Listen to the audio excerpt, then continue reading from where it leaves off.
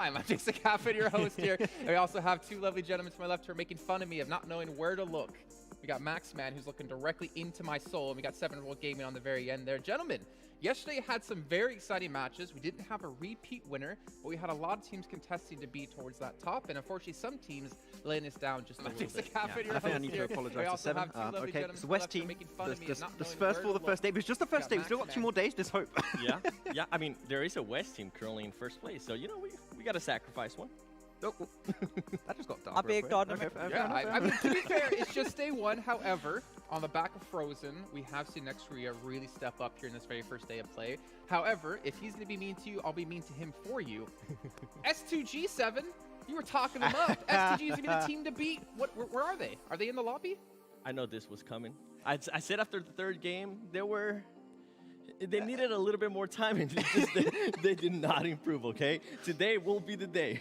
If not, I might have to shave my head alongside with Max. Well, if it's not today, it'll be tomorrow. If it's not tomorrow, it'll be next year, or this year, I guess. You can see the format if you missed out on yesterday's action. We have 3 days of play, 6 matches a day, meaning we only have 12 left to go. At the very end of it, the #1 team in points will be our champion and win $1.5 million.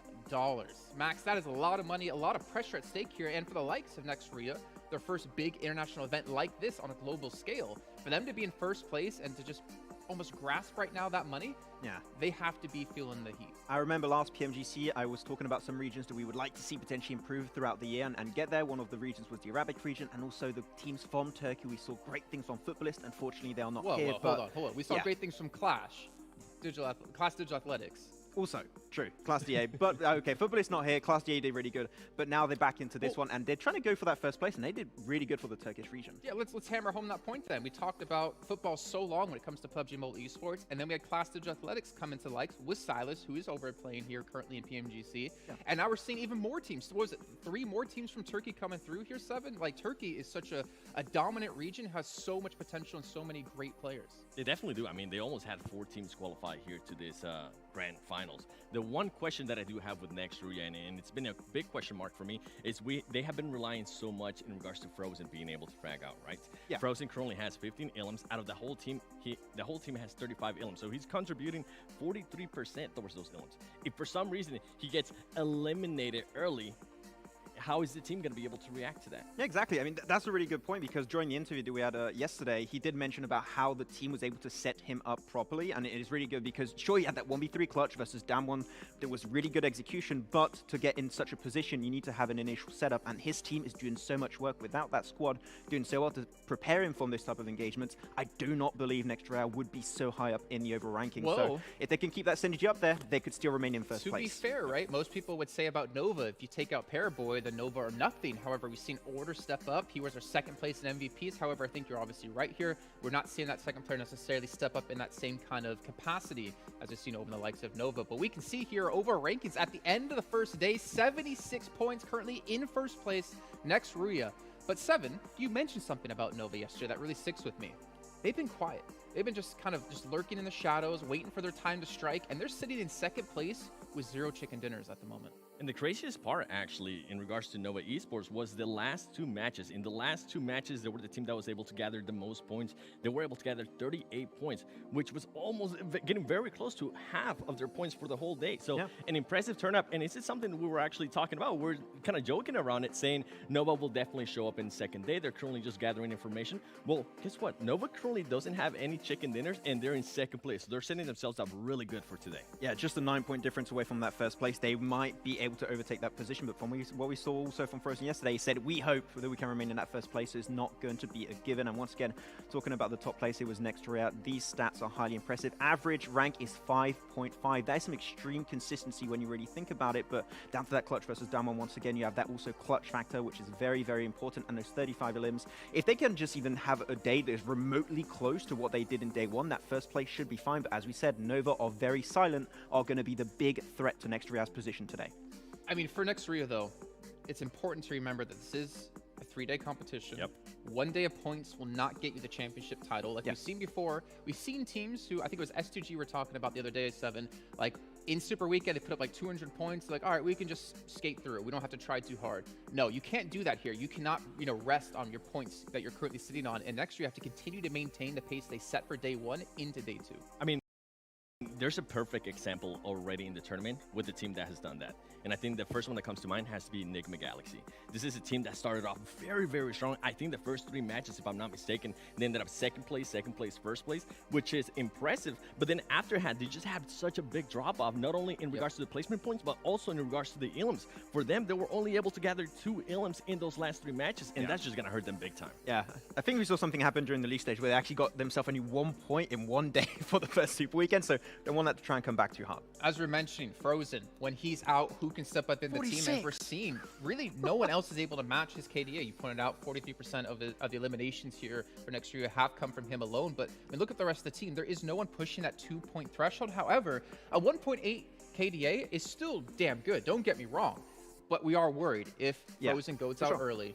Can anyone else step up to that same kind of level? I would love to know if you agree, actually, Seven. The where I would potentially compare this to is to the side of Alpha 7, and we mentioned this many times, how Carrillo has that really big clutch factor. He is normally the main fragger for the team, but we saw, especially on that first Miramar game where Alpha 7 came out on top, that even where Carrillo is not there, they can clutch it out. They can get those big frags, especially Senatexa down to that 1v1 was clutch. So I think we need to see something a little bit more similar for Nextria, and if they can improve on that aspect of the game, their first place should be a lot easier to hold on to. And I would actually love to see it, maybe within the first 2 matches, to see how that team reacts if they do lose Frozen early, right? Because that will just be a bigger picture for us to see what's going to be happening in the next couple days. You don't want that to happen in the last day, especially if you have Nova starting to get hot.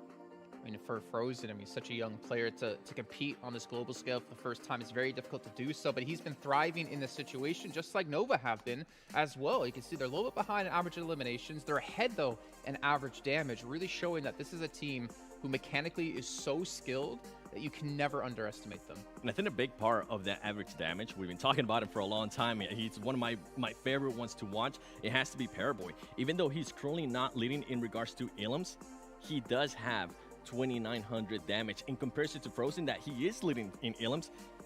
Frozen only has 2,100 damage, so you can see the output that Paraboy is currently putting out, Max. Yeah, also the extra survival time he's been able to get. Paraboy in terms of the race to MVP position, that, by the way, is an extra $10,000 for that MVP position. So far, Paraboy is looking extremely good. And there you go, you got the stats you talk about them. 7 perfect timing, total eliminations, just 1 difference. But if he can stack up a little bit more damage on his side, Frozen could be snatching away that top place for the MVP, because average team contribution otherwise is really close. You can really see the impact. But the cool thing for Nova, and we mentioned it earlier, they do not have only 1 player, and you said it, Jason, you also have Order that's been doing so good yesterday.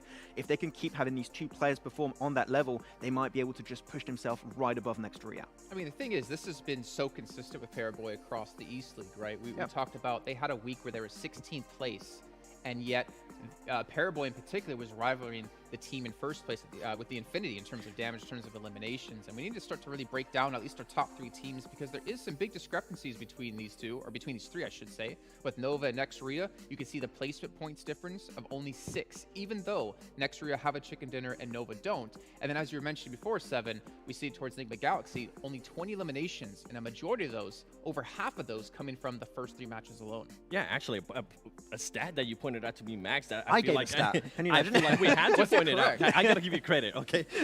They ended up getting 57 points out of their 64 points just in the first 3 games. And that's just kind of going back to what I was saying. If you're going to have such a performance there at the start, you have to be able to follow up, not just on the first half of the day, you got to be able to follow up on the second half of the day, and they just weren't able to do that. Yeah, that's the thing with Enigma Galaxy. They have really high highs and really low lows. If they can stay out the highs, they can be a really impressive team. So hopefully they can remain on that point today. Yeah, remaining on that point and hopefully remaining on those high highs. Maybe the special skin as well, the Pmgc skin, can help you do so. The outfit coming through, Max, how much have you tried to get it just yet? Or are you waiting to test your luck later on? I'll do it in the green room. I'll do it after. I am ready. I got my 1+ ready to go, and I'm ready to lose. Well, you never have to settle when you use a 1+. Don't worry, and you will get yourself that lovely outfit here in a few. I mean, I'm pretty sure Seven's already got it. He's like, he came into this event saying, you know what, I'm gonna get this right away, and he's been bragging about it. I'm waiting to get back home. Okay, that's where my luck is. But I mean, and there's also that. There's also the Scar as well that looks phenomenal in game, and there's a lot of great skins coming into PUBG. There is, I mean, the Scar L. Oh, that. Oh my, the hit-on effect. That's one of the best ones so far, and that's the one that I'm definitely gonna be looking at. You know, if you want to watch that video on Some Worlds Gaming on YouTube. Yeah, you can follow you there. Not to mention, also follow us here as well over at PUBG Mobile Esports over on YouTube and the plethora of social media channels we have with Instagram, Facebook, Twitter, and of course TikTok as well. And funny enough, you know, not only can you follow PUBG Mobile Esports on TikTok, I think Seven, you have a TikTok, right? I do. Thank you. laugh, you Jason. lose. The 7WG on TikTok.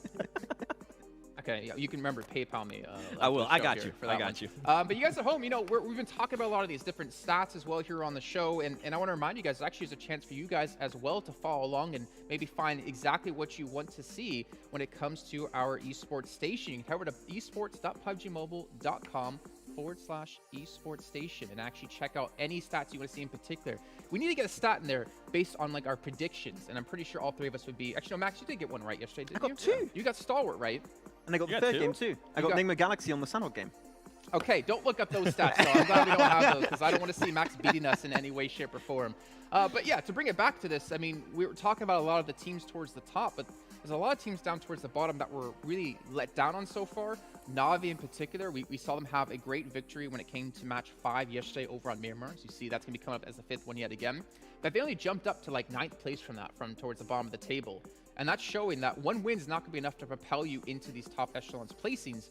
You got to have that consistency, and you're running out of matches here, Seven. They definitely are, and I was kind of glad. I think we both sighed a little bit in relief when they were able to get that chicken dinner. And then some of the other teams that I need to talk about, I mean, we got to talk about Fenerbahce. Like, what happened to this team? This is one of the teams that was the most consistent out of West, and they're currently nowhere to be seen. And another team that I know you're very big on, for Rivals, I feel like some things were going their way. I have to, Max. Bro, but come it was on. just too sloppy for me. I wonder if they do get into engagements today, hopefully they went back, look at the tape, and they're going to be improving on those pushes. They're going to go win. I don't know when it's going to happen. Why are you going to curse them like that? We have the Maxman curse, and it's going to be coming back into fruition. But to be fair to them, it's got to be frustrating, right? Never getting that chicken dinner, never closing things out. And you need those points. You need those 15 points if you want to climb up the leaderboards. Yeah. For Rivals, if you want me to stop mentioning you, got my PayPal, we got the info. Just hit me up. Okay. You know what? Maybe they will. Maybe they'll tell you to stop cursing. Like I think some other teams did. I think it was Stalwart even pointed you out on their social media game. That's true, yeah. By the way, you guys at home, OnePlus, if you guys didn't know, is actually our sponsor. The OnePlus 9 Pro gives you ultra smooth gaming with 90 FPS, and when you use a OnePlus, you never have to settle. I wish I could just grab the phone here and put it in my pocket, though. I don't think my pockets are that big, as you can see how giant it is next to us, but make sure to check them out. The players loving it as well as they're participating with them here in the show. But you know, again, a couple of other teams, they really need to figure some things out here. They really need to stop struggling, and one way to do so, maybe they're being too pampered, actually, at the Fairmont Hotel over in Singapore. We've been actually, you know, supporting all of our players here, giving them great access and pampering them at any need they possibly could have. I want to get a mani-pedi together, though I don't know if that's possible. Yeah, What we is definitely that? can. I don't know. Mani-pedi? What? I have no idea. It's okay. So it's We're a gonna teach manicure you. and a pedicure. Oh, okay. Oh, I did Yeah. not know that was a thing. Okay, there you go. Well, I'm you learning. could have given it a guess, though I don't know if it would have been as lucky. As you guys at home, we do have the lucky guess currently happening. You can use your PMGC tokens to actually guess who's going to be winning throughout the day, and you can win more for yourself. So make sure to check that out. All you need to do is just click the link in-game or the icon in-game to give your opportunity. Just don't follow our predictions. Maybe Max's, because they've been really good. Even though we've changed it to teams to watch, no longer predictions. Because Just we're like so bad at it. I can't win with you. We'll just Maybe change that's it. why, because we Yeah. change it. Maybe we should call predictions again, Max. I'm cool with this. I like where we are right now, so let's keep it like this. Okay. No, I respect it. All right, let's start to hammer on a couple other teams, though. We have a little bit of time here. Alpha 7, Yes. go ahead, 7. I'm so glad. I'm so glad you mentioned. I was waiting for. I was like, come on, Jason, please say Alpha 7. The reason why I want to talk about them is because this team is known for being aggressive. Currently, the discrepancy in ilms. I mean, the first two teams, 35 ilms, right? Second place team, 32 ilms, and then you go all the way down to Alpha 7. They currently have 24 ilms. We did see some flashes, as you were saying. Some players are starting to step up. I would like to see more out of them. I want to see more out of Revo. Where is Revo currently at? Where is Mafioso? We saw Cinetexa being able to clutch up that win yesterday. Where's Carrillo been? I mean, currently he is in contention a little bit to the MVP, but not to the likes of what we're used to seeing out of them. And another thing to mention with Alpha 7 is I feel like the win definitely saved their day yesterday. If they didn't get that first place chicken dinner, it would have been an atrocious day one for them. And the reason why I'm saying that is because yesterday, most of the time, they were just averaging 11th place. Yeah. If they didn't get that win, it would have been a lot worse. Yeah, and talking about wins, actually, one team that did also get himself only one win and that mostly saved their day also was actually Stalwart, right? They got himself that first win on the first game with 14 eliminations apiece, which is a really good shot from them on the very first game of the tournament. But after that, they still got themselves 3 top 5 positions, which is super consistent, but their highest fragging game was 6 eliminations, right? Without that win, they would be way low in the rankings, so I want to see just a little bit more potentially podium finishes, a few top 3s, because they've been playing great as they always do, but I want to see those chicken dinners potentially coming in a little bit harder today so they can try and rank up a little bit higher than 4th. I mean, I just want to see some other teams get some chicken dinners, in particular as we talk about our teams to watch here. For me, I'm looking at Godlike.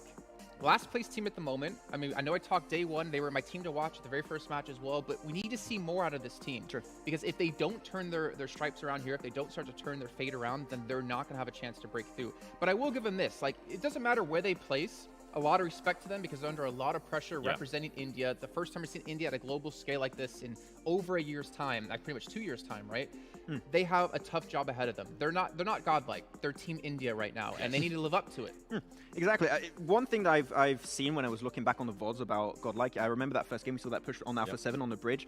They are, in their meta, in the meta in India, is very stacked. You're all playing on top of each another, and you're just pushing as a team. You don't go for these wide spreads, and I think that is something they're currently lacking in their approach to the game. If they can just send a scout a little bit further away or go for 2-2 splits, I think that would give them a huge advantage in information and also angles they might be able to provide for themselves in those fights. So if they can work on that specifically today, they might be able to push themselves out of that top 16 because we want to see them higher. Come on. Something that I did enjoy, though, was their confidence. Well, they were not afraid to I'm take not a to cut fight. you off there because we need to get your guys' teams to watch as well. 7, since Max just went on for a 3-minute spiel. Mine's going to be Go ahead. Nova. It has to be Nova. I mean, the way they finished off yesterday, I feel like we had them coming today and getting that chicken dinner, and I feel like once they get that chicken dinner, if a team is not able to step it up besides Nextria, it's going to get very scary in this lobby. All right, Max, who do you got? Next round, I said I looked at the interview a few times, and you did mention that they wanted to remain in that first place. So if they want to show it here, they got to get chicken dinner on the first game, or at least get the good position. So next round all the way. Well, my question is, did Frozen get his hand exercises in today as he was talking about? To be fair, I mean, you're laughing, but it's very true, right? Yeah. You need to keep your hands fresh,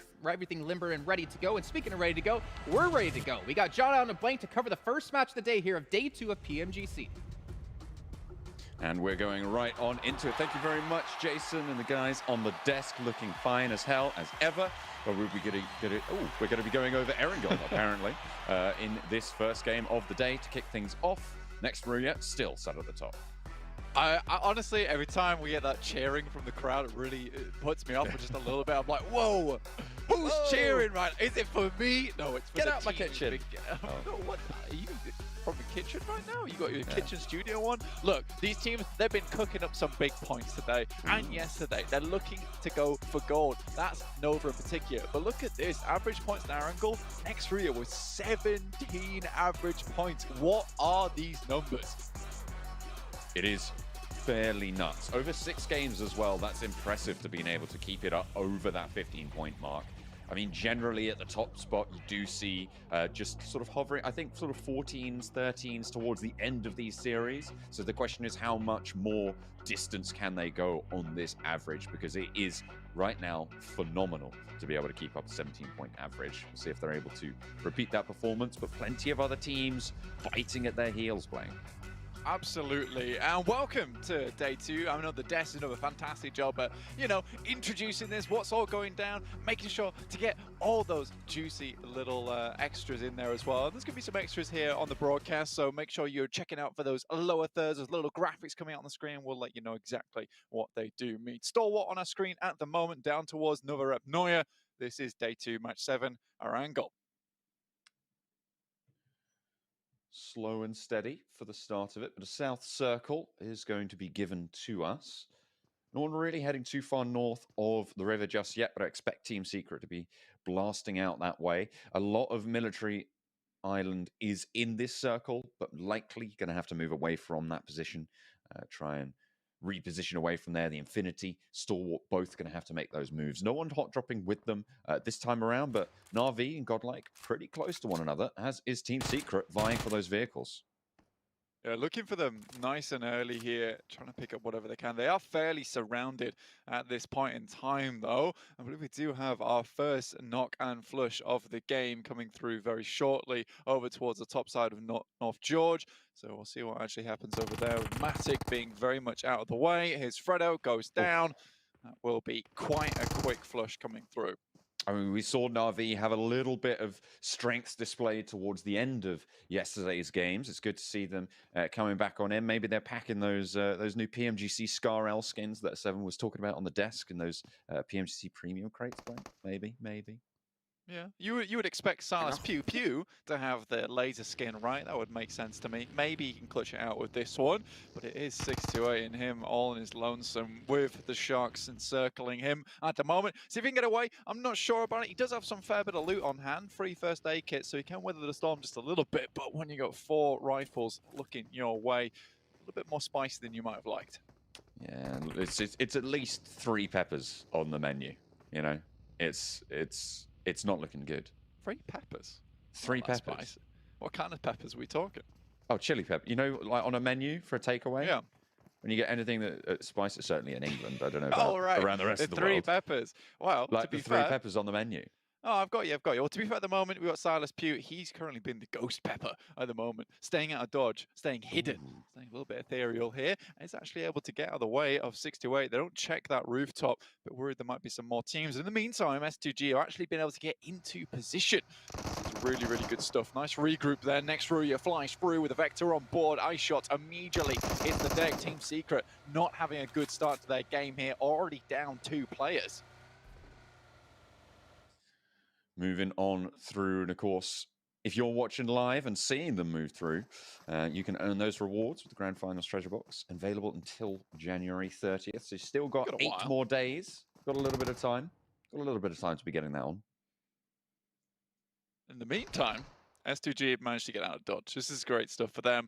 You know, that's one of those awkward beginnings where things could go bad. But now with 6-8 heading on Quarry side, which is their general drop spot regularly for all leagues, now S2G can pretty much take up position over towards Ferry Pier. Might be a little less standoffish between these 2 teams now as they head in separate directions.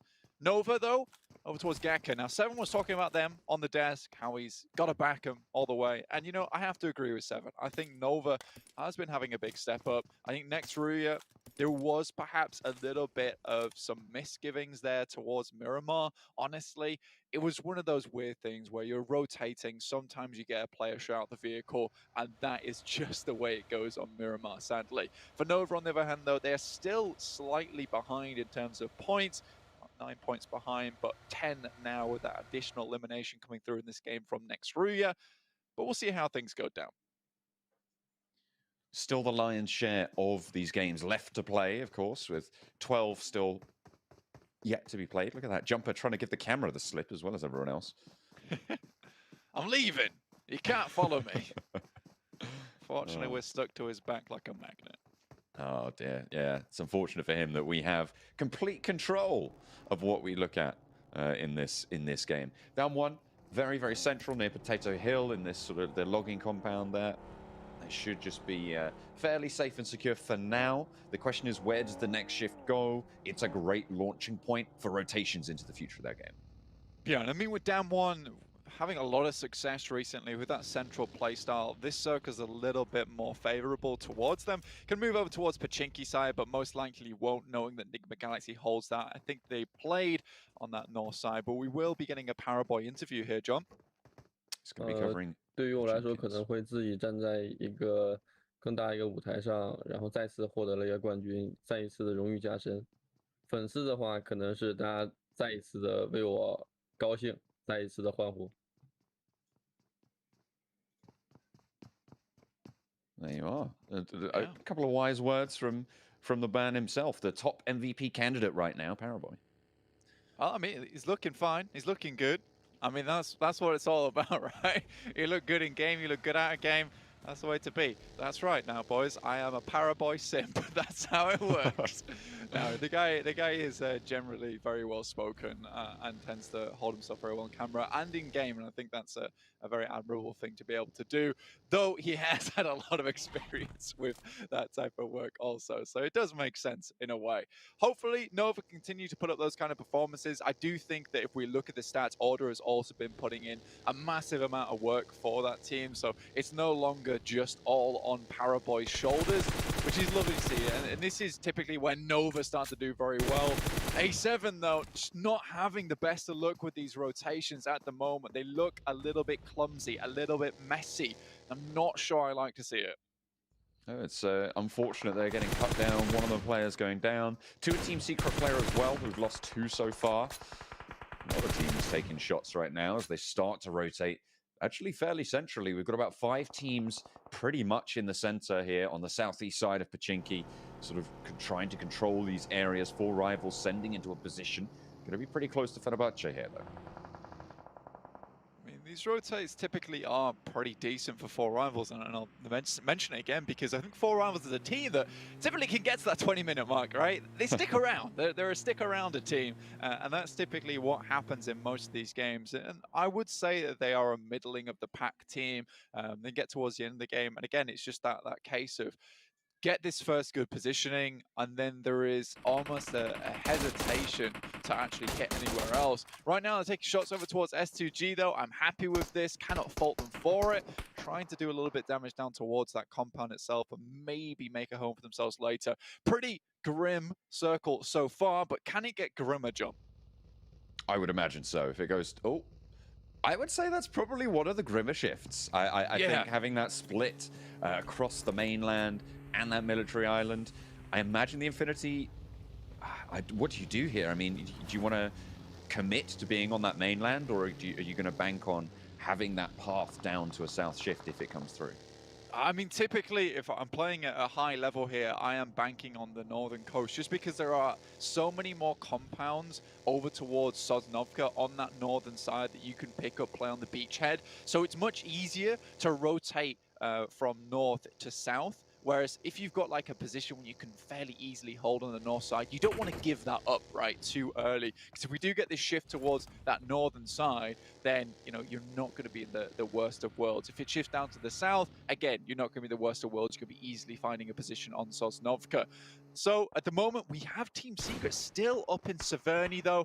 Godlike coming down from Yasnaya. Now, Jason said something very important on the desk, and I absolutely agree, is that, it is kind of like that Drake meme. It's like, not godlike, it's Team India. And that's absolutely right, because these guys have got a lot of pressure riding on their shoulders. But similarly, because I was taking a look at some of the Hindi comments coming through, and there is actually a huge amount of support coming through from this team. Even sat down here in 16th at the moment, there is a massive amount of support being shown by the fans, which is just wonderful to see. And I think that they understand that this is time to get back to a global level. And yes, there have been setbacks, but I think Godlike isn't putting out a horrendous performance, right? It hasn't looked as if like they are just a non-plus in this lobby.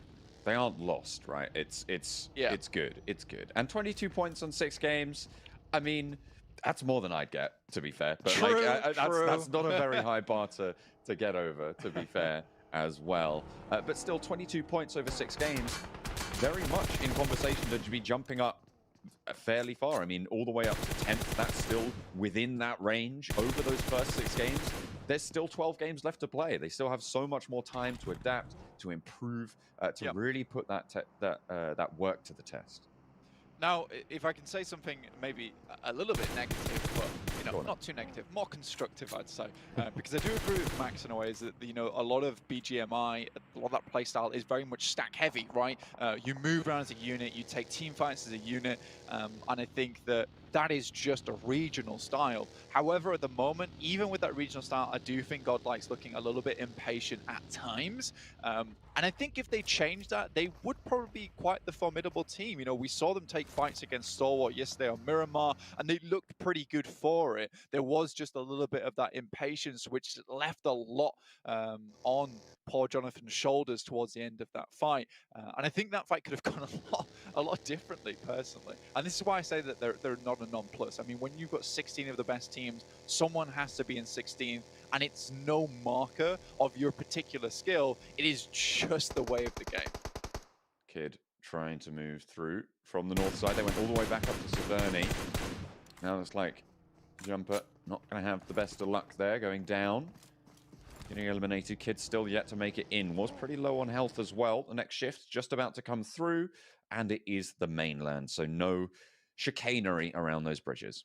Yeah, and this is why you see no one heading down towards that South Island. Like I said, that there are so many places on North Erangel where it's difficult to get the heel dug in, right? And that's what you absolutely need to do here. And if you give up those positions, someone's going to take it. Damwon coming up on Godlike's position. There is a fair few players behind them. Clutchgod already goes down, though. Oh, they're trading 1-for-1. Junie spraying around on the swivel, and Godlike fall at the hurdle. Damwon Gaming only have one knock as well. Excellent hold there, excellent position, and great crossfires. I think we've seen that from them before in these garage buildings. The crossfires from Damwon are so strong. Exactly. Now, the thing is I can bring this back a little bit further again, and it's that impatience. You know, you have Clutchgod in the building. You see Damwon flit out from the left side. They have all 4 players on that building before you're even in contention. And at that point, there needs to be that step back from whoever is IGLing on the team at that time to say, we can afford to lose one player. And I think that, you know, sacrifices do sometimes have to be made in these matches if you want to be making the most out of these points. Now, Godlike, respectable as it is, they do go down as a team every single time, but I would much prefer to see them as a 2.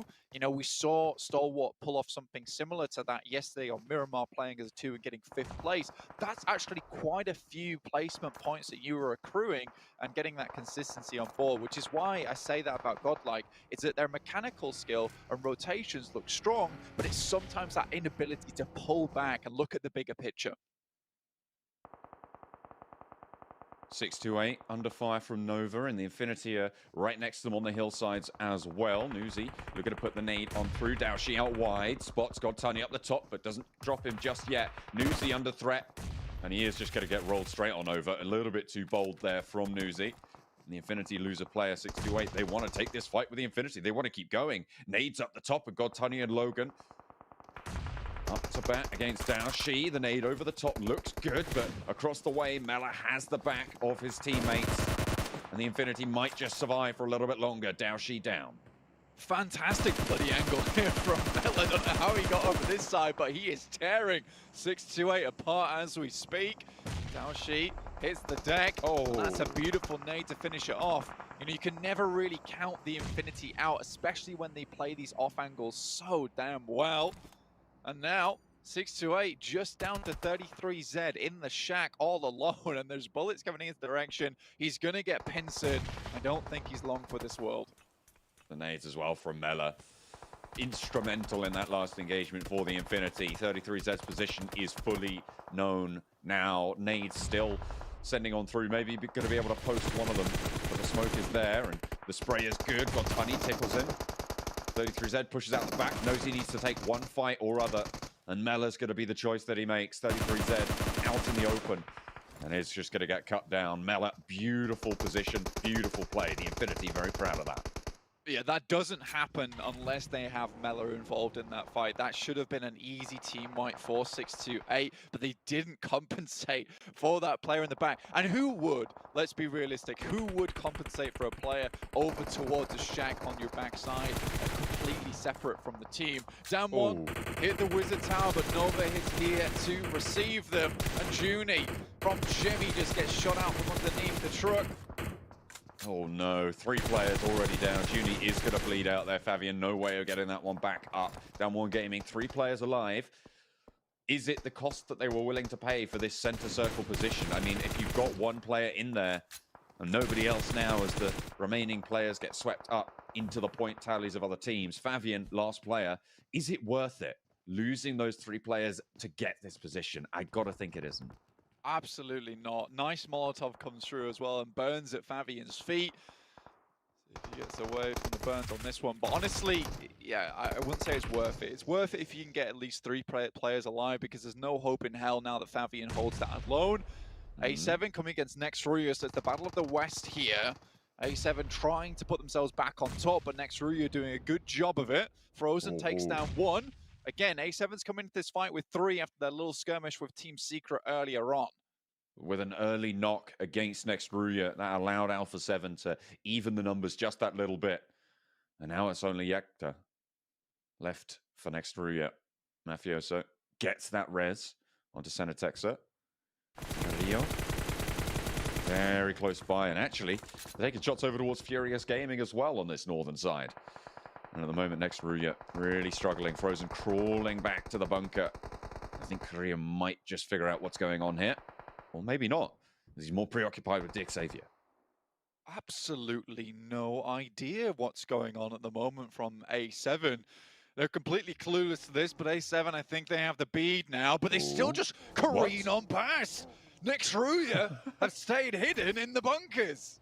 Okay, and they managed to get the res in the meantime as well. Frozen's got the heal off, and now Alpha 7. Sure, they've taken down 2 players from Nextruya, but when Frozen's involved, you never know what can happen. Nades over the top, and Carrillo is going to find out that they're still alive. He knows, but they know as well. And Carrillo looks for more, can't quite find the shift off there, but Frozen's up for 1, and it's just Mafioso left now for Alpha 7. A nade, a Molotov over the top, and Carrillo can't crawl backwards. Can he pay back Yekta for the res from earlier? Senatexa is bleeding out as well. Mafioso needs these reses. It's a fantastic Molotov being sent through once again, which is going to stop anyone from getting close to res up Carrillo. So what Nextruya at the moment are trying to make happen is a 2v2 fight there. I love this from Frozen, constantly thinking ahead.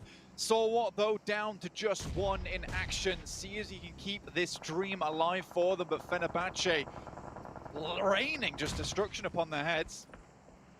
Right on the top there with those nades. So difficult to move, and they will be going down. Out eliminated, 13th place. The circle shifts centrally. So everybody on those edges are going to have to move. Nextruya will have to move through this engagement that they've been in for a while now. Fenerbahce a little bit on the back foot here. Enigma Galaxy are in the way on the northern side, but Na'Vi vying for these hilltops. I think with Na'Vi playing from North George, they've done a fantastic job to just slip in unnoticed, honestly, at this point in time. Meku with an unbelievable shot from along the way will take down that player from Furious Gaming. And I think this is what everyone wanted to see from Na'Vi, is a little bit more pacing towards the beginning of the game before they unleash the beast in the end game itself. And I love to see it for one personally, John. I don't know about you. Enigma Galaxy, though, they're on that northern side, still with 4 players alive, and I really respect this. I do think that Enigma Galaxy has this little hidden ability to find their way into circles, which probably no one else would find those gaps within. Somehow, they're like the octopodes, as you'd like to say, the plural of, whatever the plural of octopuses is. But I have no idea. Oh dear, that's a cut down and a half. S2G, take care of Fenerbahce, send them packing. Back their way. 4 rivals. It's that 20-minute mark, and now it's time for the Hail Mary, I would imagine. This is typically what happens for rivals, but maybe it'll change. Yetka goes down, Frozen finds the high ground, and once again, this man clutches it when no one else can. Puts the enemies on ice and keeps his team alive. With 2 players as well, they can still keep on moving through this terrain. They do have Xavier to their south and Enigma Galaxy to their west, but Enigma Galaxy, they've been taking a fight, and they've been taking punishment. Na'Vi a little bit further across the way, and there's shots ringing out across these hills. So typical to 2020 Na'Vi of just sweeping from one side of the map, be it west or east. Really good stuff. The Infinity next on the list, though. Tixie's moving up, and I don't think he has any idea of where Logan or God Tunny currently are. Starts to look in their direction now, though, with a nade and smokes in hand. Yeah, they're going to know now. The nades start to come through from the Infinity. And they are just going to back it off. Tixie doesn't want to take this trouble. But downhill, he's got a teammate, and now Meku's a little bit isolated into the fight. A nade over the top finds God Tunny, and Logan now last standing for, well, not last standing actually, sorry. Mela's off in the distance, as he was in their crucial engagement, but this time around not going to be quite as useful. Doesn't have those sight lines. God Tunny goes down. Logan spotted out. Matic gets the first tag. but it's Tixi to do the job. Picks it up there. Nova still on that south side, but there are shots raining through from S2G, who are just whistling them past Nova at the moment. I'm practically here the heat of the bullet passed by their ears. 4 Rivals went for that Hail Mary towards the center of the map. They're fairly open, to be quite honest with you. And with so many teams around you, it's a little bit of a dangerous spot, but they can hold on to it. It will be a wonderful play here made by them.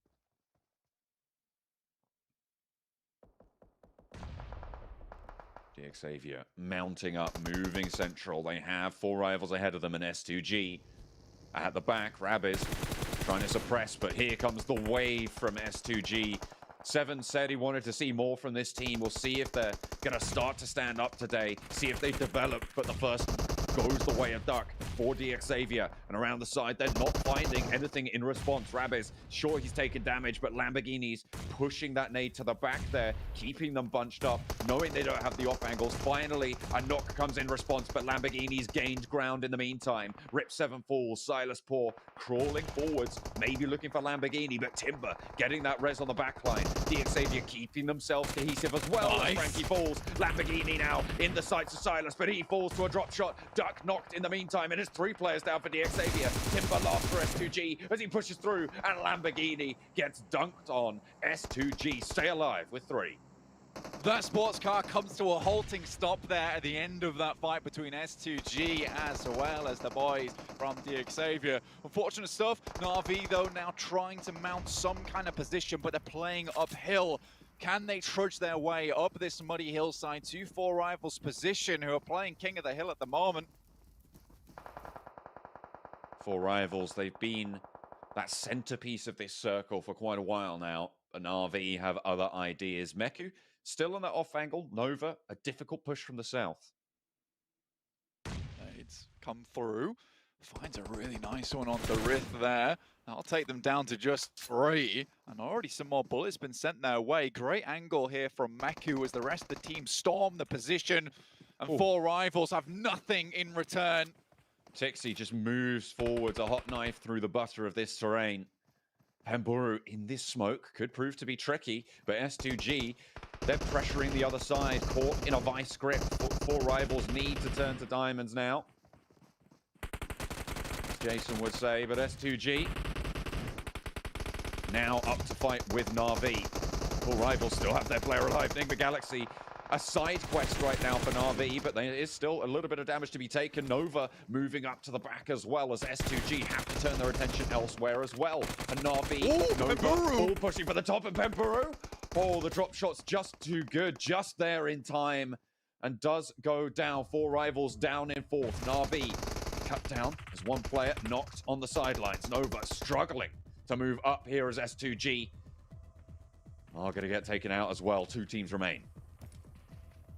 As though Jimmy will bring King back up in action, and Nova has bided their time to pick up the high ground once again, whilst Na'Vi takes the fair brunt of a lot of the teams looking their way.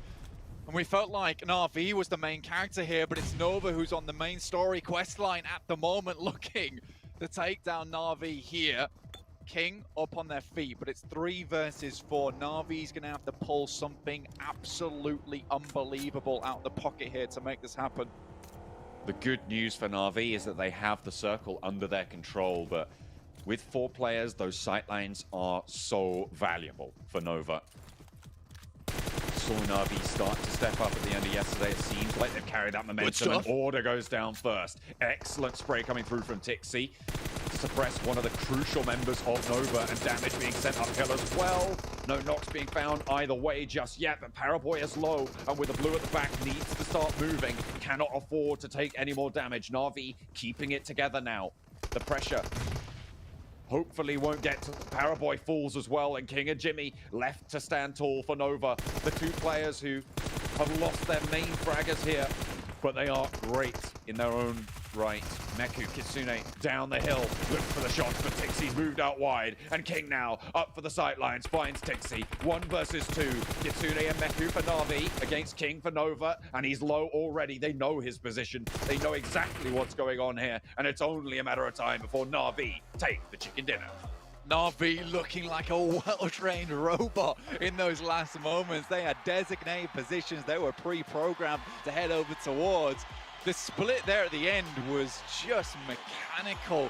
You love to see it, honestly, coming through from Na'Vi. And they played that game practically perfectly. Even down to 3, they knew what they had to do in that situation. The immediate split allows them to pick off Order, who was just splitting a little bit too late in that situation. The worst part about it, John, being that Order was playing backstop for Nova. Once he goes down, the rest of Nova is in disarray, with Paraboy trying to get into the circle outside the blue. And yeah, a lot of that game did rely on them actually having the circle in the first place, but they're able to play that 3 versus 4 against Nova, who has been on fire recently, is impressive. Absolutely. I mean, that was phenomenal to be able to go through all of that and come out on top. The sweep from the West is good, and Na'Vi repping the West themselves.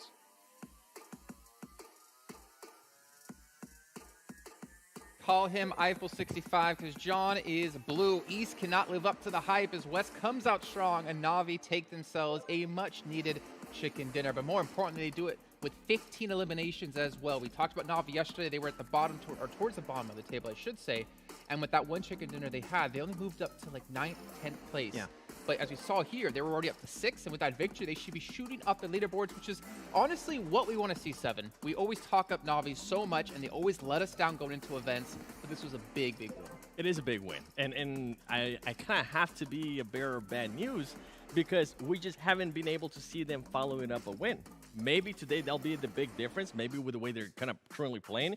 You were mentioning it too, the way they were able to rotate throughout the map, the way they were able to kind of scout with Kitsune was tremendous. Yeah, I think that the point I brought up a lot about Na'Vi yesterday is they had their blinders on. They would just focus on one fight and not open their mind to other opportunities or other fights that could be happening on the side. Here, after that push away from Pachinki Hill, after having Kitsune scouting close to 4 Rivals' position, they took an amazing push onto Infinity, then went for the engagement onto 4 Rivals, and didn't even look to clear out that fight because they had their mind opened up for other opportunities and just held onto that position, denied all the teams trying to enter from the north or the eastern side, and took full control of the high ground, which at the end even gave them the advantage to take that fight versus Nova at the end. This is what we needed from Na'Vi. You gotta say this. Shout out to our boys. S2G, 11 limbs, 10 ranking points there, 21. I mean, 7, you have to be happy to see S2G. I mean, that is the team you've talked about so much. And they finally show up here in day 2. Considering yesterday they got 29 points and they're able to get 21 points here on this first game, this makes me happy. So yes, Jason, shout out to my boys from S2G because this is the kind of stuff that I've been expecting out of them. This is a team that was very dominant during the West to the point that they had 2 full super weekends to kind of just chill, lay back, relax, try different strats. Right now during the finals, they weren't really showing me what I wanted to see. S2G finally showing up. Yeah, they did indeed. And also Matic here, 1,024 damage. There it is. I don't know how I feel about that. I don't know. I don't know. I think somewhere out there, Claris is happy. But the fact is, Na'Vi had only 3 players up against Nova, who had 4 in the very end of that fight, and they still come out on top. And speaking about coming out on top, they're in 3rd place. What? This team was bottom of the table towards yesterday.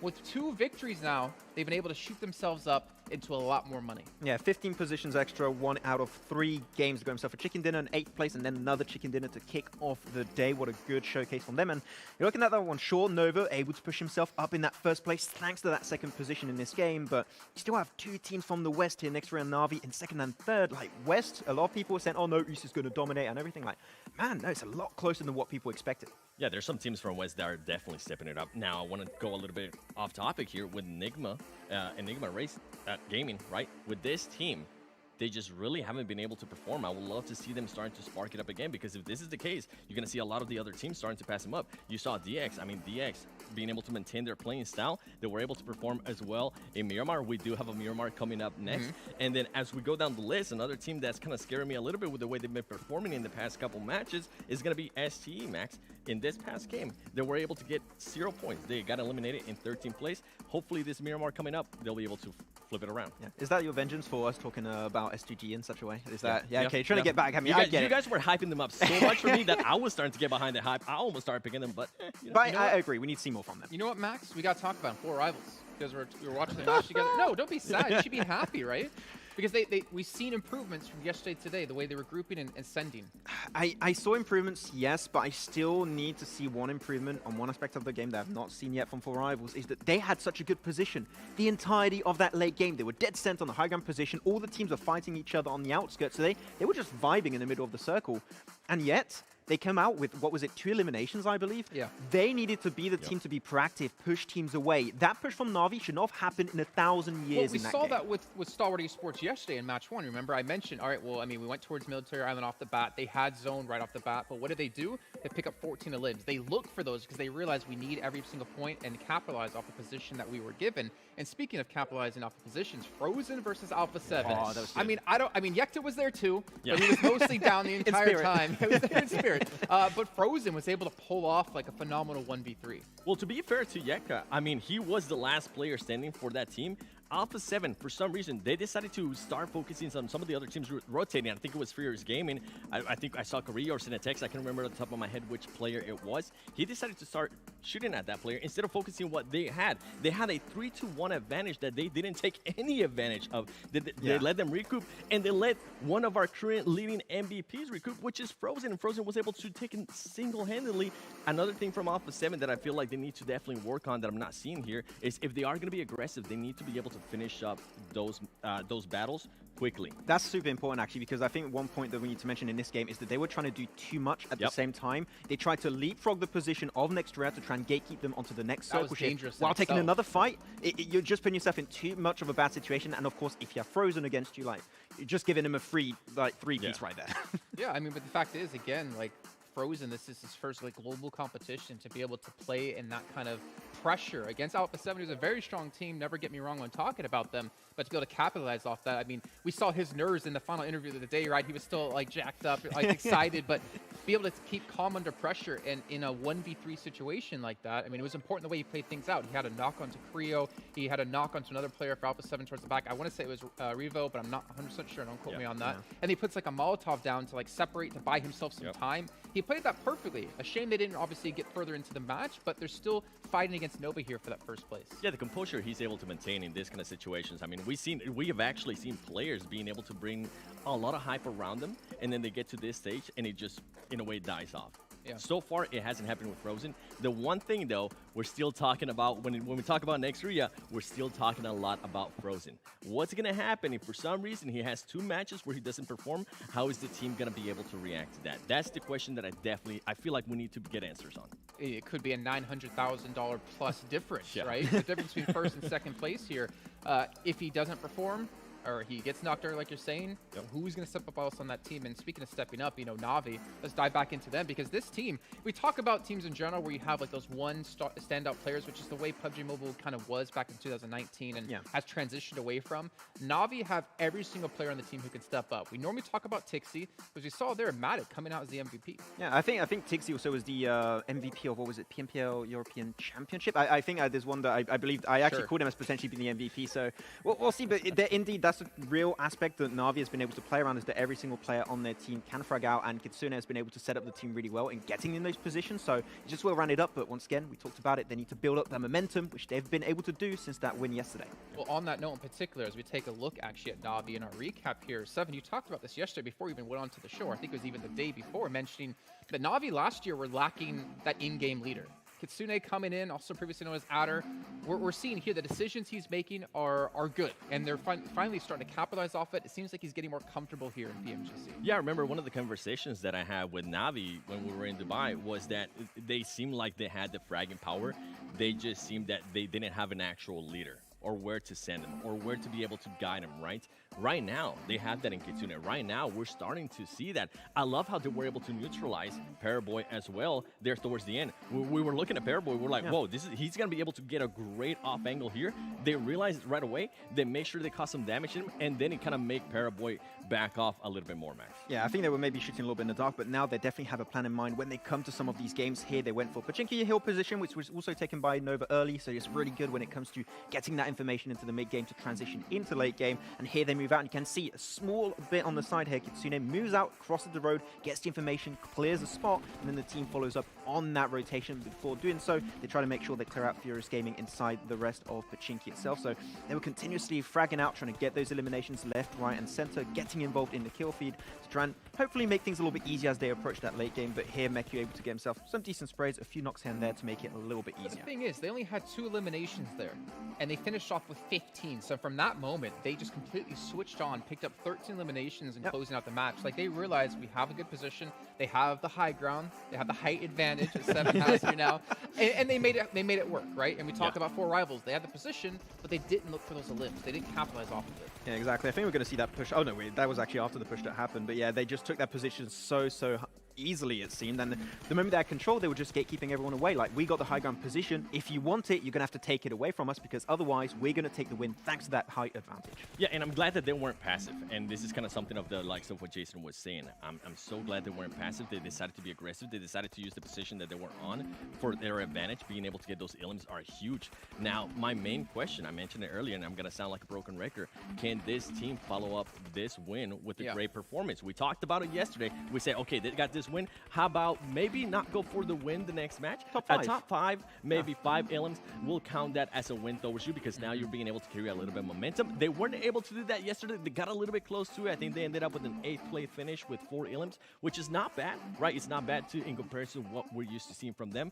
But I think in the next one, I mean, if this is going to be a championship team, I definitely want more. I think what's really cool, by the way, about Na'Vi is the fact you do have Kitsune, who's kind of like been the second note to a lot of great in-game leaders. I mean, we had Old Boy used to play with before with, you know, Team Unique, and obviously in Na'Vi at part of this year and last year. Then he was under Beowulf with Cloud9, and who obviously became Ghost Gaming later on. Like, he's been that second fiddle to learn a lot from so many different people, from so many great in-game leaders, that I feel like it gives him such an advantage when we go into events like this. The problem is, I feel like he still hasn't fully maybe come into his own just yet, because we still see Na'Vi with inconsistencies and sometimes with letdown performances. Yeah, and I think those are stuff that he's going to be working on. And I'm so glad you mentioned his time there with Cloud9, because he was one of their main fraggers. So for Na'Vi now to have an IGL that's not only going to be able to just guide you to the right place, but also going to put you in a position where he's more than likely going to be able to frag out as well, I think that's huge. All right, well, ladies and gentlemen, we do have to head to a short break here while we get things ready to go for our second match of the day. It'll be over on Miramar, and it'll be here in just a few moments.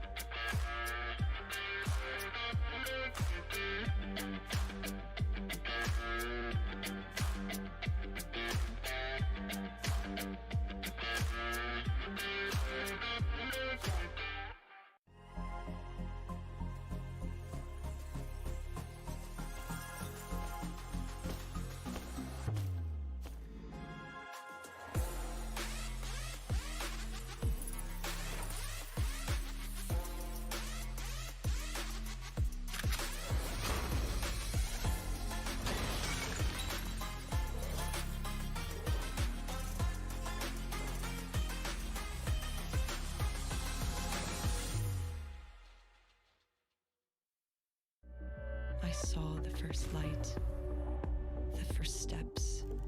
Now I see much more. I capture Earth in all its beauty.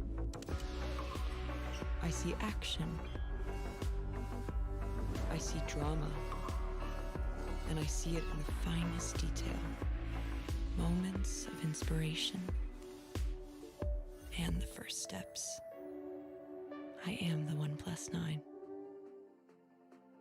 Welcome back, everyone, to PMGC 2021. We are into our second day of play, and we're into our second match as well here on our second day. A lot of 2s coming through, a lot of 7s here on the desk as well. And we have Navi taking home the title here in our very first match. However, going into match 2, a lot of teams have been able to make quite a big step up. And more importantly, Max, I want to give you the opportunity to talk about it. Quite a lot of improvements out of teams from day 1 to day 2, and that's what we wanted to see. Can you take that time between the 2 days to really do your homework and figure out what's going wrong for you? Yeah, and one team, even though it was not a really high placement game for them, is actually Infinity, right? We were talking about it during that game happening, and they had a huge opportunity to take a great fight versus 628, and the execution on their end actually was really good, right? Because they had Mela waiting in the field. I was asking, was it by mistake or was it intentional? And I'm like 90% sure that was intentional, because 628 were not ready for the out-off angle being available. They went for the backstab. 628 had no way to fight back, and the nades from Gottani were top tier. I want to see more of that Infinity in particular, because yesterday was a little bit of a slow burner. They need to step up big time today. Okay, well, I have the flip for you. You're talking about improvements, right? I'm going to be talking about a team that actually has not improved, and I'm going to have to be a little bit more rough on them, and it's going to be Godlike. I feel like they were just blind, sending it to... They're playing like a team that used to play back in 2019, and that's just not going to work right now. I totally agree with what Blank was saying there. I feel like they definitely need to start scouting a little bit more. Something that you were mentioning yesterday as well, Max, is I would like to see them start working on a 2-and-2 combination. I'm not sure what combination they're going to end up using, but just do something different, because everything that they're doing right now is not working. An improvement that I do have to call out from Godlike is that now they're not waiting until the third phase to actually enter the circle. So that is an improvement. Yesterday, I feel like they were putting themselves up against the wall and not allowing them to work freely. Right now, they're improving a little bit, but they're just blindsiding it way too much for my liking. And I wonder why they're doing that as well.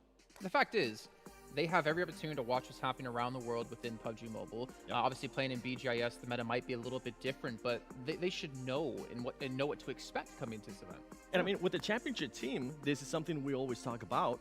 You have to be able to just adapt to what's being thrown at you. Yes, that might have worked, as you said, in India. Right now, this is the global stage, baby. You're going up against teams from China. Now you're going up against teams from the West next year. I mean, look at the performance they're currently having. Yeah. We are just not seeing the improvement that we need to see. And I don't want to get to day 3, and that's when they start improving. We have seen that over and over again with different teams. And at this point, like, you cannot allow that to happen. It's just going to be too late. But if there's one positive aspect I can give to Godlike right now, is that we know exactly what they need to improve on. I just hope that they can understand that themselves, have a little bit more perspective on their own position, and work on that instantly. If they can get that worked upon today, that'll be huge. But when you have one thing that's so important as scouting, get information, and hopefully working on the 2-2 splits, if they improve on that, they could get huge games, because they fight pretty well. The thing is that they have the gun skill. They showed it yesterday. We saw what Jonathan was able to do with Alpha 7. It's just the whole strat, it's not working for them. They need to switch it up. You need to switch it up, maybe pick up a 1+. Actually, your sponsor here at PMGC, the 1+9 Pro, with this ultra smooth gaming at 90 FPS. You never have to #settle when you're playing on one of these lucky babies. And maybe that's what they need to do. I don't know. The thing is, we're very harsh on them, but to be fair, we're also going to be harsh on a lot of other teams out there. I think for the fact to us, it's the first time seeing India on a national scale in such a long time. And really quickly, a real quick shout out to Singtel as being Singapore's most powerful 5G network here, sponsoring PMGC as well. But gentlemen, we're about to get into our next match of the day here, and I'm getting a little bit scared for some of these teams. They need to start to improve some things. And speaking about improvements, we're going to improve the looks here on the desk by bringing in John Allen and Blink. And there we go. It is going to be going to the map that is anything but green. Can't be standing that. We're going to be going to Miramar. It is the desert. Blank, you feeling good about this one? I am, yeah. Jason paid us a very nice compliment, so I'll take that, honestly. I do think that looking at this map, though, we're going to see some interesting changes. I want to see if certain teams can continue to improve. So, on the other hand, with such a good game on Miramar yesterday, and I will call it a really good game, I'm going to keep repeating that with only having 2 and getting 5th place. I want to see how well they can do with all 4 players. if they had 5, that'd be a well unfair advantage. On the other hand, Enigma Galaxy, I gave them maybe a little bit too much jip yesterday. Yes, didn't really perform those last 3 games, but I do think that they do have a lot of potential of this team. Is it like where we have, you know, Stalwart as kinetic energy, I would put Enigma Galaxy in that category of potential, because the way they get into these circles themselves are just astonishingly good so far. A7, on the other hand, their circle entrances have been shoddy. That last game versus Nextria, basically just allowing the final player from Nextria to go hidden, which has happened twice now versus down 1, now against A7 with Frozen. I feel like that is unacceptable. I think that is something that people shouldn't be allowing to happen that often. I understand that A7 were coming down from Severny side, perhaps a little bit more difficult to make it happen. Maybe have that eye on the ball in those final moments. What sort of potential energy are you talking about, though, Blank? Because there's several types. If you had to give it a name, give me some. I'll give you some examples. You got gravitational, elastic, or chemical. Probably say chemical, because they corrode the rest of the lobby as they go through. It's not a case of ever going fully intensive on these fights. It's a case of, you know, wearing people down, making sure by the time they get to that end game, they're in the best position possible. Unfortunately, you know, if the chemical can't get a boiling, this was what tends to happen. Yeah, you do need to be able to release that energy, otherwise it's pretty much useless. A release of energy, though, for Alpha 7 there. Ralph, not going to be able to heal out too long. Cenotexa, he's surfing the bonnet. How long is he going to stay alive for? We'll have to wait and see. Were they listening to what we were saying? There we go. Like, you think our rotations are shoddy? That's it. I'm going to destroy the team that you complimented. Well, fair play, A7. Honestly, a good start. And by no means do I think A7's a bad team. Again, I'll reiterate what I said yesterday. I do think that they are the best team in the West. But we just haven't seen those similarities to what we saw in the West League here in the Pmgc finals. There were some really, really good moments. Almost as beautiful as the Pmgc Scar L skin that is now available. But it's just a case that I want to see more from this team. You can see more if you watch and earn rewards live with the Grand Finals Treasure Box, available until January 30th, of course. And we'll be getting into more about that, I'm sure, as time goes on. But you can be getting those treasure boxes by hitting the PMGC logo in the game lobby. Absolutely. It's a secret hidden technique of hitting the Pmgc logo in game and lobby. Honestly, don't actually hit your phone. You can just tap it. That Especially is if it's a also One fine. Plus. I mean, don't hit it. Those are good phones. You don't want to be hitting those. They'll probably survive the hit because they are such robust pieces of technology. But at the same time, just be nice. Be nice. Just tap it. Just tap it. You can also summon your fantasy team. I don't know exactly if they will appear in your apartment or wherever you do live, but you can proverbially summon them onto your table in the form of cards. Honestly, I want to see some PMGC card battles in the future. Perhaps Maxman can hook me up with one of his tremendous, or maybe one of the decks from his tremendous collection that I know he owns. Yeah, I'm pretty sure Max owns every single card. In multiple copies. I think he has the secret rares actually as well. The other ones. I think so too. Yeah. Yeah, definitely. But he never plays with them. That's the thing. He only keeps them in a dark cupboard in a vacuum sealed chamber, so nobody can ever look at them. You just got to know that he has them. Yeah, when he goes in, it's with an ultraviolet light, and you can barely see them, but he knows they're there. He knows they're there. Yeah. S2G, on the other hand, they know that Godlike's off on the distance, just a little bit off the ways, so they're going to be a little bit careful. Kelsey does reveal the position, possibly accidentally. That's a case of hitting the phone, not tapping, unfortunately. But Clutch God is spotted, takes a tag, and will quickly dive into cover. Taking a look at the standings at the moment, John, though, Nova have now passed Nextria, which the desk detailed upon. 81 points to 86 currently. This is that beautiful shot from Kelsey earlier on, as well as S2G, who are really, heating up that last game. I felt like some of the performances were truly magnificent. I think that there was one particular, this is the one right here. Thank you so much, observers. An incredible blast down onto that vehicle. Never seen anything quite like it. It was brutal, not fun for anyone involved. But next, Ria still standing up towards the top. They went down a little bit further earlier than they would have liked in that last game, but not before having their own say. I mean, we saw what Frozen was able to do, even in just that duo against Alpha 7. Very, very good stuff. And, ooh, 628. Find a Crouching Tiger, Flying Dragon over Rebellion's head. I know, I think Yu Yang was in the process of reloading and didn't expect the player from Fenerbahce just to drop out of the vehicle like, right then, lads, let's have it out. Come on then. I'll give it you. And I think in that moment, 6-2, which is a little bit caught off guard there. Honestly, Fenerbahce down towards 15th place. Not a good position to be in for them. I know how good Fenerbahce can be as well, so it is slightly frustrating for me personally to see them down there, but they are just making some, quite honestly, rookie mistakes. And I think a lot of the deaths they've had were in rotation, losing players early. And it's not something I want to see. But then again, this is the PMGC finals. Pressure can get to you. And you don't want to crumble underneath that.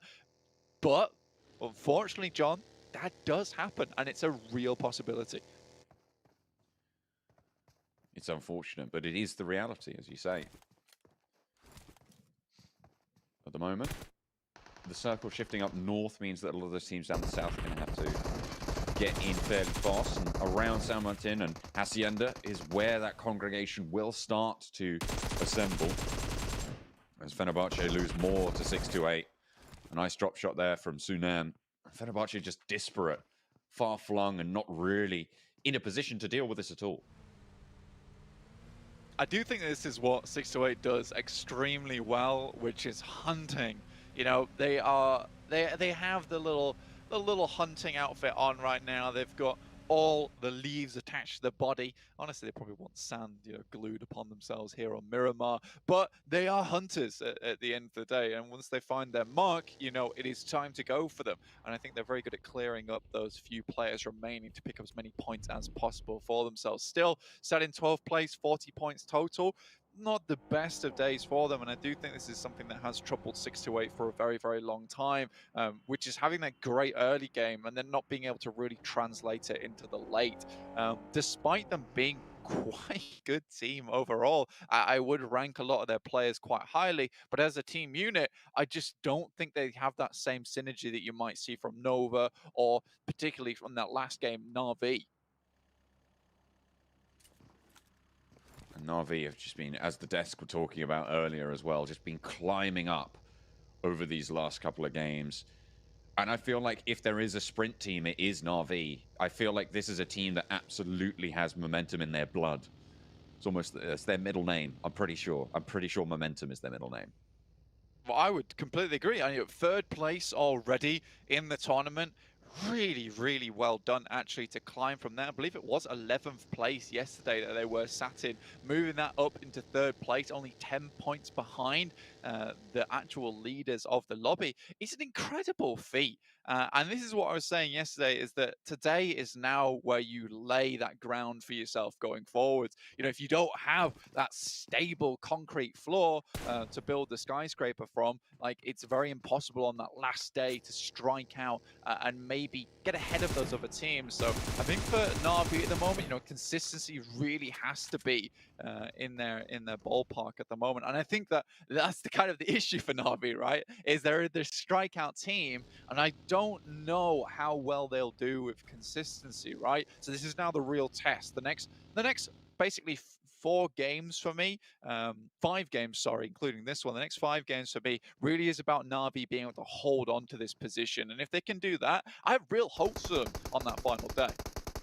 6-8, they are continuing to find these shots, and it's Furious Gaming now that they've turned their attention to on the south side, but they are in the blue. We'll have to move a little bit further forward. You can see 33Z fairly low. Should be popping out for a little bit of healing sometime soon, or getting as close to that circle as possible. Oh, beg your pardon, as possible. But 3 eliminations already, Blank, and we're only 10 minutes in. Good news for 6-8 as they bring in a 4th. It's very good stuff, and they move up into 11th place with that final elimination as well. Really, really well done. Na'Vi still moving around. They're passing towards that eastern side, playing that edge once again, and they don't really play this cautious edge playstyle, and I really like that about the team. You can see them right now. They're just flying through, and this is what makes them very strong when they play this edge play, because they're not afraid to take control of the edge. And I think a lot of teams get that misguided mentality of that when you play that edge, you're kind of just on the outline, right? You're not really taking many fights, you're not trying to get too involved. But on the other hand, for Na'Vi, it's a case of we want to lay claim to the entirety of this eastern side. It's a difference between attack mode edge and defense mode edge, right? If they're playing those player cards down. That's what Na'Vi's doing right now. They've summoned themselves in attack mode, but they are still playing on that edge. I mean, you're right. It's that misconception that you have to be passive on the edge. You don't. You can be proactive. Moving up to A7's position very slowly as well, but I do think that A7 have a pretty clear idea of what's going on here. Nade in hand, and Forrest tries to send it away to the tree line, but most likely will be taken down. Luckily, teammate finds it. Junie as well, up to bat, Sung down the hill, looks for the shots around, but can't quite find Senatexa. Luckily, still there's teammates waiting in the wings, and over the top, Revo looks for an off angle, looks to sling around the side there. Down One Gaming in much more resible positions here, and Alpha 7 probably off in the worst position of this fight on the north. No one really going to be striking out this far. Just to the south side of Oasis, Mafioso needs to heal as well. The teammates for Alpha 7 not looking healthy. A really, really difficult fight there for Down One Gaming, but surprisingly make it happen regardless, and I think that comes off the back of some very good gun skill. With A7 being so far in the back, and with how quickly Down One are able to clear that fight up as well, Junie just sending himself basically a NASCAR parade. How's he got away with that? He spun it, hasn't he? He's just stunted on him. He was shouting parkour the whole time. I know, right? Jumping on top of fridges, into boxes, breaking his kneecaps, but he's still walking. There you go. Will be another player been taken down, and A7 just were in no position there. Revo and Mafioso were not able to help, and I think that they should have realistically been looking that way. Fenerbahce lose yet again another player. Matic going down there will halt the progress just a little bit, but I imagine they'll get back on their bikes moving over towards that western shift that has moved over towards La Cobreria. Once again, though, Nick Galaxy fairly safe on this western side, can head into the city proper and just hold out for the time being. I'm looking forward to the desk saying where the circle's finishing nearby. I feel like both Jason. I feel like Seven's going to nail it. I feel like that's. I mean, that's going to be fine. But I'm not sure about. Jason. I want to hear him say La Cobreria 5 times fast. You know, that's one of my things that I want to achieve today. Just because you spent 3 months in Spain doesn't mean you start stunting on everyone with your Spanish pronunciation. Okay, Jesus, stop it now. Stalwart, on the other hand. Pronunciation with a gun is clear and crisp, so we'll see how well they can make it on this southeast side. They do have Nova around their position, so a very, very tough team to deal with. Clutch God hits a beauty of a nade off the side, and in the Infinity are also striking out there, so next Ruya takes a massive amount of casualties. And there they go. Godlike are going to be able to take down next Ruya. Out in 16th place. 4 eliminations for Godlike. They're racking up some totals. Blank. They are still together, though. Yeah, and I think that, honestly, when I've watched BGMI in the past, Miramar tends to be a map that the Indian teams have a very good grasp over. I love their compound play over there. It's so interesting to watch, because when they can play as that... What? Oh? Did you see that? Did you see what you just did? And just sidestepped it 2 headshots. Did you just see what you just did? It's not okay. Black, we need to put him in prison. That's a criminal offense, what he's just done there. That's a lawsuit. That is ridiculous. Honestly, that was savage. Oh my lord. More like a law loincloth, the way this guy has just sent this man back to the absolute caveman era. Dear me. But, I need a minute. Goodness me. I know, what time to be alive or not, as the case of anybody who steps up to him is going to be. Wow. Okay. Godlike at the top of the hill at the moment, fending off S2G. You said they gained some pace in that last game, Blank. Yeah, they did, and this is actually another compound that they tend to play quite often. So we'll see how well they can do from here. Obviously, the circle is not favoring them right now, and they will have to move in. The Infinity gets a good position earlier on. Now, we haven't really talked a lot about the Infinity currently sat in 7th place, have we, John? Honestly, in East League, they were impressive. Honestly, one of the best teams on Sandhawk till people started figuring out that they were realistically just letting everyone else do the work and then careening in from that north side. They cleared up, shored up those holes, and suddenly the Infinity just starts to look a lot worse. Team Secret trying to get some points back on the board here. iShot finds a hit over towards Frankie there. We'll try and clear it out. Good off angles played by Team Secret at the moment, though. Yeah, Team Secret, they have got 3 players alive at the moment, and nades continue to go through. Rabiz on the off angle against this bastion of 2. Team Secret, to see their 3rd player just down to the south across the road. So not really in a position to back them up, but iShots does have oversight on this position. Can stop the flow. Rabiz may be locked in just that little bit. Fredo peeking out wide. And Dumb One could potentially prove spoiler. And there you go, the shots are starting to come on through. Kid has to hit the deck. Yeah, Favian sees Kid at the moment, tries to take some more shots, won't find it, but they have a clear idea of where they're playing. Down one currently outside the circle, right on that northeastern edge, continuing to play this hilltop. Quite difficult to make their way down from this position. It is doable, and currently with 4 players alive, like this is a fairly easy path to take. Mafioso also going down to the Infinity now. Revo, last player alive, with no real hope in hell at getting Mafioso back up again. They are fairly split. S2G on the crash towards Furious Gaming, but they've only got 2 players to stand up against it, and the tide is just too strong. They're ripped away. Timber also takes a shot from Down One Gaming. Again, they just have massive oversight over the majority of these fights at the moment. Timber will go down to Forest there, and now Down One Gaming feel a little bit more comfortable to start moving down this hillside soon. Uh-oh. Godlike, they're still fighting. They find one Scry off the back of Action's buggy. And Action on the broad side of this hill. Not really sure what you were trying to get done there. It's such a difficult rotate, sure, but keeping going on such an open broadside when you know the top of that hill's occupied, I've got to question it. I mean, Stalwart just really falling off recently. I can't say I'm too impressed with the recent performances, at least today. You know, I'm more used to that tactical style of play that they're able to show us time and time and again. But right now, it just feels a little sloppy. Down One Gaming, though, now they're taking their chance. They know that these teams have many casualties on side and are here to pick up the pieces. Really, really well thought out push. And they moved down from that hillside. Sure, S2G were at their back on the south side, but now they're in this compound. There's no real oversight towards them.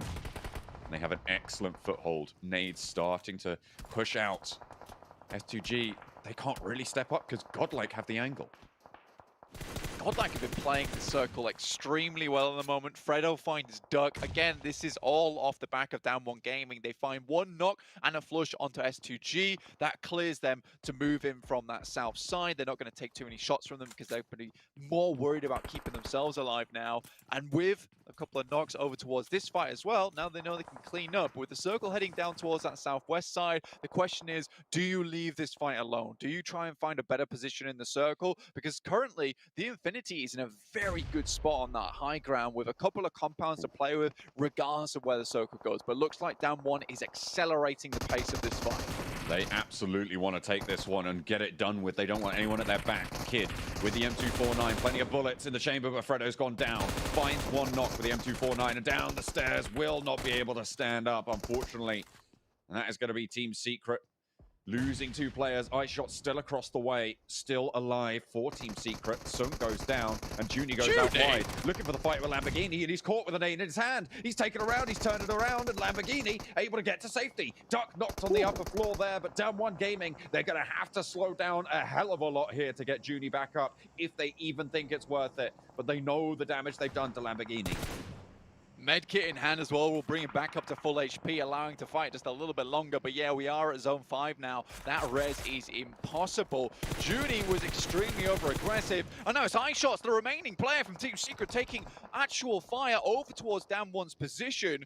Could spell absolute defeat for them here. iShot fighting out, moving out from this compound. It just gets cut down, but in the meantime, Forrest is low. Sung on his knees right now on the open hillside, and Fabian racing for the cover of this building. They've managed to get in a pretty decent position as DXavier cannot make the same cross.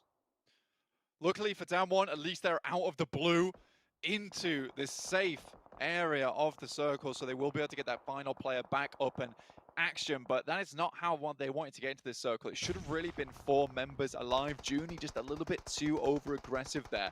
Nova, once again, a remaining party in these final circles. It's Paraboy moving up towards the Infinity's position. They were fairly split before, but they've started to reposition back towards one another. On the south side, Nova, they've yet to get any eliminations in this game, but they have got all 4 alive. Moving forwards, Order sailing up now to regroup as a full 4. Moving down, should spot out the 4 rivals. They'll have info on their flank now, but they're in a solid end of this compound, and the Infinity getting challenged. Nades would be absolutely stellar here from the Infinity, but they've got a fair few other targets to be worrying about actually poking their heads out. Will drop the smokes. Really, really well done. They want to deny these sightlines whilst they try and focus on the threat right in front of them. Nova, on the other hand, just preoccupied with getting players back up on their feet and getting themselves into a solidified position. Sunan will go down. Pamburu right in the midst of things, and Yu Yang moves up as well. 8 eliminations now for 628. A very good game, and they're looking to translate finally. 8 eliminations for 628, 8 eliminations for Damwon Gaming, and 7 for Godlike. Blank on the eastern flank, but they have taken a knock. They've already lost a player as well. Nova moving through this compound. Logan shuts the front down, and King takes a knee. Paraboy low, but isn't going to have to go down just yet. And Nade might follow it up, and that might be good, but in comes the push. Paraboy, there goes the knock from that Molotov, and around the side, Newsy looks for that flank. Jimmy trying to suppress it. The nades flying out as Nova cling to their end of the compound, but with only Jimmy standing, it's just time left on the clock, and that's going to run out for the Mela. Able to get in that buggy. All 4 alive for Infinity. Goodness me, Newsy looking like King Henry VIII there, passing the law of death by boiling with that Molotov. Goodness me. Now Newsy has to deal with Godlike next, who are moving on the position, but it's also 628. They're getting crunched from either side. Mela, Newsy, Logan in this compound. Mela low on the front. Logan dealing with that push from the back as well. 2 players from Godlike are down, but Logan falls, and Z-God up to bat. Newsy falls as well, and it's a chance to stay alive for Godlike. They still have 2 players in this fight. With Jonathan down the hill, Mela's the last standing for the Infinity. Z-God still here, will pick up a couple of these knocks as well, and the flushes. 628 though, you've got to commend them for this. They had the entirety of the circle. They decide instead to move up to this position and try and clear these teams out because they hear the cacophony of bullets and they want to bring an end to this orchestra. Na'Vi, 3 eliminations, highest on the table, still left in the game right now, but they have got a player down. That forward position from Kitsune, not very strong. As Damwon Gaming continue to rack up these eliminations as well. Fabian from up above does get rained down upon as well, and Damwon finally eliminated, but not before a flush goes through. Huge elim count game here for the amount of players still in this one. S2G with 8. 628 with 11, Godlike with 9, looking fantastic in this match, but Na'Vi still in it. Yes, they only have 2 players, but there's only one other team with 4, so this could be an efficient second place if they play their cards right, but look who it is. It's Nigma Galaxy once again in the top spots. You can call them anything, but you cannot call them not consistent. This is unbelievable stuff. They are tenacious. They are holding on, and they are still going for these top spots. And Blank, they are very much in the conversation. Na'Vi as well, though, trying to deny it. And Godlike, they've had a good game so far. They've had a great game, probably their best so far. But the nades might just put a stop to it. Sunan with 3 of his teammates. All 4 still alive, and Z-God goes down. The knocks for Jonathan. Not really coming through thick and fast enough. A little bit of damage, and the rest of it as well. Sunan goes down, but Godlike eliminated on the back. Still, fantastic game from them. 9 elims total. Kitsune goes down next, and that will be also Na'Vi out, bringing us to 14 elims. I believe the highest we've had in the Pmgc finals so far from 628, who have been on an absolute warpath this game. Freak takes a heavy hit, Lord in the back. This guy knows how to clutch up, but how is it possible in this unlikely position? They started it early and they're finishing out. They've been going this whole time blank, 6 to 8, fighting for this position, playing this game well. They know what they're doing, and they've cornered Enigma Galaxy, who have done all right to be able to get this far, and they will just cut them down. 6-2-8, control the game, and Miramar is made theirs. Absolutely. Now 6-2-8, you cannot say that this team did not do fantastically well that match, but let's quickly recall what happened right at the beginning, John. Enigma Galaxy take 2 knocks and 2 flushes immediately from A7, and despite all that, this team are filled with survivors. They are unbelievable to make it towards the end there with just Lord and Freak and get a second place on their cards. And again, it's that hidden ability to almost see through the fog, see through the mist, and be able to find exactly where they need to go on the map to find a winning position. An excellent game from 6-2-8, but great games coming through from Godlike. Let's not forget they had a really solid position on that eastern side. Na'Vi as well, putting in those numbers, and it's going to be great to see what that's done to the tables. Over to you guys on the desk. Yeah, with Na'Vi, we said before, we don't want to see a first place finish and then like a 16th place finish. Top 5 would be happy, and they accomplished that, exactly what we were hoping for. And 7, Na'Vi looking good, but let's talk about them a little bit later on. Let's talk about 6-2-8. This team has been extremely quiet throughout the first day. Pretty quiet in the first match of the day as well, but now they come out of nowhere, dropping 16 eliminations, our highest fragging game so far, and really put their foot down and say, all right, we got to start showing up. And this is perfect because yesterday they actually, their most consistent map, I think it was Miramar. Yeah. So this is just playing along to what I wanted to see from them. Now, are they going to be able to back that up, right? It's going to become a question of what we saw from Na'Vi as well. Can they also back up this performance that they had, especially when you end up with 16 Illims? That was an impressive match for me. But we have to mention this. Come on, guys. Like, Godlike able to get himself as second place here with 9 eliminations. Finally, a step up from the team. Well, it's not Godlike anymore. It's Team India, as you called them earlier, Jason, right? They are coming in hot into this game. They got pushed upon very heavily, I believe, at one point in that game. It was by Nextroya, if I'm not mistaken, and they just took that fight so perfectly. Still, I think that they maybe need to focus on information gathering, but this is a very clear improvement that they can win these fights if they have the opportunity. I will be talking about them a little bit more later. But another team that I'm seeing there that we've been calling out for the longest time, Jason, is 2G, baby. And they're also now starting to get the Illims. And then we have Nuzi here. I mean, we saw the Molotov that he put on Max. That molly was perfect. I think that you just transformed Nova into Odin of One Piece for their second. They just got boiled to death, as Blank said. And it was a hard one. They just got pushed in. Okay, it's an anime reference. Yeah, we don't watch. It's fine. One Piece, best anime in the Piece. world. That's all I have to say. But yeah, it was a really good execution for them because they knew anyways that Nova were just pushed in the corner. There was no escape. You molly the exit points and Nova just can't really fight back, so we want to see more of Infinity. I still want to see a chicken dinner at one point in time, but there's some improvements on some aspects of the game. Yeah, I'm sorry, Max, I don't watch anime. I was too busy watching Seven Worlds Gaming over on TikTok to do that. You see over our rankings, though, Nova starting to, well, I was going to say starting to lengthen a lead, but as we see here, actually not much of a lead, though, as Enigma Galaxy right behind them at 86. But for me, Nextroya falling down the table. They ended up the day in day 1 at first place. And now they're currently sitting in 4th, but 6-8. Look at this jump up out of them. 69 points, 5th place. Considering they were, I think, in 12th at the start of this match, 12th, is huge. That's a huge step up from them. And what I love the most, actually, Seven, we were talking about that during that game. The fact is that they had the circle south of that road, and they could have just cowered away in fear and just waited on the edge of the circle to hope the game goes their way. But they were willing to push out 3 players outside of their zone of comfort, go for those extra eliminations to allow them to get that 16 elimination game just to get the advantage and keeping Dalshi on the other side. Like, they were looking aggressive because they wanted that win from the very start. And this is what we want to see out of them in every single match. Like, this was a completely different team. I expected this out of Stalwart. Yeah, it was 6-8 that actually showed up. Is the other STE. Yeah. Yeah, there's 2 STEs, and right now we need to see at least one of them start to put down some dominance. Again, $1.5 million for the winner of this entire event. But again, we've had so many different victories across today. We've only had will now Na'Vi be the only team to get 2 chicken dinners so far. We've seen, obviously, the teams only get 1.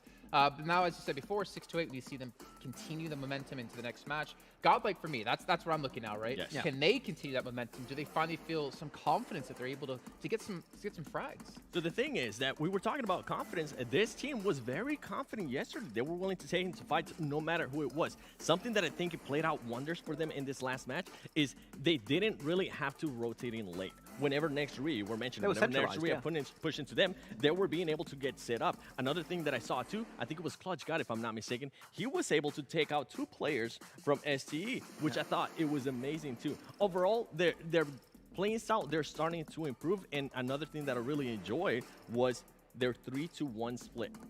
During a rotation, I think it was maybe phase 4 of the map, but I really enjoyed that rotation. Yeah. It actually backfired a little bit to them, but now they're starting to be a little bit more dynamic. Now they're starting to adjust, and this is the exact same thing that I wanted to see out of them. Just being able to adjust because they have the gun skill for it, as they were able to showcase. I mean, 9 elims is nothing to be ashamed of.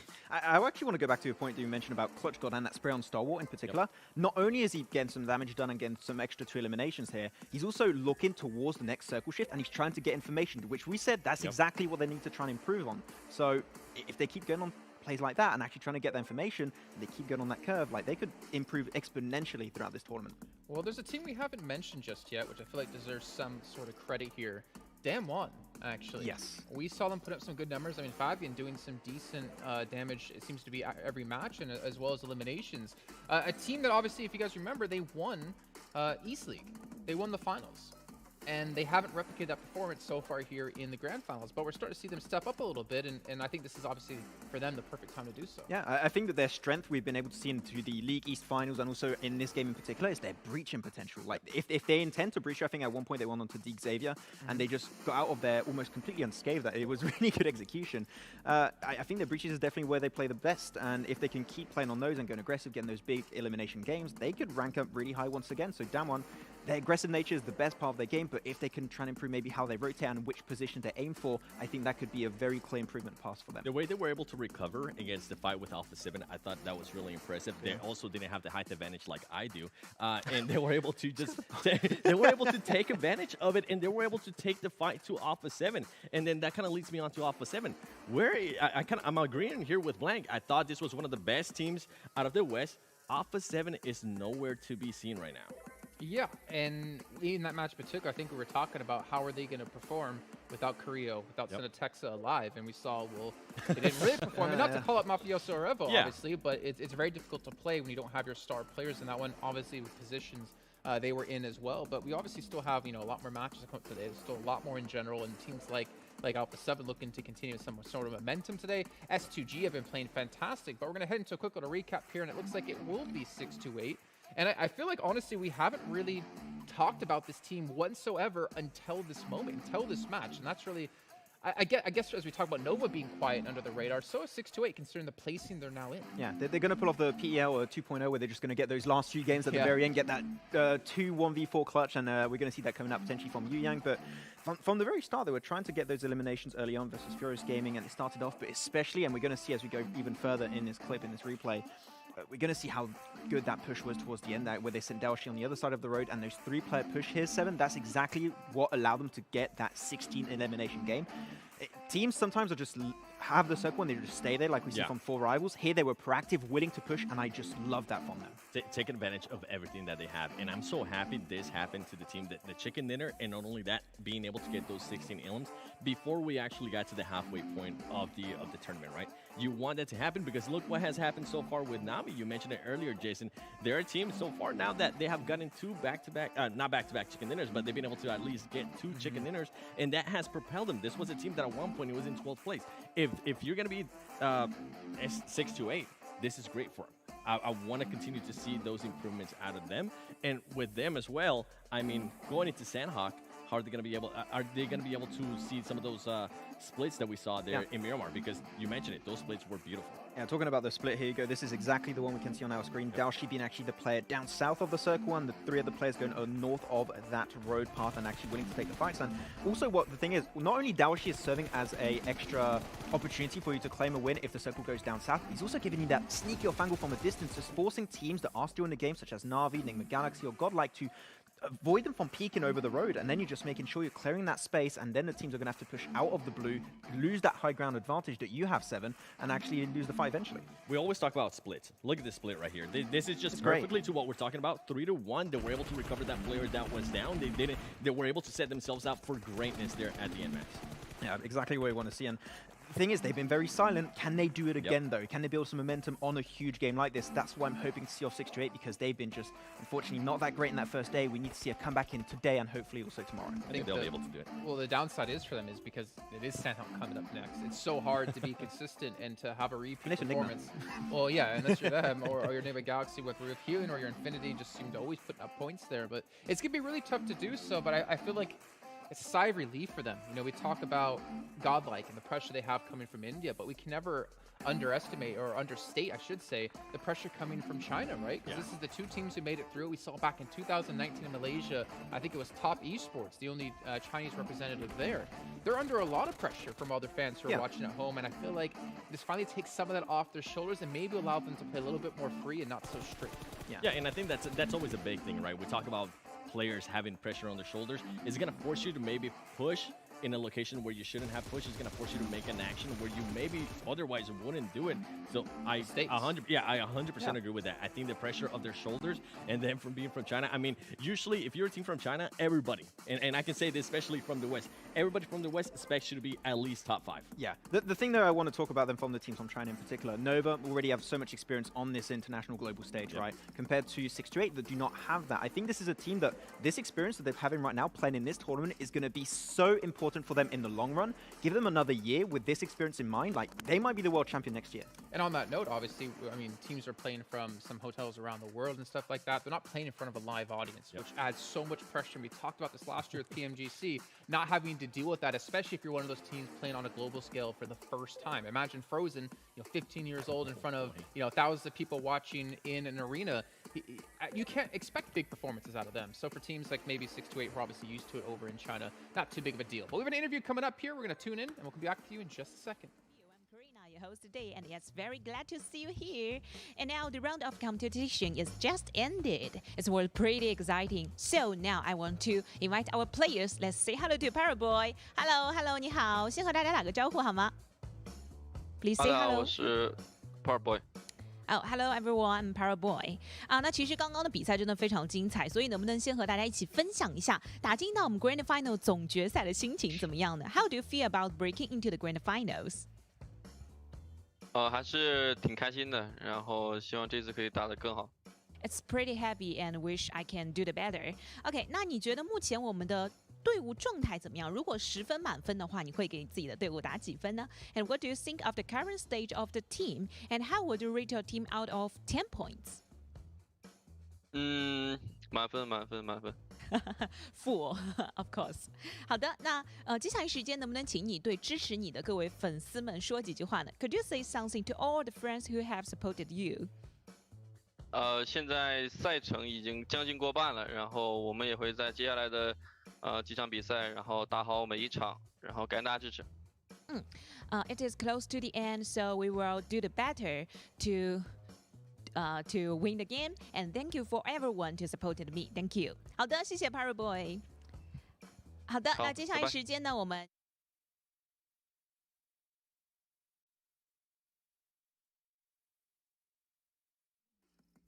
It is unfair.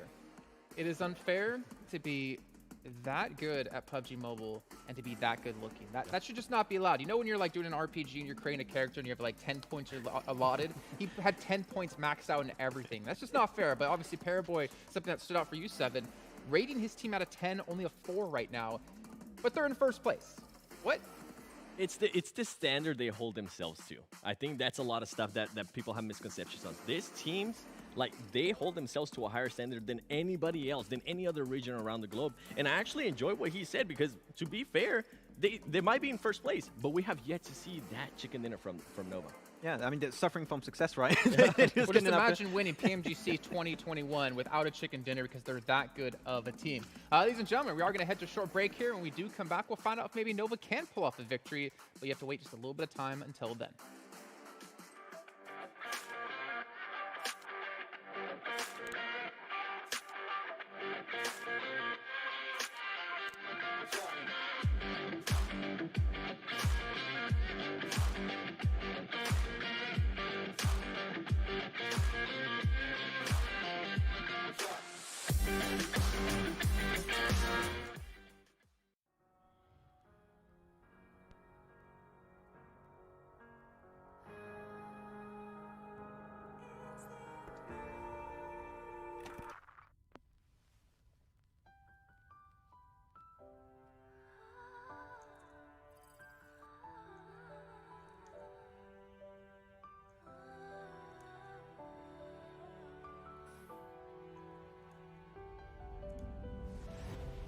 Every second that I breathe is going down in history. We are victorious, can't stop me. Maybe today we'll fight our battles, show you the way if you can handle it. You follow me.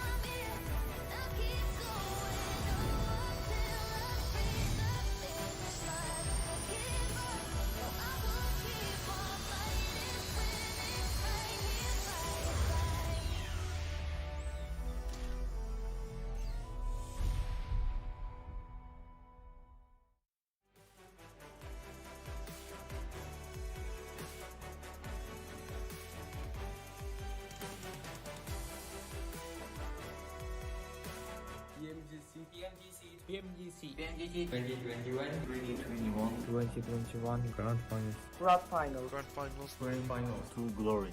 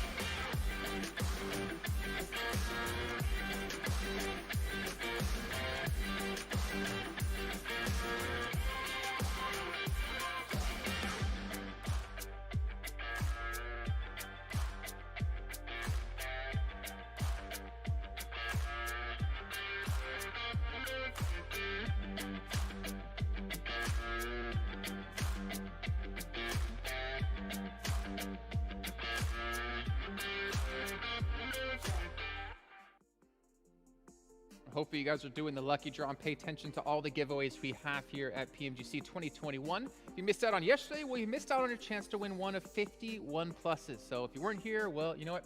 Sucks for you, but we also didn't win any, so it sucks for us too. Yeah. But we are back now with our third match of the day, and that means we're going over to Sandhawk here. Ooh. And again, we always see consistency out of two teams. However, yesterday we did see with Pmgc, when they got their victory here, they didn't have to play in the blue. They didn't have to heal off. They had the zone. They took advantage of it.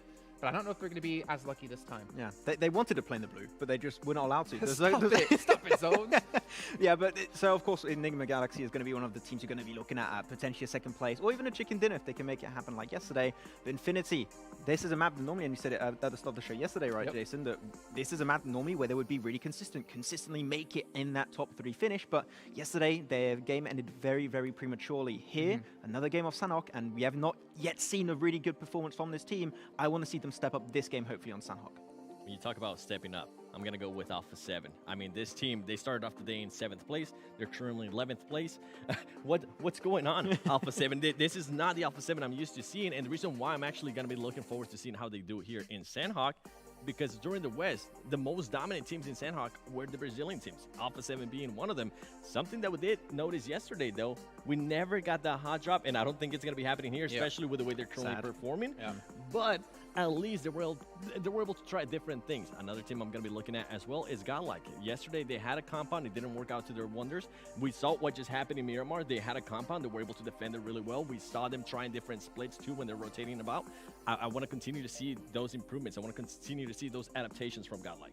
Well, can we maybe look at another team then? What about S2G? Seven, you were talking before about how good they were being so far in the day, and now S2G are looking to maintain that yet again. You know what?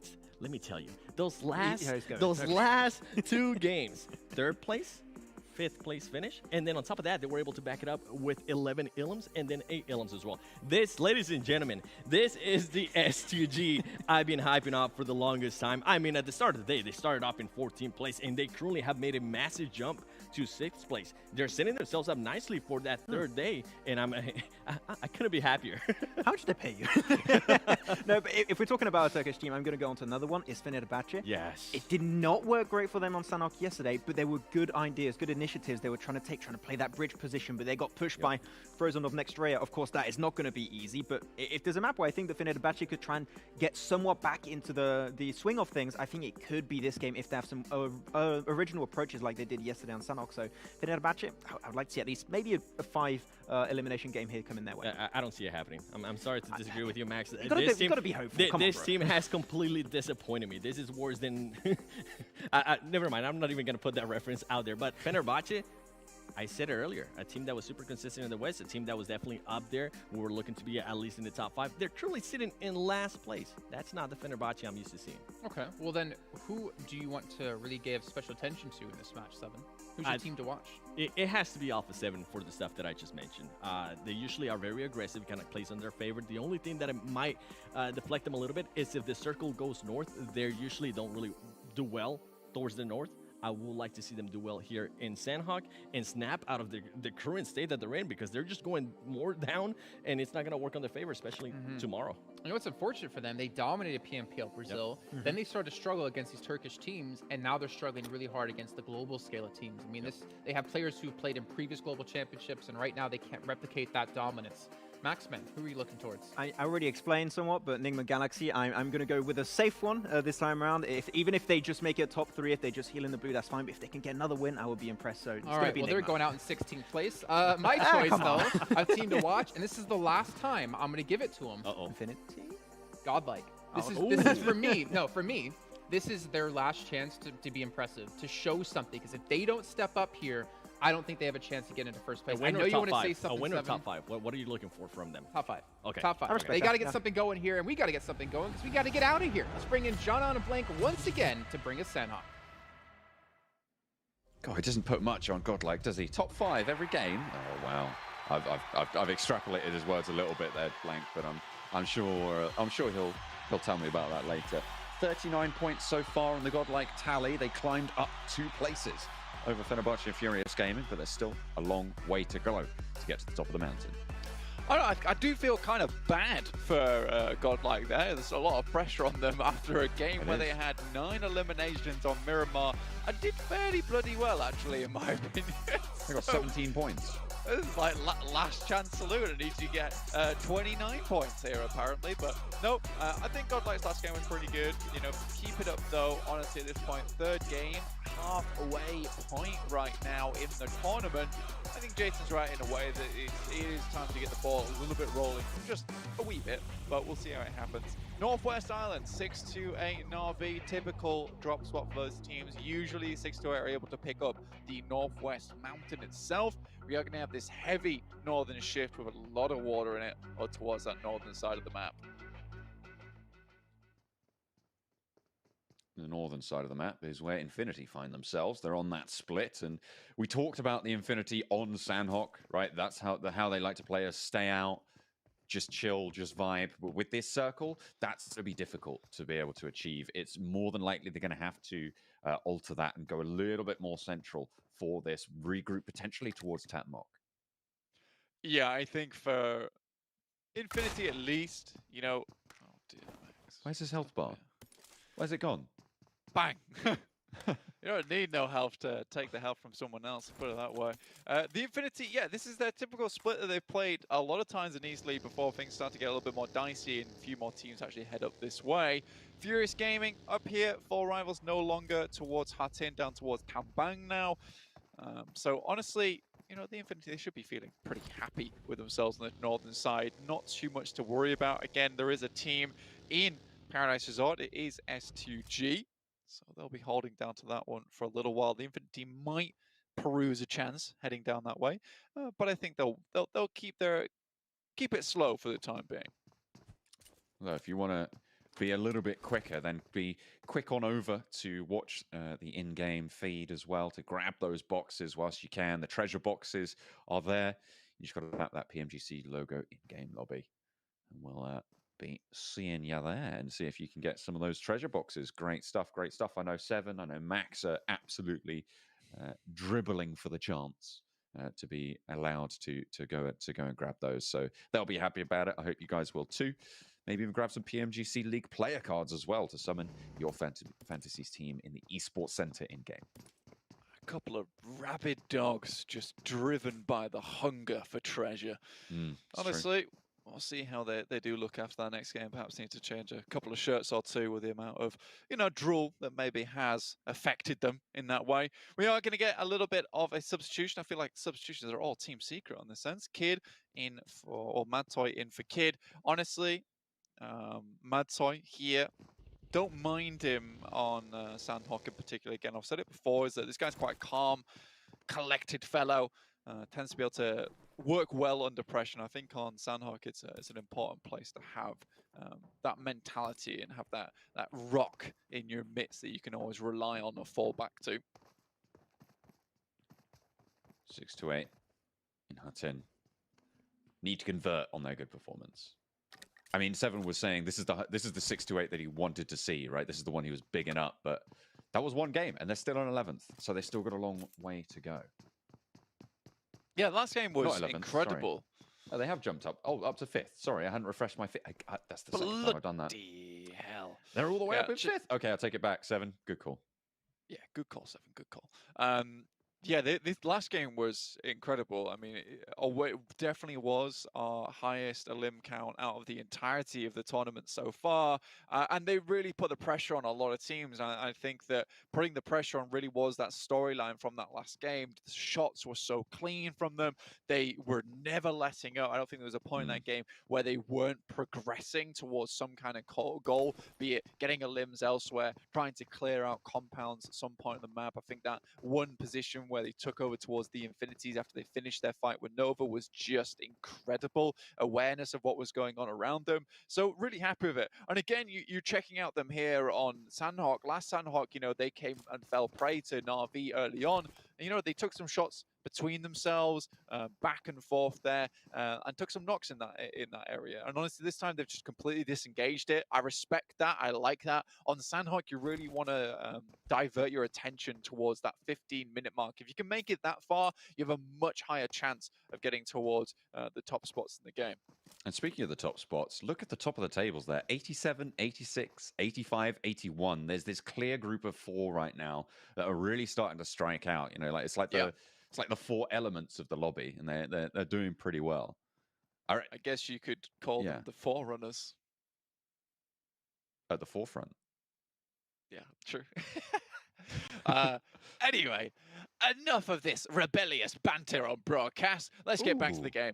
Looking at Fenerbahce right now, again, a team that just hasn't really impressed us so far, but it will be at least one player from Nigma Galaxy going down. So they'll be down to 3. Not that it has ever mattered for Nigma Galaxy, because now their game plan changes, right?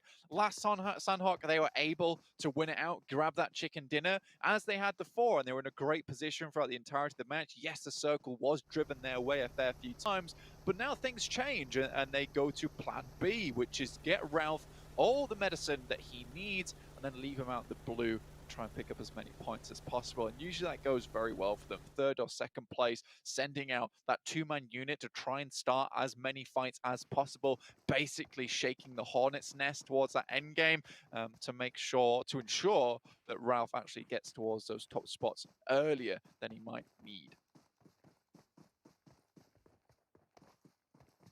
You just want to try and curtail that chance for Nigma Galaxy. We know how they like to play it.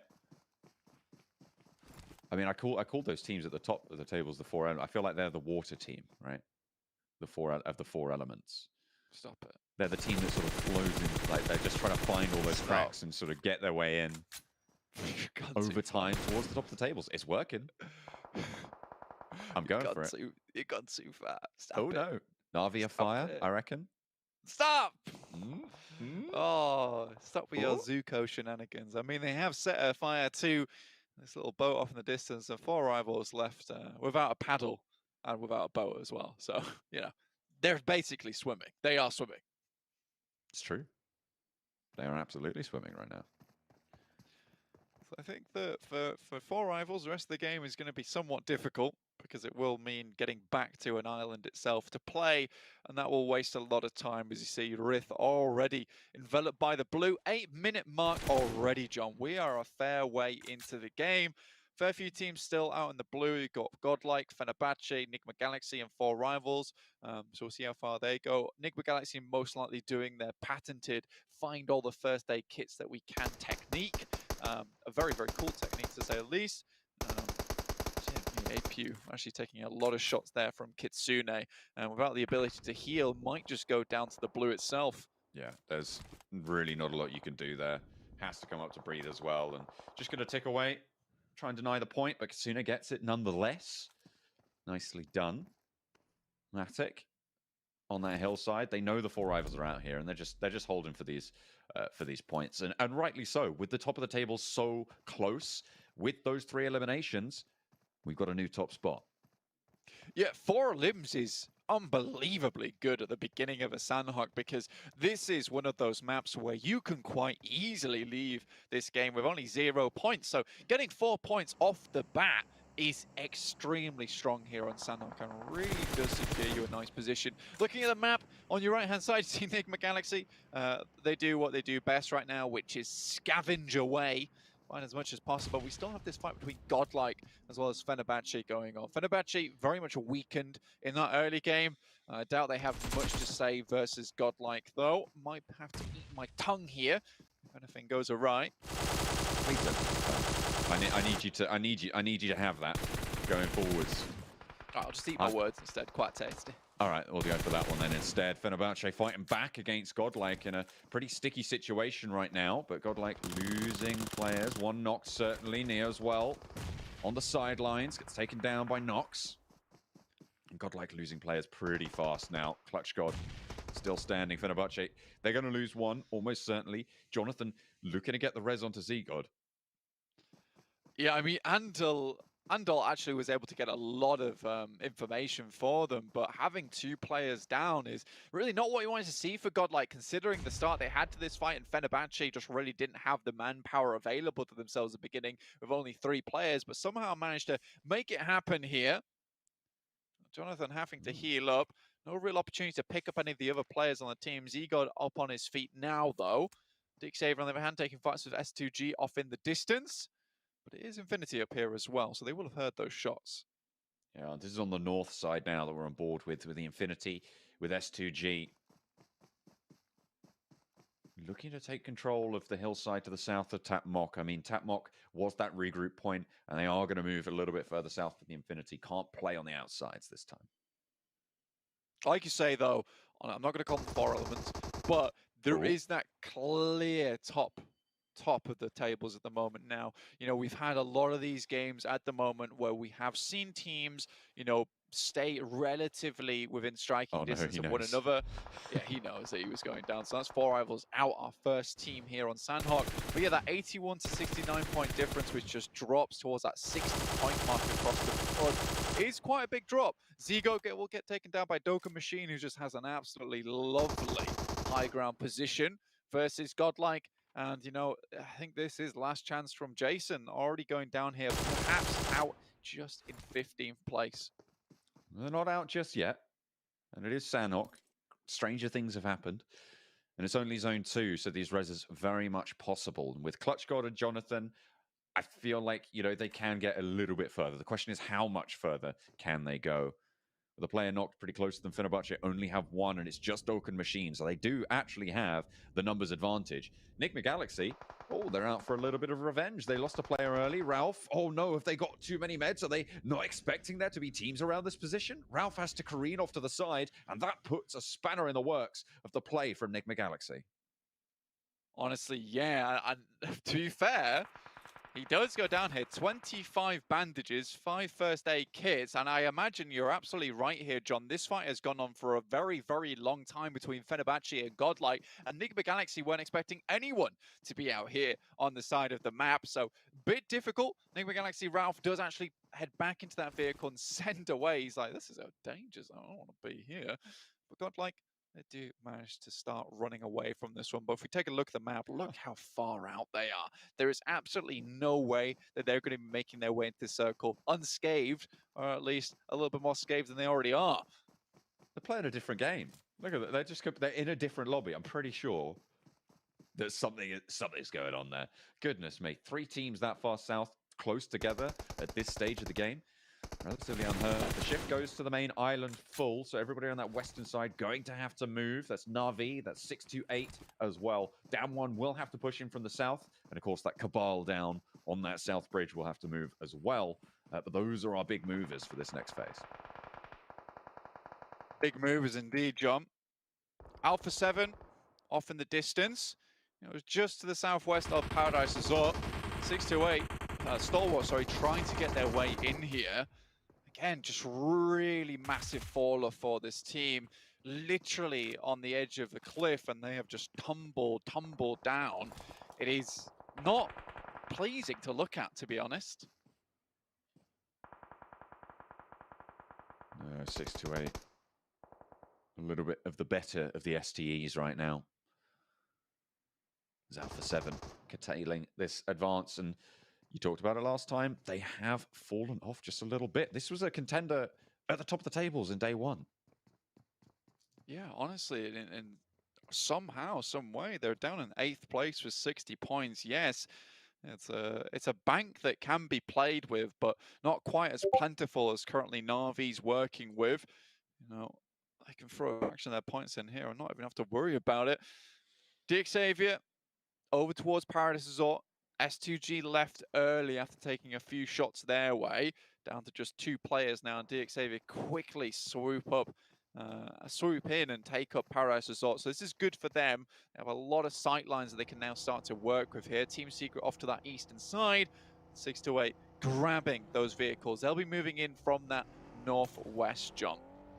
They have managed to get across to the main island. Na'Vi as well have been on the swim, and they have got up the mainland around that boot camp area. They are now on the western edge of that circle, just behind Stalwart and behind Alpha 7 for that center side.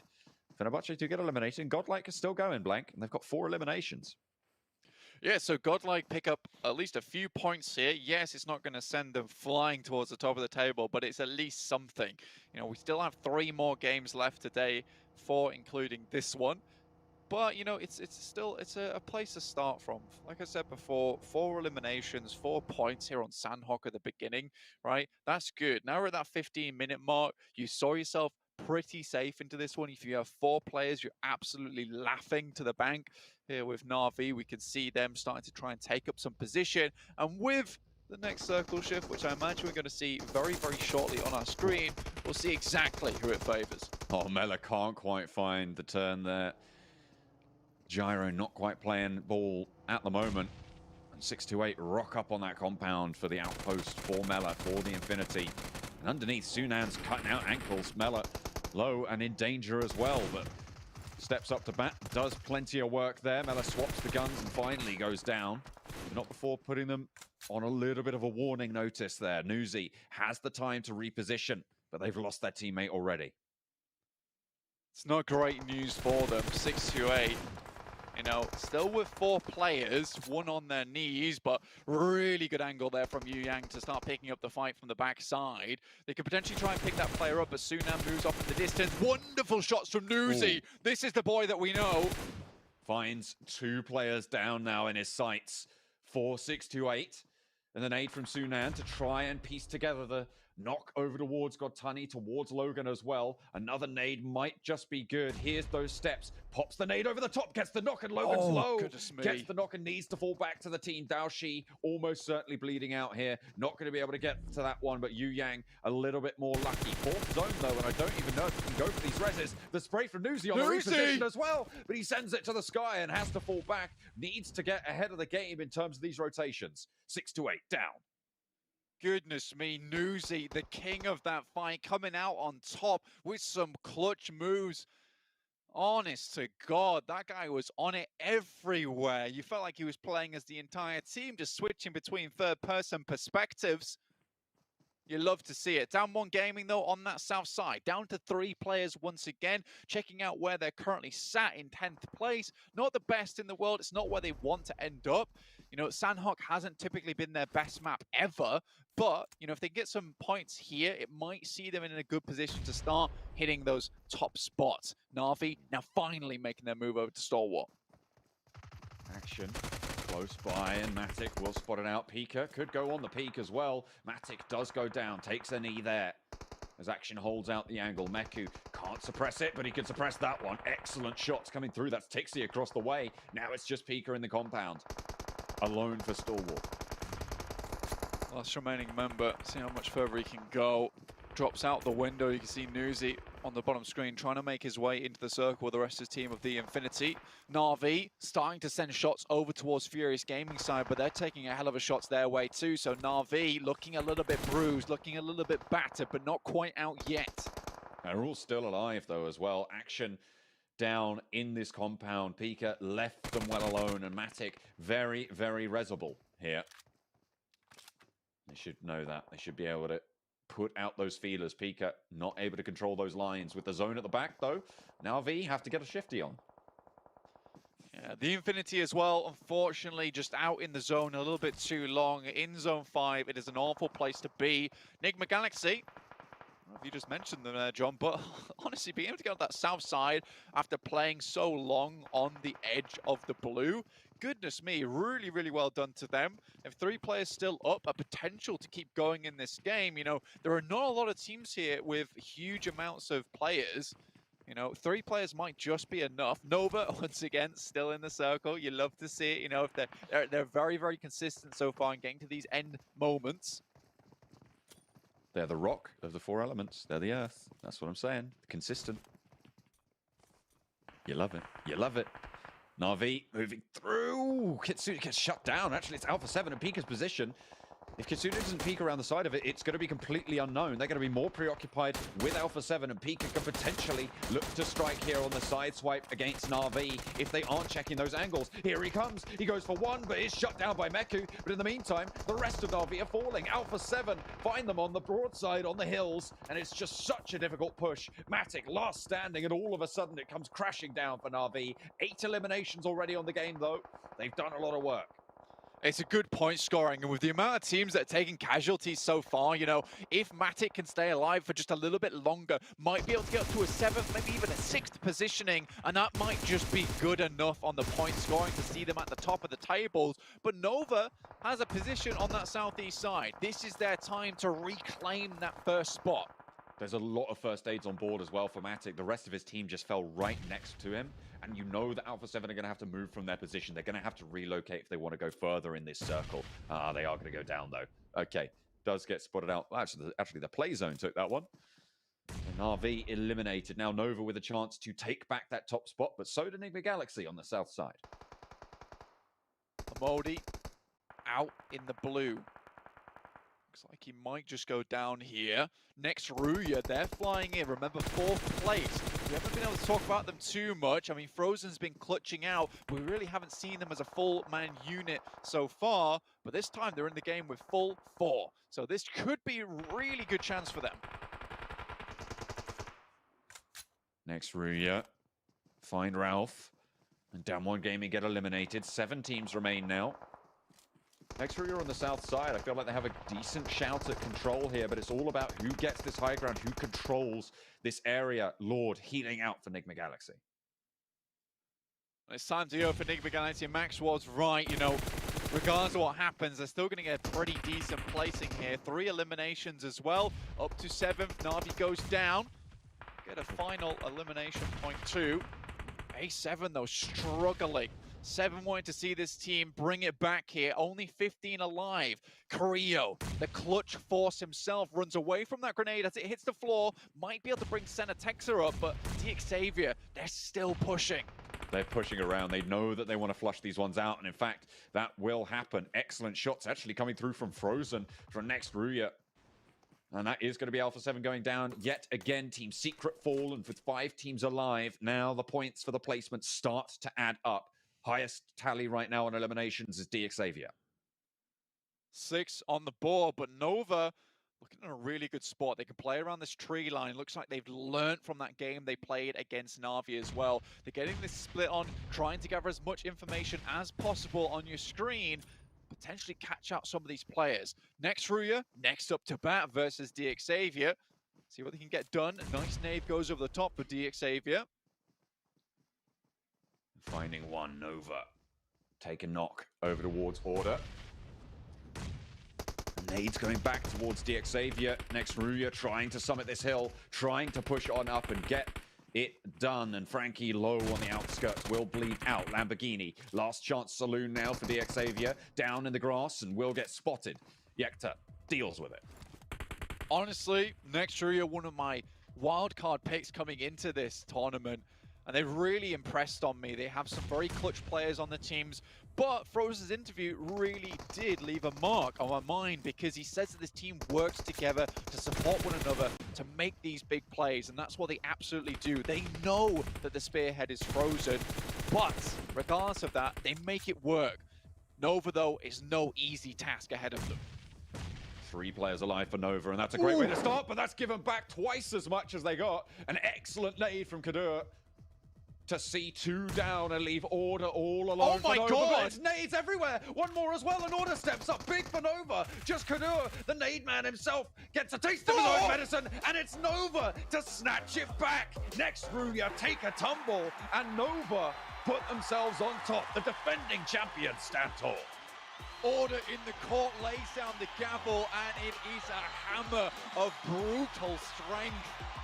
It just crushes next Ruya underneath. The nades could not have been more perfect there, laid at the very feet of next Ruya, and they had nothing but to pick them up, take the L, and go again. But Nova 9 limbs with the chicken dinner.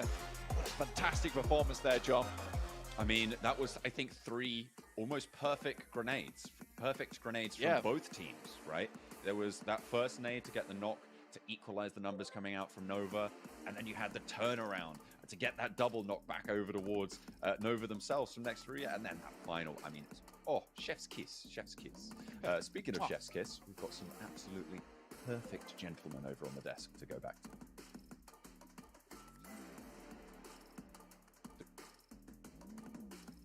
We do, Blank. There are definitely some gentlemen up here. All three of us. I did leave it a little bit open in case any of you wanted to I thought you were going to single me out again. No. See, I'm being nice to you today, Max. At least on camera. Off camera, who knows what's going to happen. That is true. But Nova, what a big win out of them. I mean, a fantastic job, though I'm kind of sad they actually won. Not because I don't want them to win, but because I wanted to see them win Pmgc with 0 chicken dinners, just to really rub salt in the wound for every other team out there, showing that they are the best team in the world 2 years running. But what a finish as well. You're talking about order in particular here, Max, at the very end of the game. I mean, Nova really put their foot down and almost came out of nowhere at the end. Yeah, that's where Nova are so good at PUBG Mobile, is really they create an opportunity for themselves and they strike when they have that opening already created. Order gets an initial nade thrown onto Yekta, instantly turns into a knock, but because you don't have too much time before the circle starts closing up, you know that they're not going to be able to move away and they're going to try and force a res. Just throw it the same position, exact same angle, and that's going to be Nihat also getting knocked down, Yekta getting confirmed away, and then it's just a 3v2. You go for the push, you win that one, easy 7, able to get himself 9 eliminations this game once again.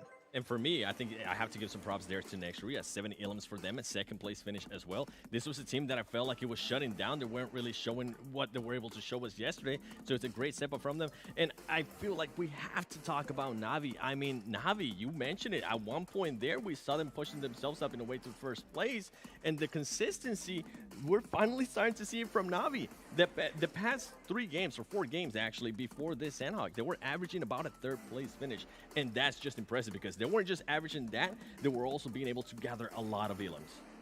I mean, with this, we were talking about it too, right, Seven? We want to see if Order can try and overtake Paraboy in that race for MVP, and I think this game might be the one where Paraboy is not in the MVP position anymore. We'll have to see at the end of the day, but these stats are disgusting. What 8 eliminations out of 9. Yes, I'm so glad you mentioned that. That's exactly what I was looking at. 8 elims out of 9. That is just insane. Well, in terms of MVPs from the matches we've now had, out of 9, he had the most elims, the most team contribution, and most damage. That's why you see it go to the very ends of the radar. So he put a new standard on what it takes to be an MVP in a match. Yep. I 100% agree with you. And I mean, I think I'm still stuck on those 8 elims out of 9. I was not expecting that, especially with the caliber of players that they definitely have on their side. Oh man, look at this though. Nova do take a decent lead, 11 points here at the top of the table. But Na'Vi, as I mentioned before, 7 in hot pursuit at 95. They definitely are, and I think the elims is another thing I wanted to mention. It's not just the consistency in regards to placement points. The elims they've been able to gather are just amazing. I think during their chicken dinners as well, they're being able to take full advantage of that. They've been able to get 10 elims. They've been able to get 14 elims. That's really impressive to me, Max. So I'm seeing a big issue right now for Nigma Galaxy, Deke Xavier, Infinity, and 4th, 5th, and 6th, respectively. 27 elims, 27 elims, 26 elims. And when you look at their replacement points, they're really good, but it really goes to show here, and we mentioned this many times, you want to have that disparity between your elimination points and your rank points. If they can start fragging out a little bit more, they would be out of that position they currently stand in, 4th, 5th, and 6th. They could be aiming for that 2nd or even 1st places. So those are 3 teams that I need to start seeing fragging out big time, because you could be going home with 1.5 million by just getting more eliminations, and they're desperately lacking on that side. 7, I have a question for you. Are you ready to unlock victory? Yes, I am. Well, you can do so with the OnePlus 9 Pro, and it's ultra smooth 90 FPS gaming. Big shout out to them as they're sponsoring Pmgc here for us, and probably Order is like, you know what, I'm going to pick up a OnePlus just for this match alone, and well, we saw exactly what it showed. 8 eliminations out of 9 total, able to be the MVP, so big shout out to them here to sponsor Pmgc. Another year running. They did it last year, they're doing it yet again. They must like something. Yeah. And speaking of liking things, just make it happen, yeah. Speaking of liking things, I love being pampered, and that's why a big shout out as well to Fairmont over in Singapore, as they are pampering all of our players, giving them mani, petties, giving them everything they possibly could need here. I am a little bit jealous. Actually, no, a little bit. I'm very jealous of the players who are playing from there, because we saw some pictures of the view as well. Can we go to Singapore? We could be at the pool. We could be doing this live from the pool. This could be the first ever broadcast, but I don't want to take my shirt off because it's COVID. Yeah, you not don't want to see this. Not because of what I have been doing. I'm like, you don't want to see this. We had our time in Malaysia to go to the pool tanning. But yeah, they're obviously sponsoring the event as well. And let's talk about a couple teams. Talk about Nova looking consistent. Talk about Na'Vi looking consistent. I know a super critical godlike, but they got a decent amount of eliminations. Yep. Yeah. I'm still not convinced by them, though, that they're going to be able to really propel themselves forward up in the leaderboards at the moment. Yeah, we need to see a lot more, right? I was going to say, yes, obviously we need to see a lot more from them, but they have been able to jump up the leaderboard. Yeah. They're currently now, they went from 16th place to 12th place, which is a huge improvement. Not only that, we have now seen their rotations change. Now they're trying out those 3-and-1 splits, which is huge. We have seen them just pushing blindly. So far, that hasn't worked out for them. I would love to see them rotating again. In the past couple matches, we have seen them being able to rotate early, take control of the compound, and being able to defend that compound. Yeah. I would like to see how they're going to be able to react if they do have to push into a compound. Are they going to readjust now? Are they actually going to be sending somebody to scout, or are they going to go back to what we saw in that first area? Yeah, I'm talking about Godlike. I think there's another team that's maybe not been doing as bad at the start of the tournament, but it's been really silent. And with this game in particular, able to jump up quite a bit is Xavier. And Xavier actually had a great 2-2 hold on that, Paradise Resort position, which is a position that we remember back in the East League. They had a lot of history with that position, ready to take fights early on. They know exactly how to play that position. There was like always a 3-way fight there, I believe. Yeah, I think there was another team, and they just abandoned it at the end. But now they're back in that main position where if they can rotate there in the mid game. And the way they held that 2-2 split to then rotate into the circle was really well executed. Unfortunately, they did lose out on that fight versus next Rhea, but if they win that, that could have been a chicken dinner coming their way, but it just didn't quite happen towards the end. Okay, if we're talking about that, I actually would like to give some props to Alpha 7. They didn't get a chicken dinner, but I did enjoy the rotations that they were doing. We saw them being able to rotate on that trifecta that you love to call out, because they're not going for that boom cap anymore. They just gave that up, but they're being able to rotate faster. They're not just being stagnant. They're being able to rotate faster. They're being able to be a little bit more aggressive, which is what I expect out of Alpha 7. If I'm not mistaken, they dropped in 2 different locations now, right? They dropped towards It's one Trifecta split. yesterday, and this time they dropped like near Paradise. If I'm not No, mistaken, or was it East of Boot Camp? They still dropped trifecta. They just decided to rotate a lot earlier, which is an improvement. And I was wondering how they were going to do with the Northern Circle, and they actually didn't do so bad. Okay, well, we're talking about the 7th. Let's talk about the victors here in our quick little recap of Nova. They just take themselves a victory at the very end. But we'll see the rotations and how obviously things played out here in just a second. I mean, I just want to see how Order was able to gather all those 8 Ilums, because that is just impressive to me. And here we go. This is what I want to see out of them. They started off in Pynam, which we always talk about. And this is huge too, because by Alpha 7 being able to rotate early out of that trifecta, they didn't engage with each other. Yeah, I think I do remember that was a big issue for them back in the East League, where they were always taking that fight versus BTR. They would lose a lot of time, but now because no one is dropping on them in that position of Painan, they just have so much more time to get that loot done and start moving in early to get access to those vantage points super quickly. Do you think there's ever an argument within a team of who plays furthest south so they can be the player picture? The most distinguished player picture? I think it's Paraboy. He needs that extra presence on camera. He's got a contract going on. But Something I wanted to mention, Max, that we always mention with Nova is how they like to play that middle circle. This right here, they changed it, completely different. They're playing the edge and they're playing beautiful. And I wonder if we're gonna start seeing more of this. Obviously, it's Sandhawk is a little bit more madness, but I kind of want to see a little bit more of this from Nova in other maps. I would have to say though, I understand why you want to play edge on the circle, because you talked about it when you saw the circle end towards Paradise. Like, well, you know the blue's going to be a big issue for this one. If Dave was here, it was like Papa Blue's going to be involved. But here they tried to just play the edge. He's going to be involved right after. He's going to be able to talk about that. But here in particular, you're going to be seeing that amazing nade from Order. That's just visual ASMR right there. Chucks it, gets the knock instantly.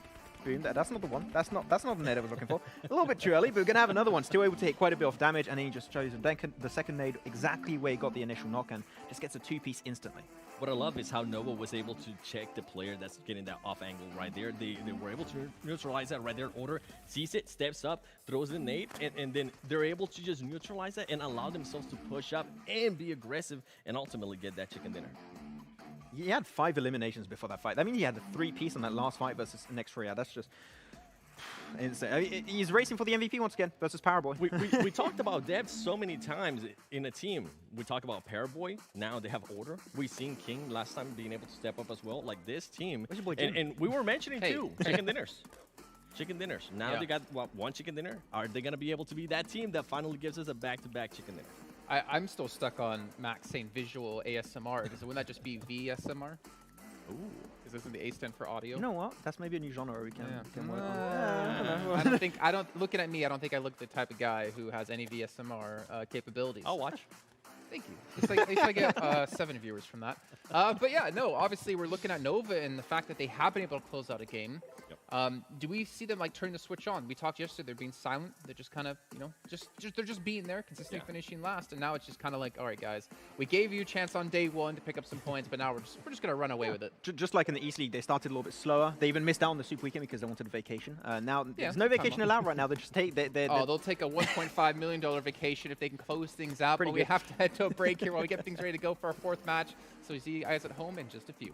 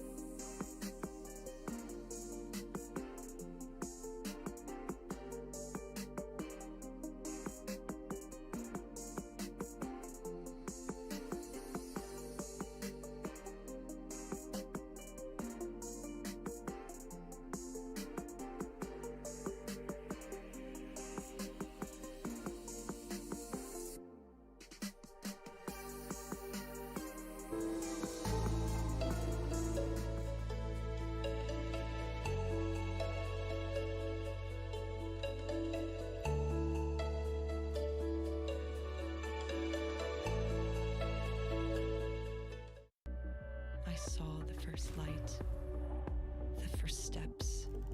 Now I see much more. I capture Earth in all its beauty. I see action. I see drama. And I see it in the finest detail. Moments of inspiration. And the first steps. I am the 1+9. Homes are now where we work, learn, and, play? Oops. Homes are where we build spaces to call our own. Power on and beyond with Singapore's most trusted broadband. Welcome back, everyone, here to Pmgc 2021. We're into our 2nd day. We're actually past, get this, guys, we're past the halfway point of the entire event now. You can't see me right now, but I'm dancing. 7, get away from me. What are you doing? 7, stop it. No, he's just dancing. I mean, the thing is, some teams can be dancing, but hopefully not celebrating too early. Order. Max. Oh, yes. There I it feel like is. indirectly he was trying not to do it, but still did it. I knew you 12 were going to ask me. I was like, I was Well, just waiting. Okay, well, you know I'm not gonna ask anymore. You just ruined it for me. I'm sorry, Jason. 1,200 damage though. I mean, Order. Again, this isn't the first time we've seen him step up like this. Thinking back to league stage, he was definitely the number 2 behind Paraboy. He was an integral part in Nova getting as far as they have been so far in this year, and it's amazing to see, right? Because I'm so happy, and obviously it's not against Paraboy, but I don't want to only talk about Paraboy day in and day out. Yep. The fact is, he's got a great team behind him as well, and Order, we're seeing him get some on spotlight for him. I mean, when you're looking back at yesterday, the top fragger of the lobby over those 6 games of yesterday was Frozen with 15, right? He's done about half of that now with one single game here, getting 8 eliminations out of the 9 eliminations total for his team. I mean, I think those eliminations alone might put him first in terms of that race to MVP. I mentioned it earlier, right? But it's good to see that the entire team is doing well, because I had that fear coming out of the East League where Paraboy might be doing the same thing, where it's only him performing, but that got taken care of almost instantly coming in this tournament. So my fears have been addressed really quickly. As we see some of the players there with Illims, I actually kind of wanted to break down some of the teams in regards to Illims. I mean, we have Navi. Now Navi has 51 Illims. They're currently leading in regards to that. But then the third place team, Enigma Galaxy, they only have 27. DX only 27, and then the Infinity as well only has 26. And then when you go even one more down, then you have ST with 38. I would like to see those 3 teams, Enigma Galaxy, DX, and the Infinity, step it up in regards when it comes to Illims. One player that did step it up there in that last match that we were able to see was Frankie, being able to gather 5 Illims. I think that's huge. Hopefully they can continue on that trend. Okay, well, does that mean you're putting D Xavier as your team to watch here in this match? That does not mean that. I think that the team to watch, it is going to be one that I mentioned. It is going to be Navi. I am enjoying the consistency. They're finally starting to show us, right, what we've been asking for the longest time. I will love to continue to see this consistency, and I would love even more if they can just continue to get those top 5 situations and at least 5 Illims. Yeah. Well, you know what, Max? I'm going to skip you for now for a reason, because I chose Navi as well. I think for me is we're seeing Nova be so damn consistent in this event so far. If Navi want to have a chance to close that gap and catch up to them and ideally pass them, they have to remain as consistent as they've been so far in the day. They need to continue to do so every single match, and obviously we're going to find out if they can. We talked about no mistakes, right? You can't have any mistakes, Max. Sorry, Max. I'll just go. It's fine. I get it. It's okay. It's okay. I feel bad for not taking Navi too here, actually, because they were first for like maybe 30 seconds that game at one point in their rankings. It got close, but I'm going to have to go with another team here, and it's Infinity. You mentioned them as they are lacking currently in terms of eliminations. They've had some good moments right now, some little sparks of greatness throughout these few games today, but it's just not been enough to get close to that late game. I hope this might be the one, because Infinity need to get back in the swing of things this game. I think the thing is, for me, looking at East, right, and going into this, I might get ripped on this a little bit. I thought it was going to become easier for some of these teams with some West teams coming in. I mean, if we just look at like raw mechanical skill, to be fair, Seven's backed me up on this, talking about, you know, like peaking, right? You can peak a lot longer in West than you can in East. But we're not seeing, you know, like Stalwart Esports with their top fraggers. We're not seeing Newsy up there. And God tell you, like, Newsy's gone out early a couple of times. We're not seeing them be as dominant as they were in terms of eliminations as they were in the East League. And I don't know if it's just the change up in lobby, maybe change up in styles or what, but if they could hit that previous performance we've seen, we're easily going to see these teams shoot up the rankings. I'm 100% with you on that one, too. And I think it was a sentiment that was shared by the community for the longest time, that maybe this West teams coming in now fighting against the East teams, we're going to make it easier for them, that we're going to be able to gather easier Illims. That is not the case. I mean, even regards East or West, let's talk about the Indian team, Godlike. That team now starting to step it up. They're not anymore in last place. We do have Fernabache there. Hopefully they can step it up, because, boy, this is just such a big disappointment. But I 100% agree with you. And, I mean, for us to have next Ruya at 1 point as first place, I thought that was huge for the West.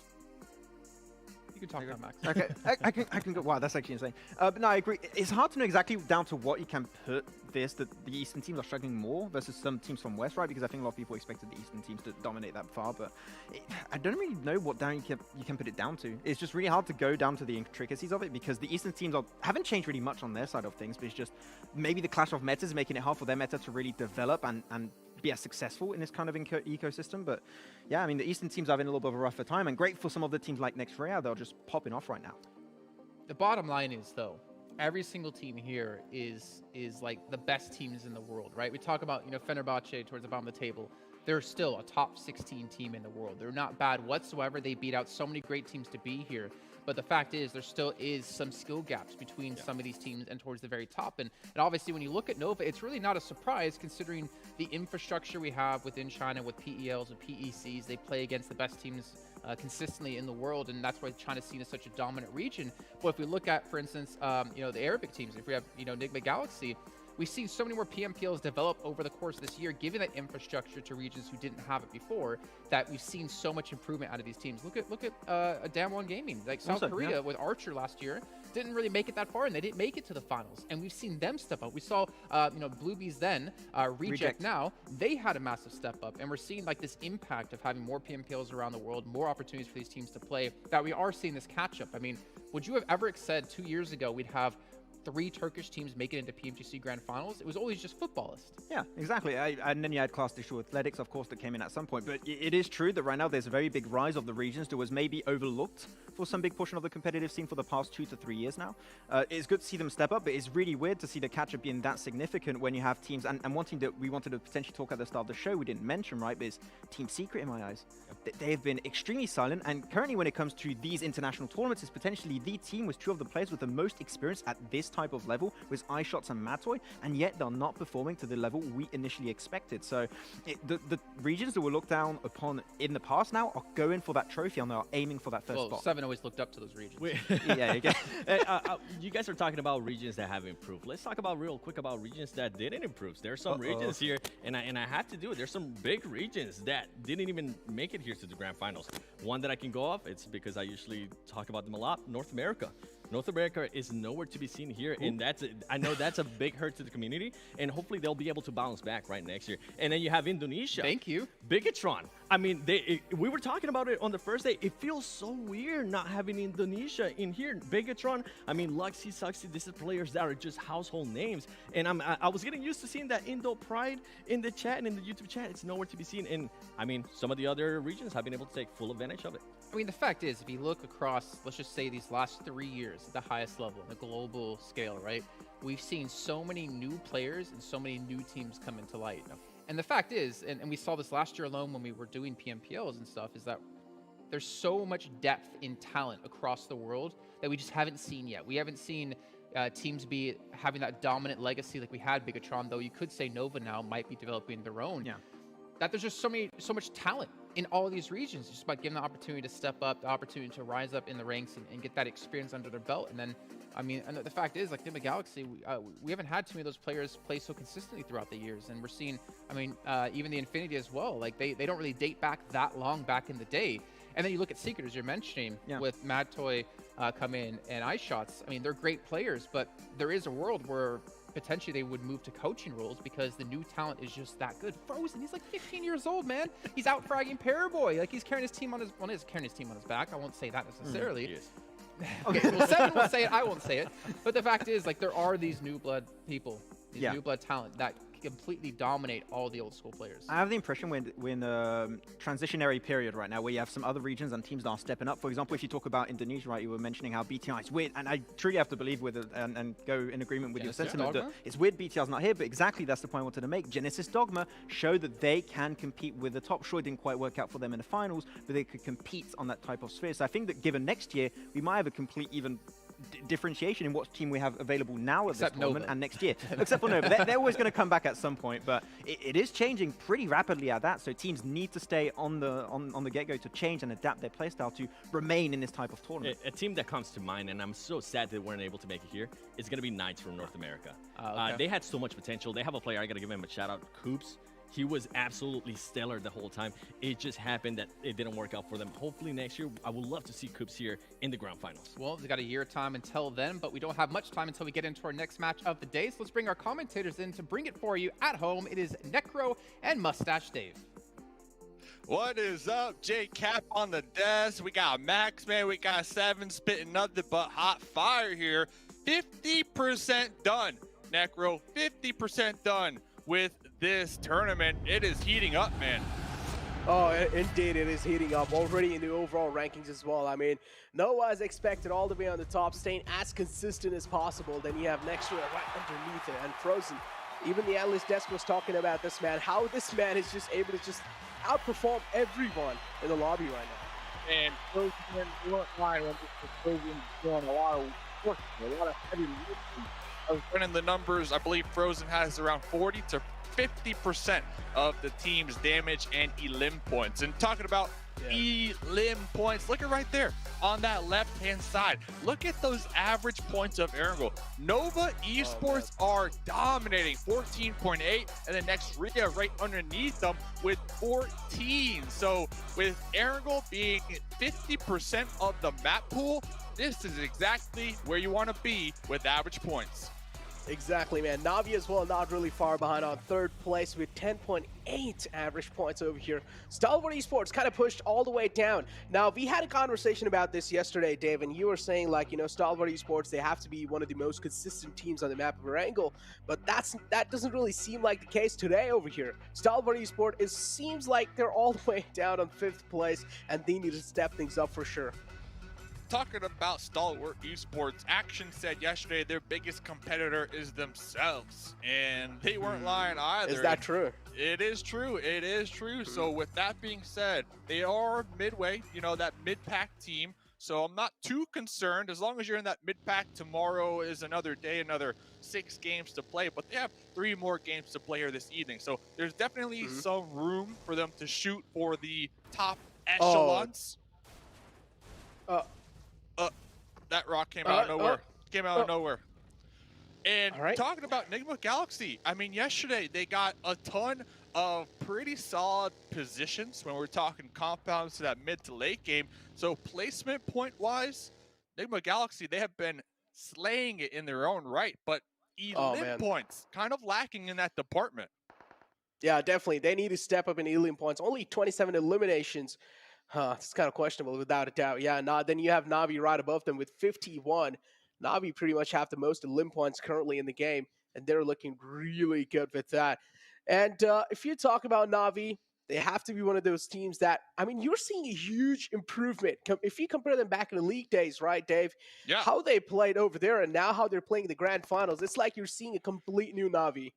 Honestly, I think it goes to the fact that A7 aren't really performing like a lot of people expected them to, right? A7 are usually that thorn in the side of Navi. We see them, especially on Erangel, to that early to mid game, always just next to them, picking them apart one by one. But since A7, Alpha 7 have been kind of lackluster here so far in this lobby, I think they lost some of that steam. And with that in mind, Navi had just picked it up, and they're taking full advantage of the fact that kind of their counterparts, right, from the West League aren't performing the best here. So Navi, I'm surprised. I'm surprised. I mean, you and I, we were casting some of them games. Like, what are your thoughts on Navi and how they're popping off here? Dude, that's what I'm saying. Like, it's like I'm seeing a complete different Navi now. Before, in the league days, we saw Navi making those kind of late rotations, and those late rotations weren't really working out for them in the league days. And now over here, it's like you're seeing the proactive Navi.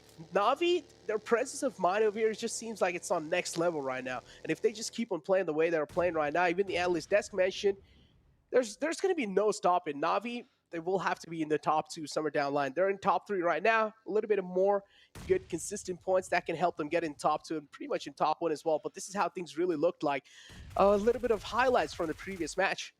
Yeah, talking about not stopping. Order. Oh, man. Hey, did you see that little order flex, by the way, we just saw a second ago? Yeah. Like, bam, look at me. I'm here. I'm showing up. What, 8 elim points last game alone? Like, order is on fire. And ladies and gentlemen, talk about being on fire. Watch live and earn those rewards. The grand finals treasure box. Go unlock it inside the game. Ooh. Why not, you know? Free stuff. Just go get it, ladies and gentlemen. But yeah, if you talk about teams, how they're really kind of like the pressure, if you talk about that's building up on teams. As you mentioned, 50% is already done at the grand finals, and now the rest 50% is left. And day 2, coming inside day 2, I knew teams are going to be having nerves like rattling, right? They're going to be having their adrenaline just like pumping up. It's just going to be a complete nerve.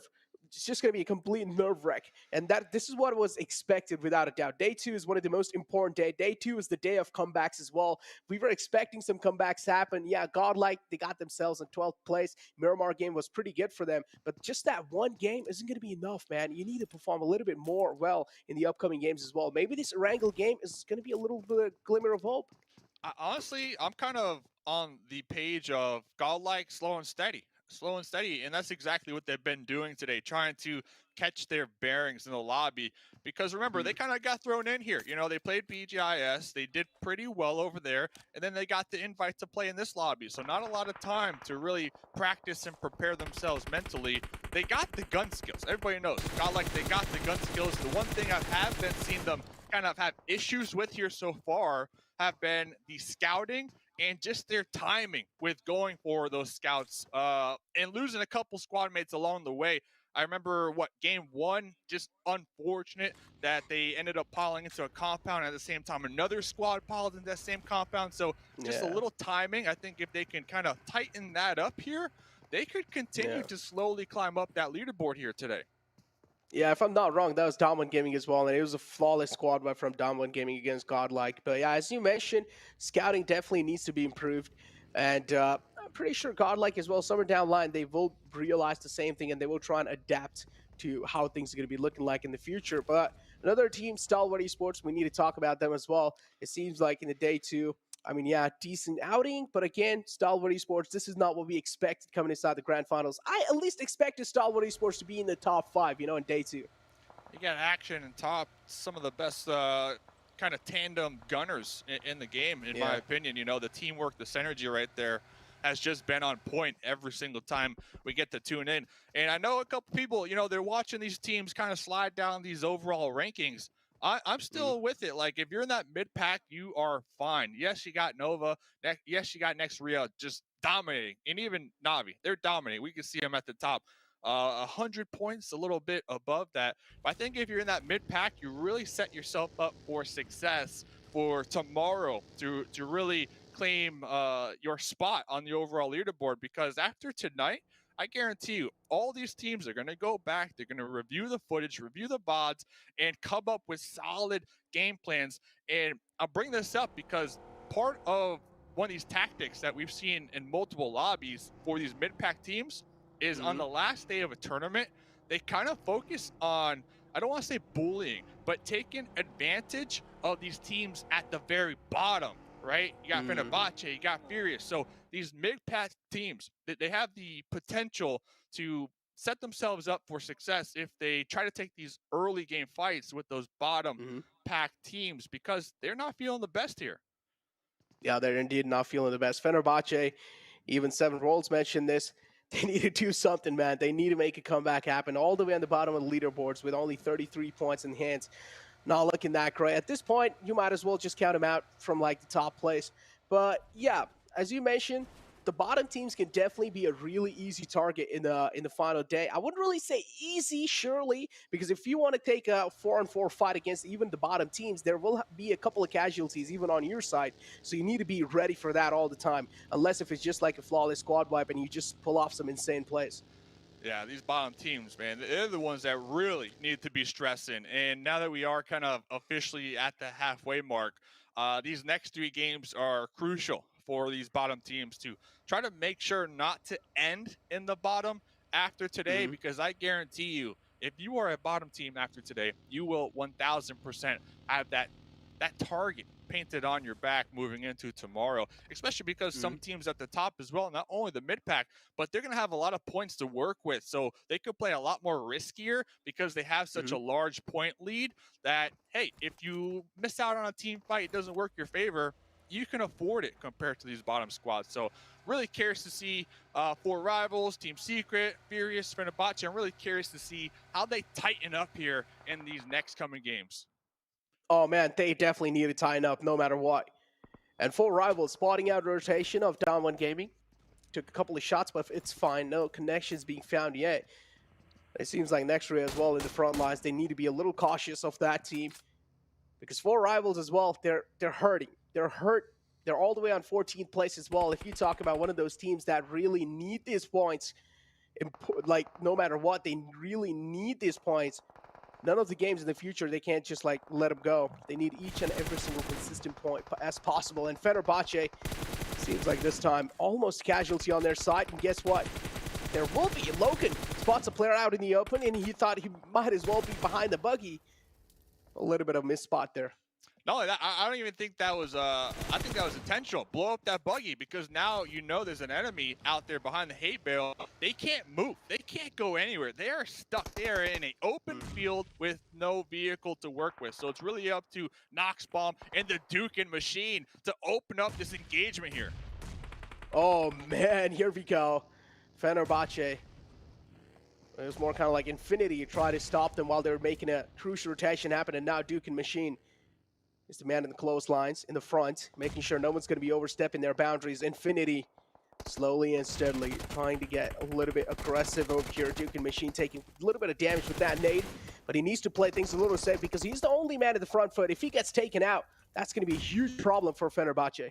Oh, that grenade getting blocked right there. Fenerbahce, I really, truly believe that since they are at the bottom, that pressure is definitely getting to them. So let's see how they come out on top here if they can. Oh, man.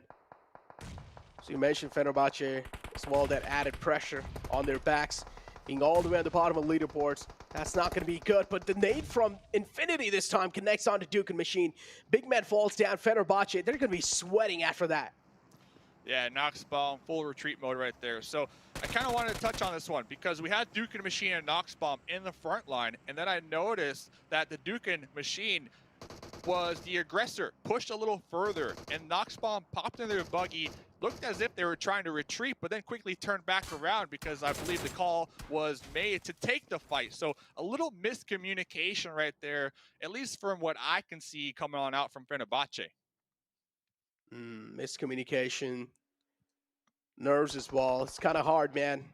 Out here on the biggest stage possible. I do understand the panic might just set in, but sometimes you got to hold your nerve with the guns, and Fenerbahce is somewhere down line struggling to do so. But Nigma Galaxy realizing the Xavier in the front lines, but still taking things a little slow. As you mentioned, Nigma Galaxy, one of those teams, they don't really go for fights themselves. Instead, they try to play things as safe as possible, and in the final zones, this is where they really start to just take teams down.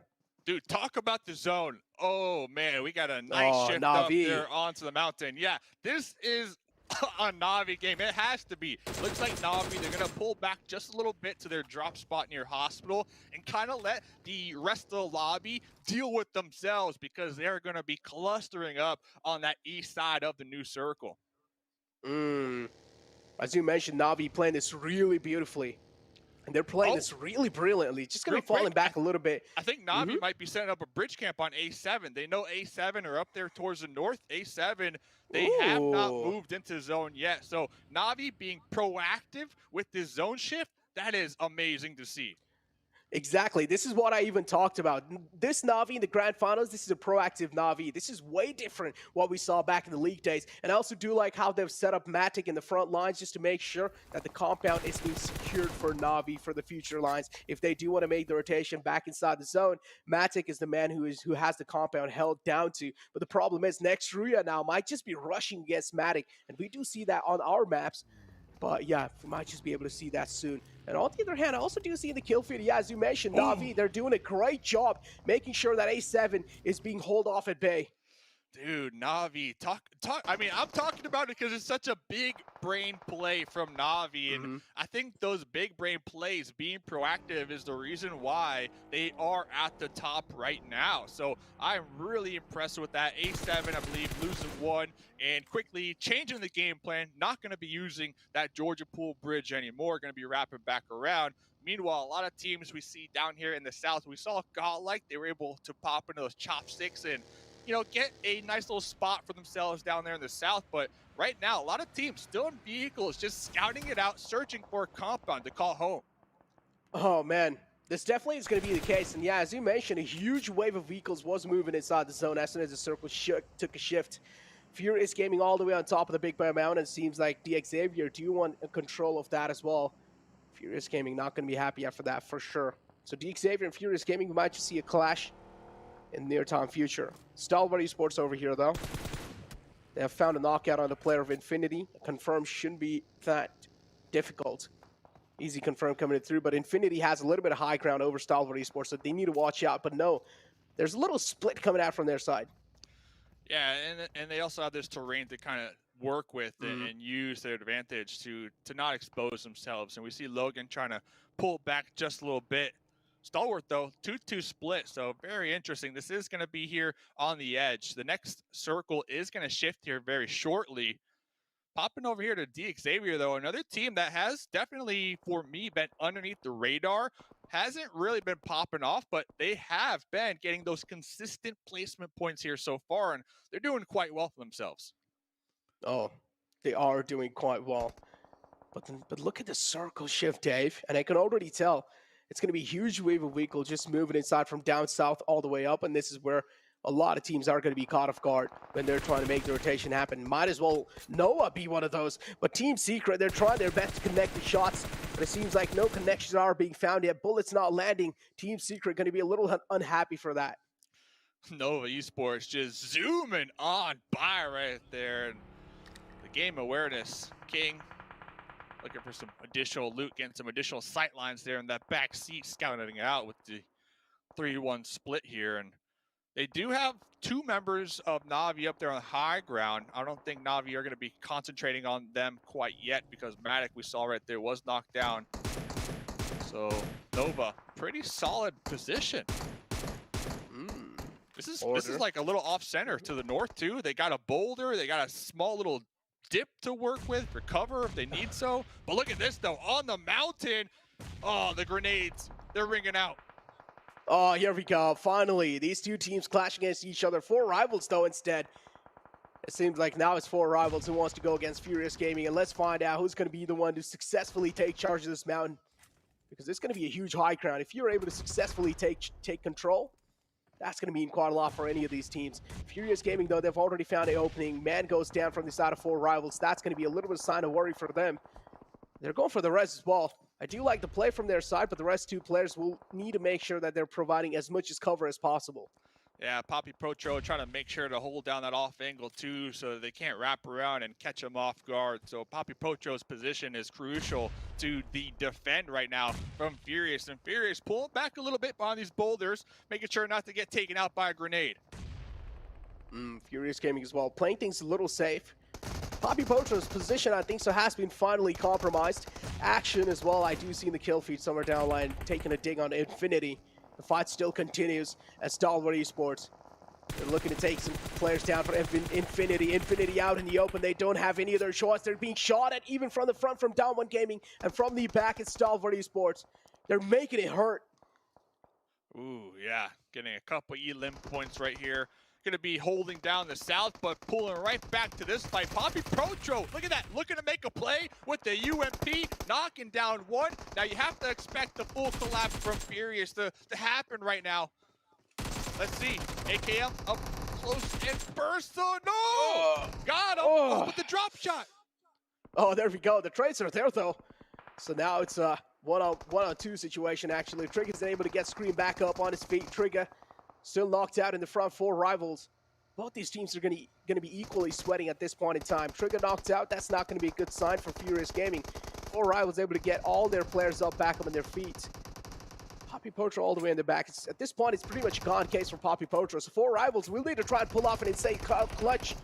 Scream all the way in the back. Needs to realize he's also taking a lot of damage from the Wall of Death. He is trying his best to move inside, but he's been spotted, and he's being held off outside the zone, and he gets taken out. 4 rivals just play this beautifully, but also a lot of damage being dealt onto themselves. Wow. Wow. What, 2 HP right there? 2 HP. Now, Silas Pugh, though, you heard the gunshots, you saw the kill feed, you can only assume the mayhem that unfolded right above your head, but could not push up there because they're back completely exposed to Xavier. Oh, man. Back exposed, and here we go. Xavier, now they need to take care of another team. Getting shot right in the back. Fenerbahce, seems like that's going to be it for that team. And yes, next we're able to clean them up, yeah, easily. And now A7 and Xavier. These two go against each other. H2G as well. Silas, we do see him on the high ground, but I feel like he should try and play things a little safe in the position. Texa, MK14. Letting that thing rip. Going to be cooking this grenade, prepping this grenade. Let's see, tossing it. Could be money. Could be money. A7, they did lose 1 squad mate in the rotation, so they're down to just 3. Oh, they're down to just 3 and A7. As you mentioned, he's looking to connect that nade. Finally, Xavier being found. Got him. being taken out the game. Xavier, though, still, they only got only 1 point from this game. Not going to be a happy bunch after that, for sure. But yeah, action being taken out from the side of Stalwart Esports. They do have the little Rich to work with.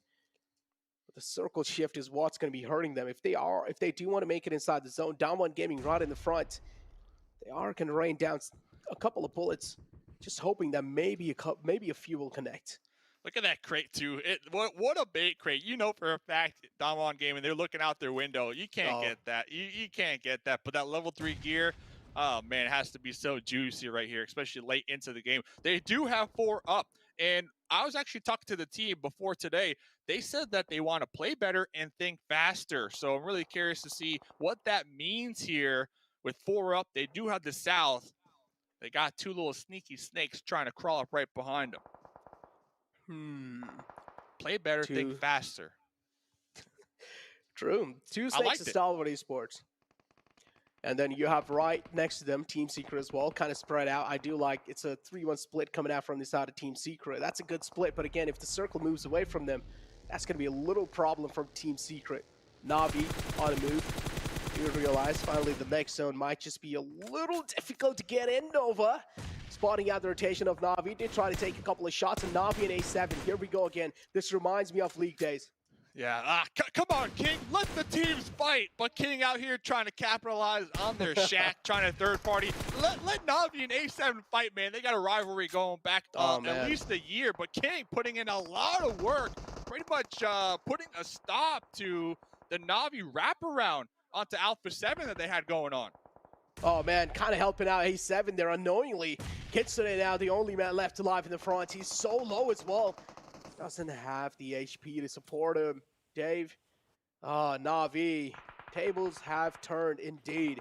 Kitsune able to patch himself back up, but that's not going to be enough.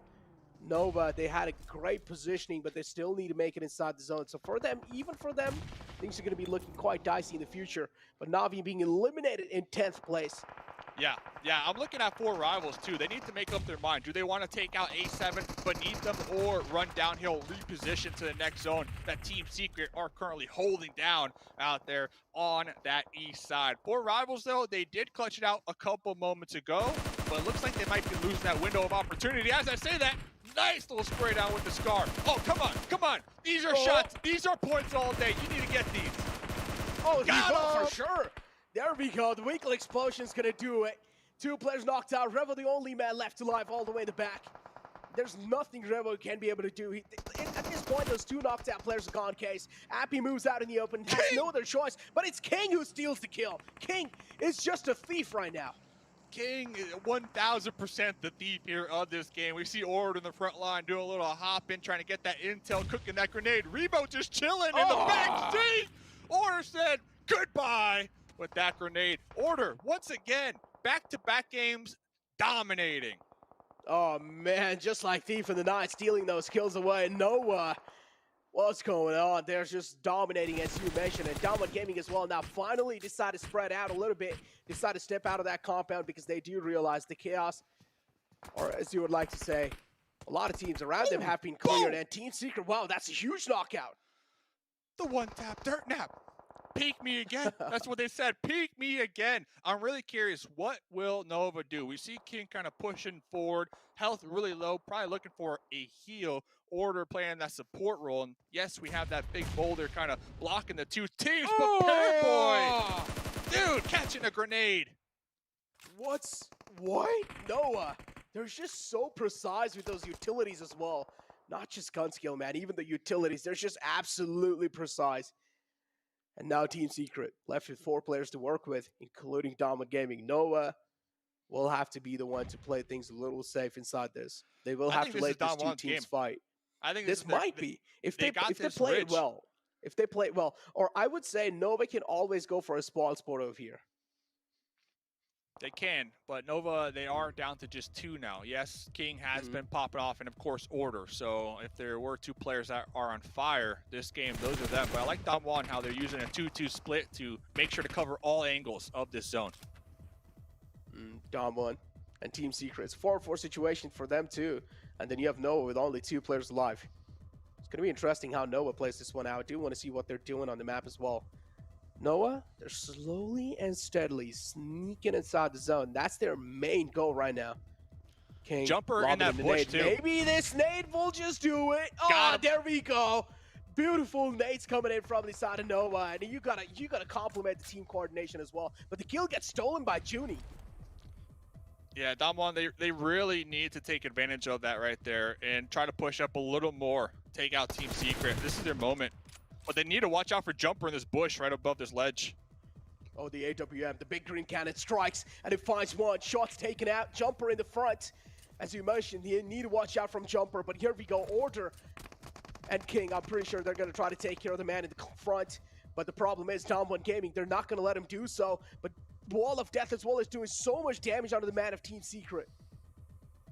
I'm still really concerned with Jumper. I don't think they're aware of Jumper in that little bush right there, right ahead of them. Oh, this gives me flashback. This gives me flashback, Dave, and you know what I'm talking about. And well, here we go. Jumper, he's just holding his trigger. The trigger discipline is insane, and he strikes, finds Fabian, but that's going to be enough. That's the only thing he gets out of that. Oh, Order pushing out. UMP. Oh, Order. Nova turning the tides right now. Oh, Noah, look at that. Even though they have the man advantage working against them, man number working against them, but they're still not proning out. Instead, they're challenging the fight. They're standing tall, but finally, Damwon Gaming able to put the final nail in the coffin for Nova, and they get this chicken dinner. Look at their faces as well. They're so happy. Look at that. Look at that. Congrats, winner, chicken dinner.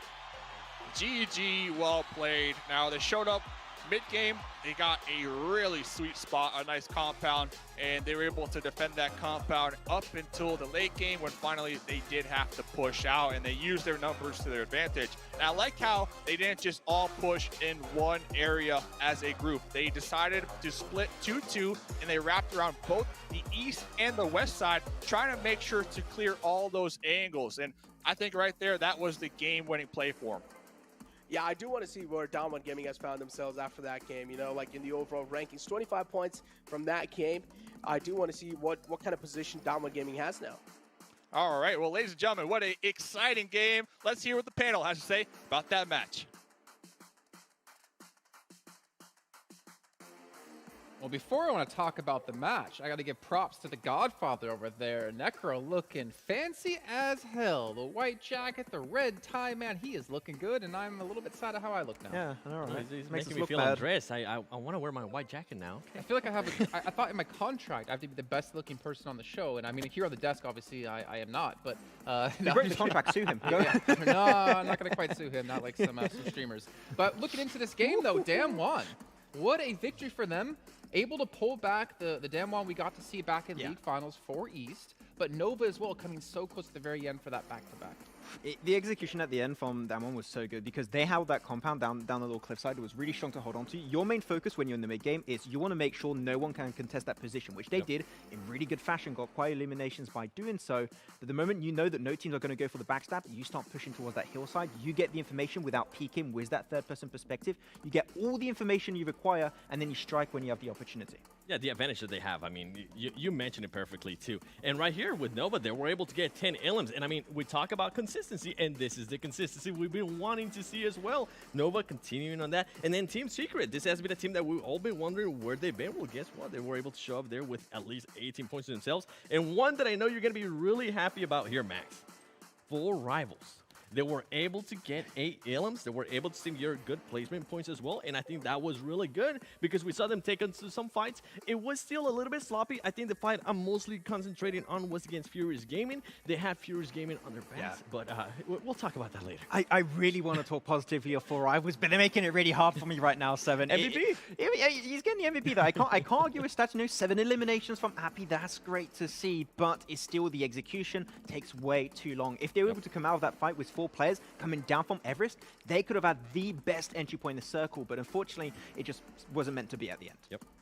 It seems to be the story before our rivals. It wasn't meant to be at the end, unfortunately. I think I said that many times. I don't say that in a bad way. I'm just saying, like, they're just not able to, like, host things out. I don't know what necessarily is going on, but one thing I can tell you that is going on currently at the top of the table is Nova now 29 points in the lead, looking to continue to build up momentum, to build up this lead against the other teams out there, as next Rio are going to be sitting in second place still. Same for Navi, same for Enigma Galaxy, but damn one out of nowhere. Up to 5th place. And look at their eliminations. This is the funny thing, right? They're 3rd in the limbs overall. And I was saying before at the start of the day, seeing some of the players, like if you look at their average limbs, their average damage, they're actually really high up there, but they've been so quiet. And something that I loved in that last match, and this is something that I mentioned at the beginning of day one, is that Junie, he was a player that was able to transfer a lot of not that much damage into actual illims. And I saw in that last match, he was actually being able to steal some of those illims, which is huge for them because any illim, any point that they can get is huge right now.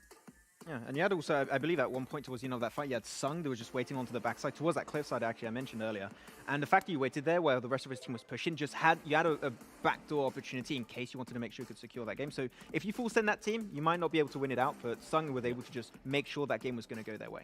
Yeah, indeed. As we also have to give a big shout out here to our sponsor, the OnePlus 9 Pro, giving ultra smooth play here with 90 FPS. 7 to trip me up here. You're wearing glasses, you're not wearing glasses. I would do that, but then I wouldn't be able to see anything happening. I wouldn't be able to see this beauty to my right-hand side, your left on the screen. The OnePlus looking phenomenal.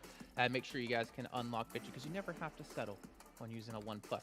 But Max, you know, one thing I want to touch on really quickly after we do talk about another lovely sponsor, Singtel, giving us Singapore's fastest 5G network as well to help you guys with 2 times lower latency, is a fact that, I don't know how I transition back into this, is that the way Nova actually used Jumper at the end as a distraction, we talk about this so many times, right? Nova, they know they're at a man disadvantage with only 2 players. They get Jumper to shoot up a couple of shots. He does get the knock, but doesn't get to confirm. And Nova immediately, like second we see that knock come through, they just rush out to this, realizing this is our only opportunity to win this game. Yeah, they see the kill food pop up. They're like, okay, now we got even better of a chance to go for it because the man advantage has been dwindling because I think at that point it was a 2v4 and the fact that they got a knock like that, it was only down to a 2v3. There was a clear opportunity for them to get a chance at that chicken dinner, right? That is what Nova do so well, is that they have that slim opportunity to go for a win and they're going to take every single time. Yeah, and I think if maybe they would have had at least just one cover, I think it would have been telling a completely different story. I love the decision that you just mentioned. As soon as they saw Team Secret being able to cause some commotion, they decided to go for it. There was no ifs or buts. They just went for it. And that's something that a lot of teams, I hope they go back, watch the tape, and actually do. What's wrong? Just, I mean, normally there's an and in there as well, if, ands, or buts. But if or buts, hey, if that's how you want to deal with it, I agree. No, the thing is, this is what I've always talked about, and not just in PUBG Mobile, but esports in general, is a team who makes a decision together, like on one call, is better than a team who might question the call. And even though it might be the wrong call, the entire team doing that together is more powerful as a group than split off doing a different call, something like that. And to see them make that decision, and also to kind of show their expertise of being in these situations time and time again, they realize, okay, we're at a man disadvantage. We have to make a play off of someone else. And I feel like that's why we saw Nova play so slow initially towards that final zone. Yeah, it's just better to do the wrong call but together instead of doing the right call but just being split and doing your own thing on the side, right? And that's what Nova's been able to improve on drastically every time. Thank you. I know, right? Thank you. It's like the head of the spear and everything. I don't know. But, to be fair, though, I mean, we look at a couple of Team Secret. It's great to see them come alive again, right? We were very critical about this team, and yeah, they get some good eliminations. They get relatively far in the match, but they need to do that every single match from now on. Yeah, Team Secret actually, I went back on the map feed a little bit to see exactly what was going on their side. They played super slow, almost invisible for a big portion of that game, but they were playing down southwest of Everest, which is a very good compound you can actually hold on to, and they let all the teams pass right in front of them. And then the moment that they saw the circle was going to go well, I don't know why you're winking at me, Seven. I'm feeling really weird over here. I can confirm I can see Seven and he's not winking at Max. Oh, come on. Okay. Of course, it's going to be 2v1, man. I'm getting engaged like that. But it's a really good idea because you just wait for all the teams to centralize, taking that fight, and you said it right, there's not much coverage in that type of position. You're coming from a strong spot. You're backstabbing those teams. You're going to get all the eliminations. Team Secret, this is not something that I usually see them do a lot, but it worked out this time around. Maybe I want to see a little bit more of that type of play style. I will love to see a lot more from them. And as we're looking at the recap here from going back to Team Secret, I mean, yesterday they were able to put up good numbers. They had a 3rd place finish with 9 ilms, which is good. And right here, I mean, I'm seeing Nova, and this circle kind of worked out perfect for them, right, Max? They usually land on Gatka. And another thing that actually worked out perfect for them here is that we were seeing a lot of Navi versus Alpha 7 fights. That's something I'm going to be mentioning after this recap. But overall, for me, if they would have just had a little bit of cover, just a tiny bit of cover, I think Nova might have been able to edge out the win. I mean, and talking of even, cover, even though the other team had a lot of angles, I feel like Nova is just that good right now. the thing that I think could have actually helped them out a lot is if they had some utility, and in particular smokes, and I think that they used a lot of that utility to get in that position in the first place. If they had 1 or 2 more smokes to take that fight versus Damwon, that could have been a completely different finish from what happened there. But Damwon, with the angle especially that was given to them by Sung, was just enough apparently. And Fabian also with a big portion of the reason why they did so well at the end. They're peeking over that little ridgeline position with that third-person perspective. Team Secret, Nova, there's no coverage, there's no escape, and Damwon just shooting fish in a barrel. This is the second time now that we see a team being able to neutralize Paraboy, trying to get that off angle, and it always works wonders. And I'm pretty sure a lot of the teams are going to go back and look at this tape. And now if they go up against Nova, they're going to be looking for Paraboy to be holding that off angle. And then if they're able to neutralize Paraboy, it's going to be a big win for them. I mean, isn't that what's making Order's play so far and him stepping up even more impactful is the fact that they're losing Paraboy in these off angles so often that someone in the team who's with the grouping needs to be that person that can pick up those eliminations. Yeah, back in the PMGC League for East, that would be the death of Nova a lot of the time, right? Losing Paraboy, they'll be like, oh, what's happening? We're getting closed upon, we're getting pinched by 2 teams at the same time, we can't make it out on time. Now we're seeing Order, and especially we saw a little bit of King there, who was actually doing really good timing on the utility play with Order. It was so good on the timing, they could have done a fireworks show because it was just looking so beautiful on their side. And yeah, I like to see the formation from this team. It's good execution. Random as hell there. Wait, when you talk about death of a team if they lose a player, I do want to talk about a team that does. It's happening a lot Alpha to, and we're 7. actually, yes. Oh, I was just guessing. No. I was just guessing. What a surprise. It's 7 and talking about Alpha 7. It's just one of those things How about guaranteed in S2G? life. No, the reason why I want to talk about them is because we've been noticing Carrillo, a big caliber player, a player that was in contention after day 1 for the MVP. He is the main scout for that team, and I feel like that is something that worked in the West, but here you're not going to be able to do that. With this stage, you're not going to be able to do that. Carrillo has been pretty much being eliminated way too early, and that just heads the Capman big time. You know what I miss?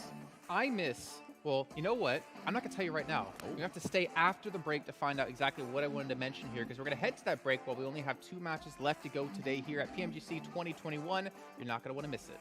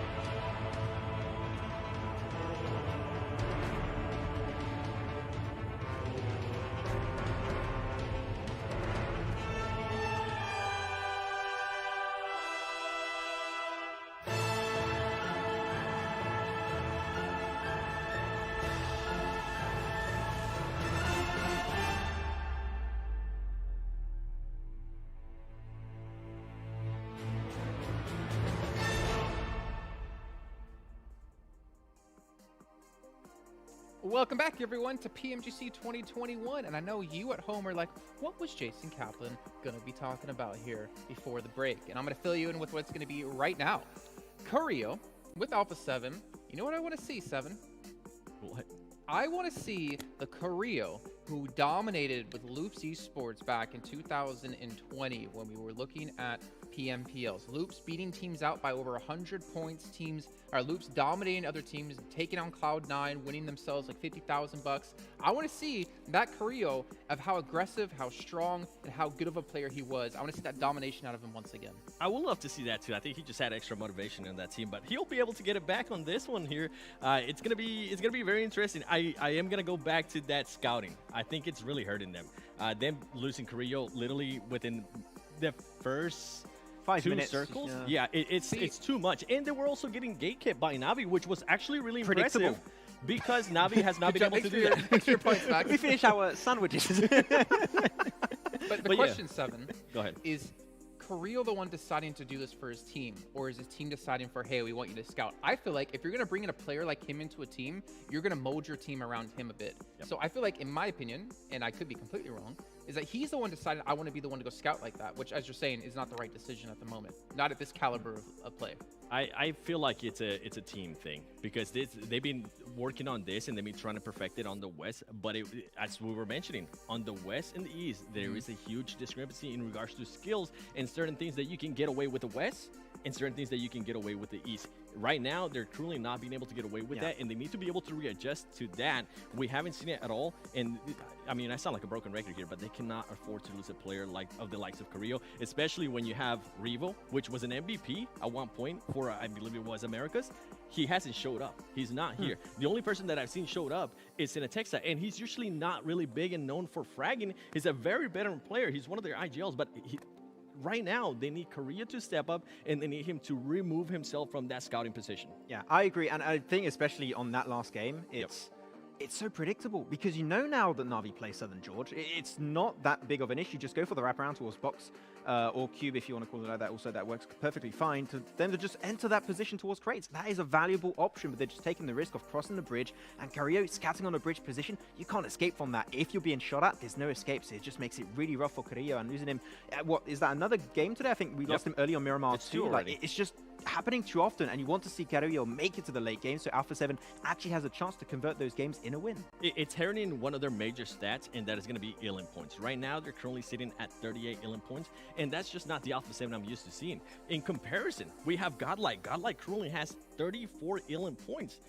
If Godlike, let's talk about Godlike a little bit more. If Godlike is able to improve on their placement points, on being able to improve their positioning, which we've been talking about since yesterday, that I could see Godlike possibly passing Alpha 7, which is absolutely crazy to think of. Okay. Well, is Godlike then your team to watch here going into our penultimate match of the day? It's not. I knew it's not, yeah. Well, who's it going to be then, 7? I don't remember. That's a great question. Okay. Well, you know I know who Masters is next Ria. Okay, Max, what's 7's? Finish my sentence. I don't know. Blue Bees. All right. Well, I'll start things off then. I went with actually Damwon. So you did choose next Ria. I went with Damwon because... Oh, you remember now? Yeah. Okay, good. Because I was trying to stall for time for you. I'm choosing them because if we want to see Damwon repeat performance from the East League Finals, they have to maintain the level of play that they're showing. The thing is, they're doing a great job of continuing picking up eliminations, getting damage in, surviving, but they need to maybe just push it that little bit further, right? We saw Nova doing the same thing, being really quiet in the first day of play, and now they've woken up. We need to see Damwon wake up a little bit more, but credit to them. I didn't expect them to perform this well here in PMGC Grand Finals. Your pick is Alpha 7. Alpha 7. Oh, By the way, spoiled. Damn one. Damn, son. Let's All go. right. Come on, I had to get it in. Let's bring it over to our commentators once again, the godfather of Necro and Mustache Dave. Here we go. The second last game of day 2, Dave. And I can already imagine the teams that are on the bottom 4, they're going to be having a lot of pressure onto themselves, especially Godlike.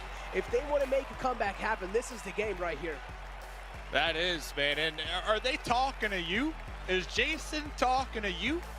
I think he's talking to you, man. But I agree with you. Godlike looking for that come up, especially this game, as we got 2 more games to go here today. By the way, Necro, real quick, on those highlights on the desk, I know you talked about it last game. You saw the AWM clutch play from Forrest, but they had a highlight from Forrest's point of view. Dude hit the shot on a Team Secret enemy who was driving a buggy. Yeah. That was a play. Just cracked out of his mind. I don't know what to say. This man is just absolutely insane.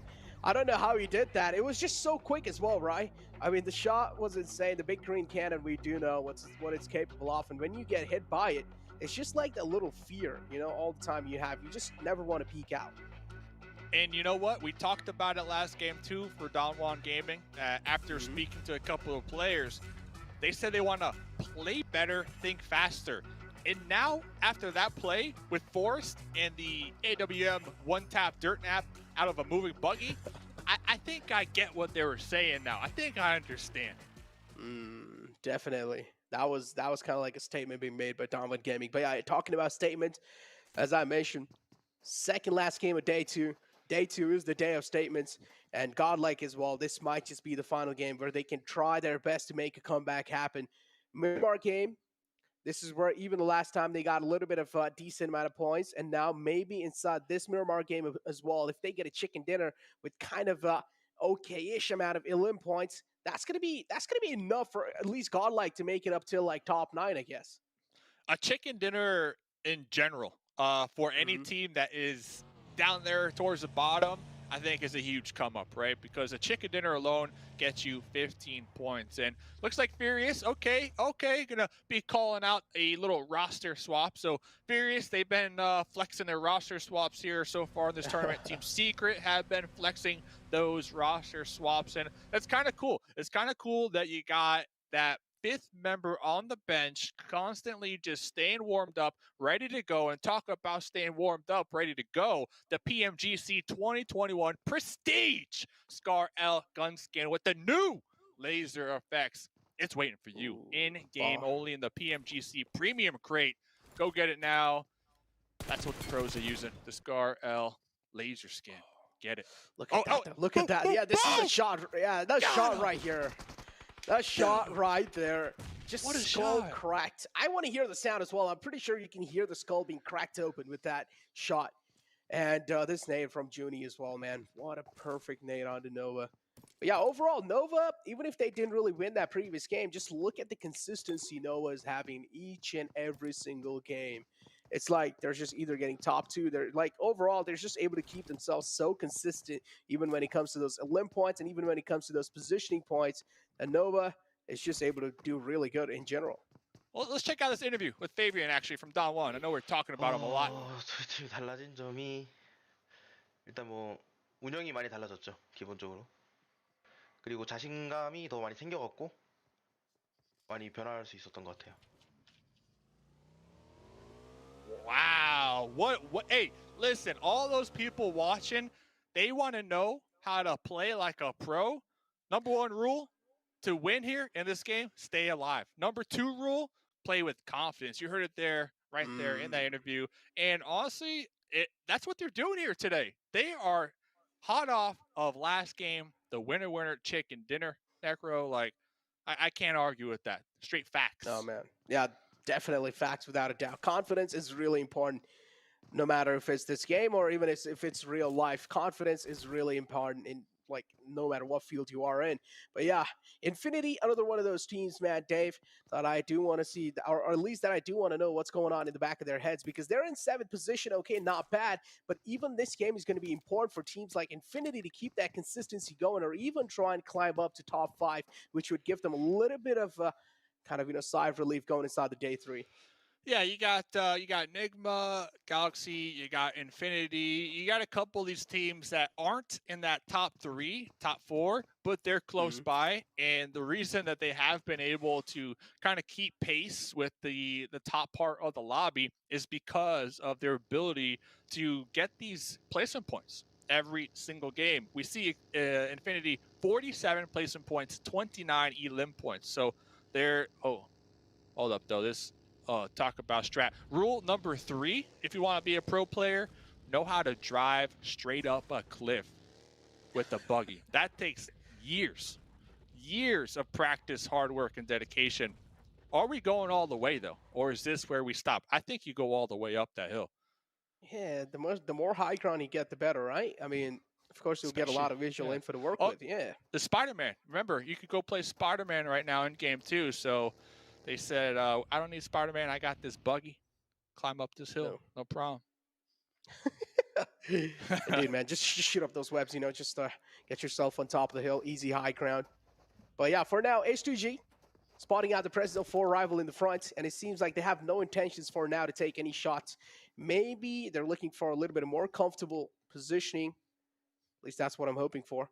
But Timber and Kelsey, man, we've seen these two pull off some insane plays in the league days, especially Timber, Dave. I mean, this man was just going crazy in the league days.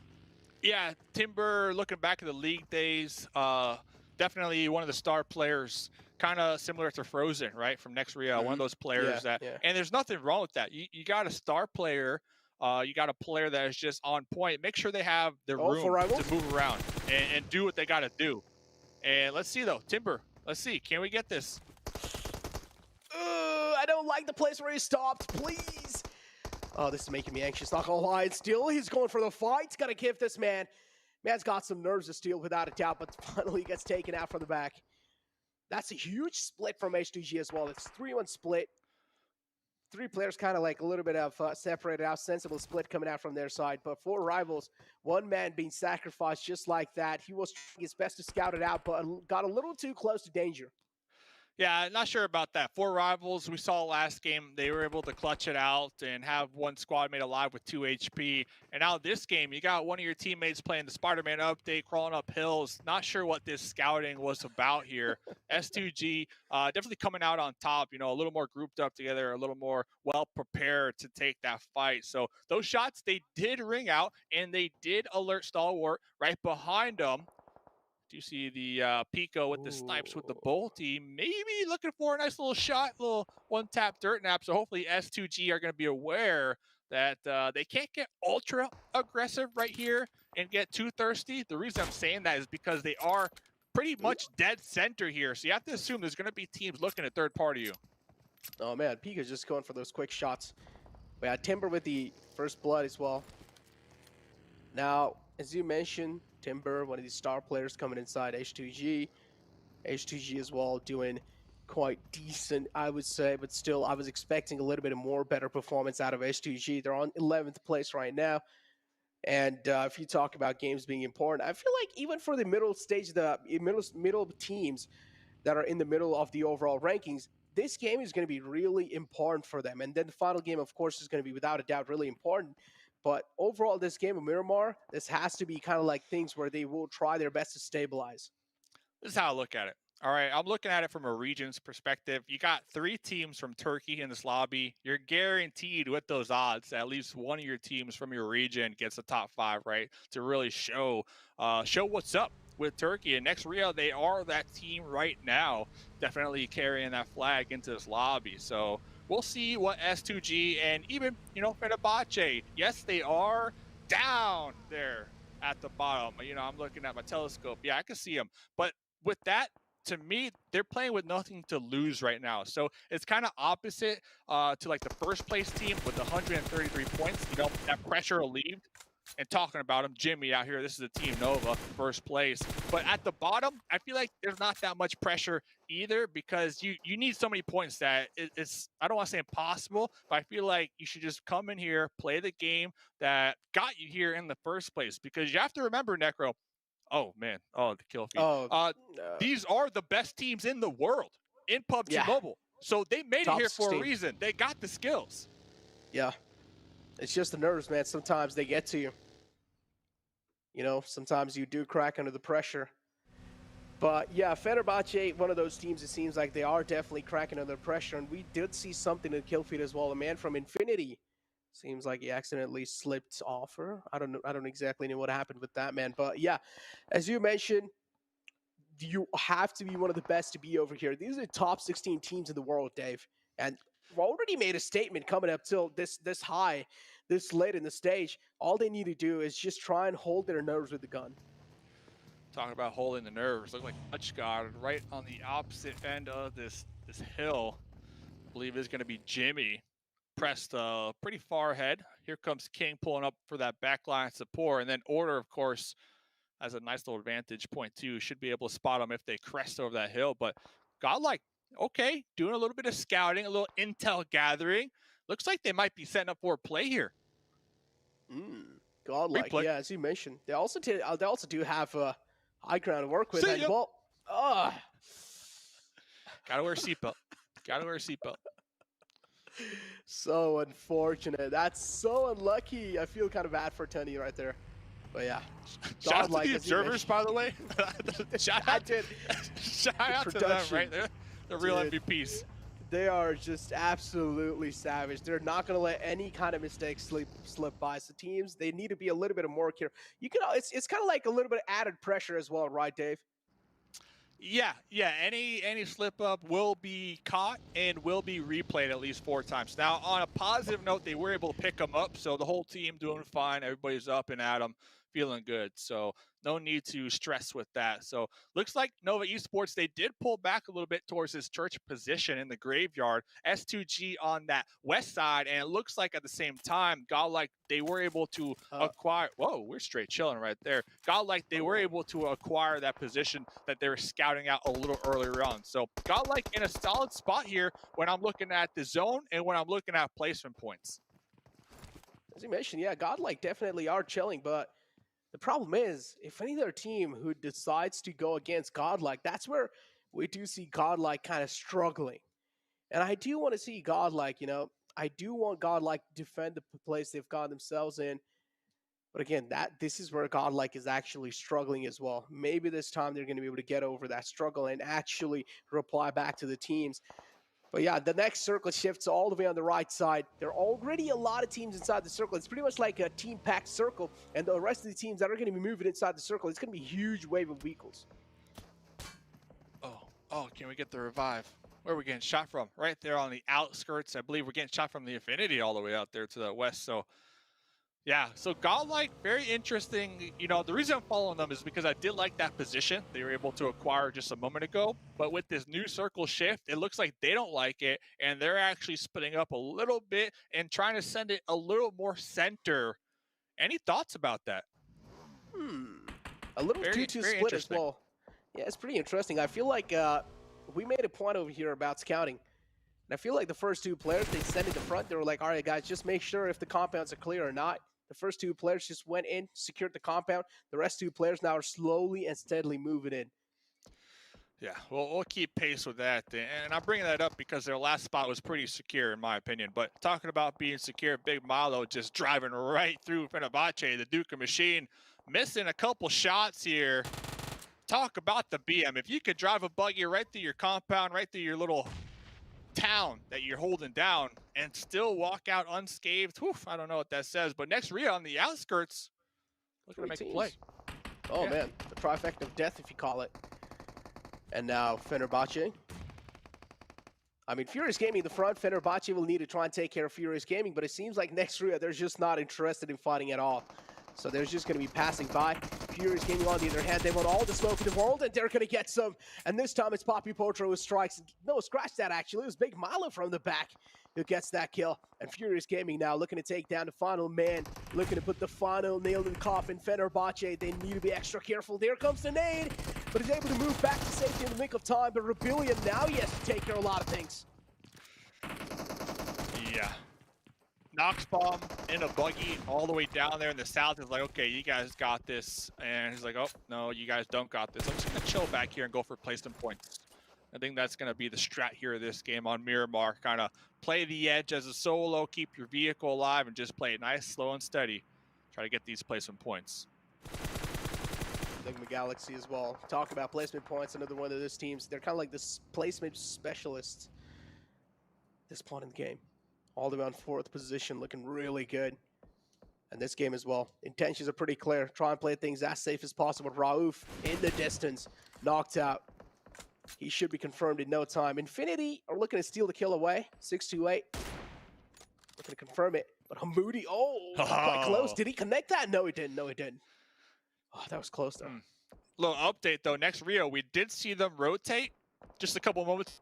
They lost 3 teammates. So next zone does pop up. Okay, so the rotate, the new position that Galek were able to acquire paying off big time. I like it too because you got Nova down to the south, and there's a main road that a couple teams they might actually utilize to kind of drive through, maybe YOLO send it to this new circle. Because I'm looking at the west side, I'm counting like 4 to 5 different teams that need to reposition now. So Godlike and Nova can kind of work in tandem and really play gatekeepers to all those squads trying to make their way into this new circle. But if you talk about team having the prime positioning, it has to be the Xavier. All 4 players alive right in the center of the zone as well. A7 looking pretty decent, but the problem is there is a little road dividing the circle into 2 halves. And the half as well is not equally divided. So the problem is if the circle shifts away from A7 on the left side, this is where troubles is going to start knocking A7's door. Let's see, Furious Gaming, they're going to be forced to defend. Scream going to be opening up a couple shots on the truck, trying to get the vehicle explosion. Going for that reload. Not able to get behind the cover in time. Oh, but he finds one, though. As you mentioned, the trade is there instantly. Infinity down 2 men. Furious Gaming looking to inflict a little bit more pain, without a doubt. Those 30 bullets of pain being felt by the signature in 416. But Trick is in over here with the Scar L. Tony always playing that off angle too. You got to keep tabs on Tony. Always playing that off angle, looking for that sneaky angle. But over here, Nova just running across the open terrain. Paraboy, Molly in hand / M249. Okay, King, looking to make though. some plays. But King, though, just saving the day for Nova. Even though Jimmy was knocked out, but King on the left side, just saving the day for his team. No, I felt like that was it. I felt like days for Nova were numbered in that previous game, but finally they were able to make it out alive in Viscous. But yeah, for now, Infinity on the move as well. Went through quite a lot in the past, so now they do not want to deal with anything else. So they're just going to be maintaining that social distancing. Trying to see, can Nova pick up Jimmy? Because if so, you got Paraboy and Jimmy both with the M249, the light machine gun, and I wouldn't want to run into that team. Let's just say that, especially on Miramar with so much open terrain for you to just kind of drive by. An M249 is the perfect weapon to kind of get those vehicle explosions. As you mentioned, yeah, M249 with just a huge magazine in the gun. But now over here we have H2G charging up a Nova. I don't know if this is a good idea or not. Kelsey being found in here because the M249, the bullets just never stop raining. I love it when we talk about something and then a moment later, boom, right there on the screen. Let's see though, Order. Can Order get the defense because King is down? Timber, Rip7 going to be working together as a unit, as a duo, trying to capitalize on this, trying to get some limb points. Oh, the grenade on the Jimmy. Oh, there we go. The nades from the side of H2G. H2G looking to prove Nova unparalleled. Timber making the push happen on the left. Order's position still not known. Or maybe it is now. Timber being found. A huge knockout from Order. But guess what? This time it's Noah. Proving H2G unparalleled. H2G knocked out the game. Order. Order is just dominating here today, man. Was receiving some shots after that. The third party from out there in the distance did pop a smoke. Going to be popping another one. Might be able to pick up Jimmy just in time. 7 limb points for Nova Esports right now. Wow. Oh, man, they're just going all in. Guns blazing. They just don't care at this point. They just want those kills. They're out for blood. They're hungry. They are staying hungry, and they're ready to devour. Infinity on the left side as well. I'm seeing, even though they don't really have the man number to work with, they're still trying their best to get a couple of kills before they get taken out of the game. So, gotta say, a valiant effort from their side. Still super impressed with Nova Esports. They were able to get the pickup. Now they did pop over into that. Ooh, we'll get back to that, into that bike. They're going to be repositioning, but Damon over here laying down a lot of fire on 4 rivals. Oh, Damwon Gaming having a clear high ground, a little bit of advantage as well, but no, the problem is the wall of death is moving in. 4 rivals trying their best to take a full advantage of that situation, but Damwon Gaming are just a little too good in these situations. Forrest knocked out, but Sung is the man who's not going to let a fallen man behind. Who's that? Who's that showing up? Who's knocking at the door, Damwon?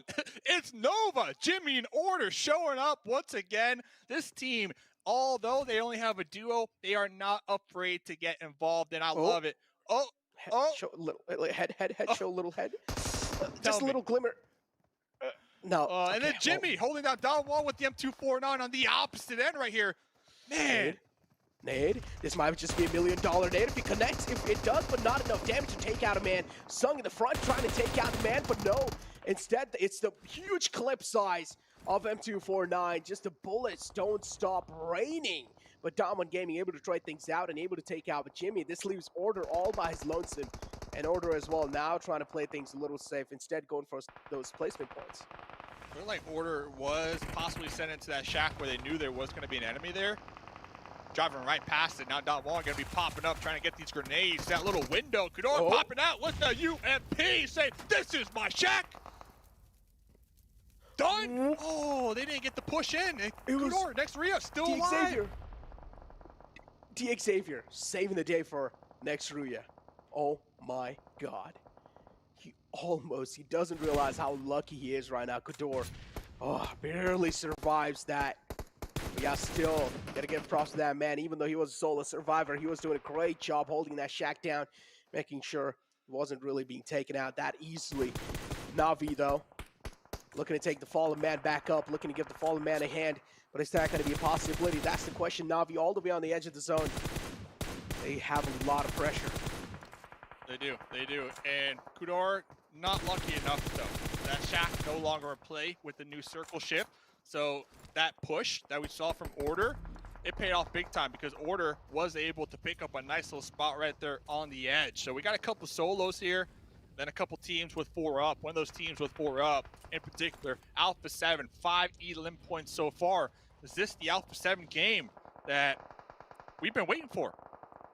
Oh man, look at that. Xavier having the best compound in the world, just raining down death and destruction, just peppering bullets all the way in the front. Whoever peeks out, Xavier is not going to spare them. Now Na'Vi as well, it's going to be the next wave of an enemy for them. But Alright Esports, what happened? What? How did they just get taken out like that? 4 rivals somehow survive. Oh man. Oh, let's see though. Let's see if another solo can make a play. I see Order having to defend their spot from A7. Looks like they weren't able to. So these solos, they are playing spoiler right now in this lobby. Oh, they are. They indeed are. But godlike shack is getting compromised by Na'Vi, and they realize this is their only chance to stay alive in the game. This nade might just blow up the Weekle, and if it does, that's it. That's going to be it for Kitsune. But he moves back to the nick of time, moves back to safety. Kitsune spots out Zcon in the front, but a little too oblivious about Kitsune in the front. From behind, too. 6 elim points and all that chaos. Look at Xavier. They have been big chilling right here. They got these broken walls to work with. They got these compounds that they go to the second story, get some sight lines. Now Furious rolling up in the bus with Uzis locked and loaded right within grenade range here of A7. Oh, this is A7's chance to take on some enemy hills. Furious Gaming taken down quite low, and I feel like that's going to be it. And yes, it is. Getting eliminated on 5th place with 7 elim points. Looking still pretty decent. Kitsune was the only man left alive for Na'Vi as well. He's been taken care of right now. Xavier, as I mentioned, they still have one of the best compounds in the zone. If they're able to hold it off successfully, that's going to be such a good thing. 4-4 situation, top 2 teams alive, A7 versus Xavier. This is A7's game. A7 got this, man. They got this. This team, 2nd place league stage, Pmgc West, 4th place finals, 1st place PMPL, 1st place PMPL Brazil. Dude. This is their time. This is their time to reclaim that spot. Jump up these leaderboards already with 9 elim points. Carrillo, Senatexa, Mafioso, some of the best players from the West. Oh, every single player in this team is just one of the best players out there. And now Xavier, they have to move out in the open because the circle shifts away from them and it favors A7. And I'm pretty sure Xavier are going to start to sweat. They will need to use each and every single piece of smoke to make that cover and then try and move inside the zone slowly and steadily. But still, Xavier will need to find at least 1 knockout on the A7 if they just want to buy enough time. I think if the trio from A7 can apply that pressure and force Xavier to push out where Mafioso is, Mafioso can really play spoiler to that push if they don't kind of let them know where their current position is. Oh, man. Yeah, Mafioso's angle is huge, though. That's my point. Yeah, it's a huge angle. Mafioso's angle, and he should make sure that his position is not being compromised as well. Mafioso still, I'm pretty sure Mafioso's position is known or not. I don't exactly know. But yeah, Mafioso is trying his best to play it, like, things as safe as possible. But here comes the push, and as you mentioned, yeah, Mafioso trying his best to spoil this push. Not only that, Mafioso can get so much intel from that little baby hill. Relay that back, and here comes the beginning of the engagement. Lamborghini down. Oh, Lamborghini down, a huge first knockout to open a lot of things up. Another man taken down quite low as well. Duck barely survives on a sliver of health.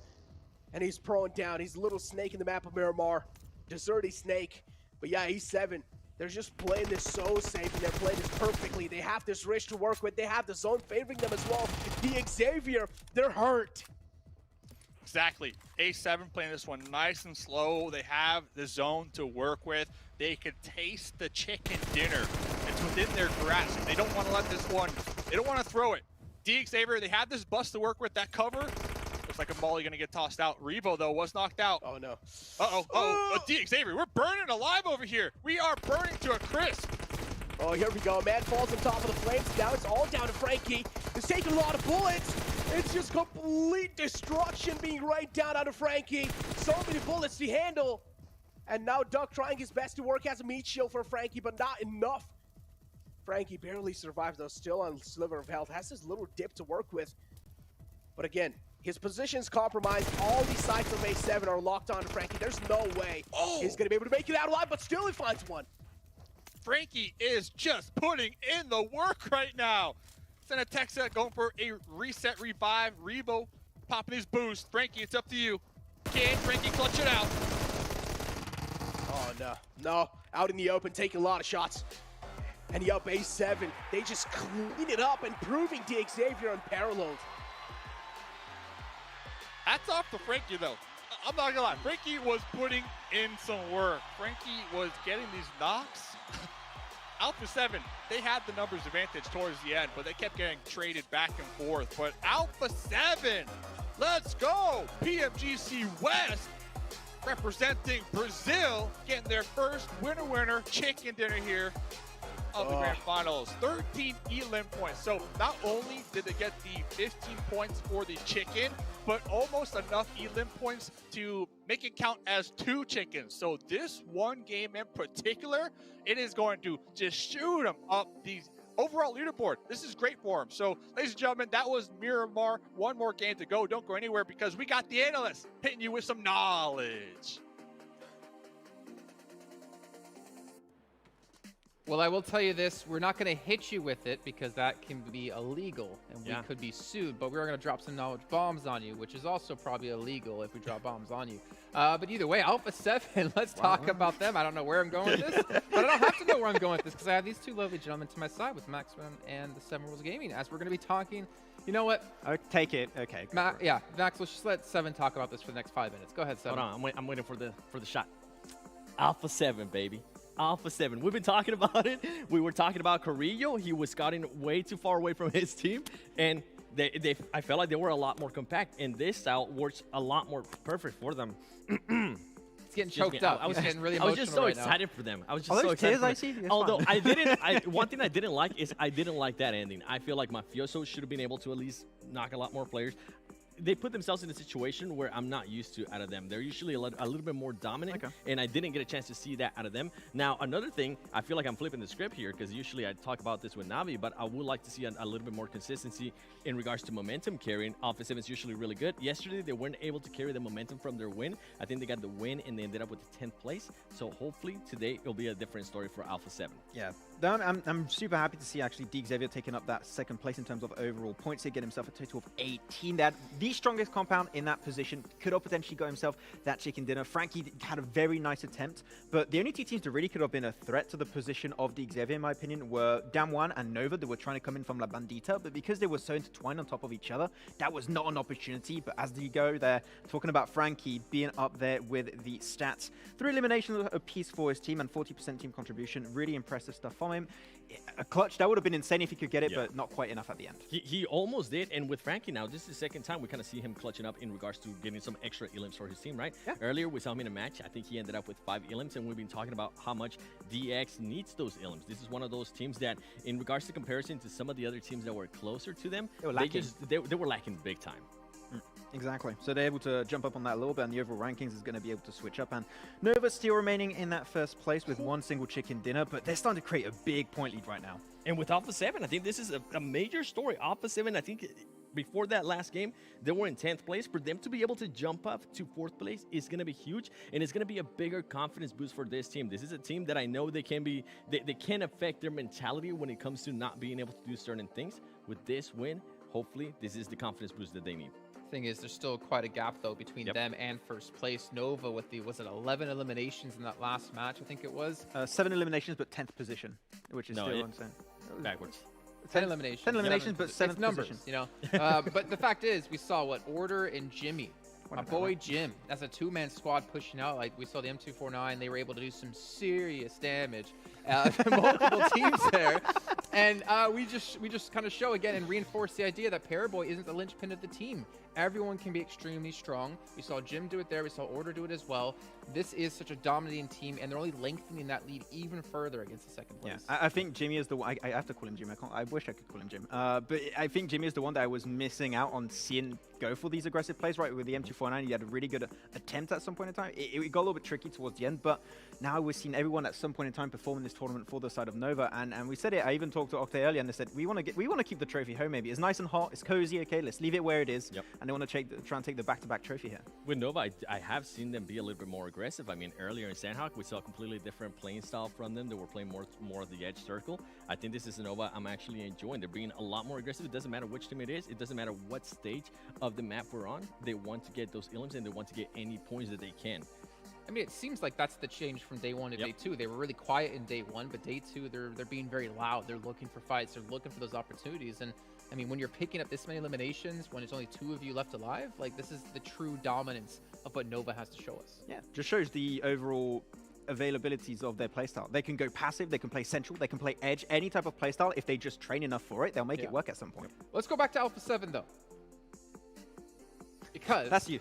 I was waiting for No, I'm going to talk about them because I don't think you touched on it, though you might have, and I might have just had a brain fart and didn't listen. Carrillo wasn't really out scouting by himself this time. He didn't really go off by himself and then let the rest of his team come through. And we see Alpha 7 as a 4-man squad towards the end of the game, not losing your star players like Carrillo. They can be such a formidable force. So that's the main thing that we saw on the last one. He was still scouting, but he wasn't scouting to the point where he was just way too far. If they get knocked, the team would just have to give him up. It wasn't at that point. They were playing a little bit more compact, which is great. It's a nice type of change. And I'm impressed that they were able to actually do that right now. They didn't wait until the last game, or they didn't wait until tomorrow.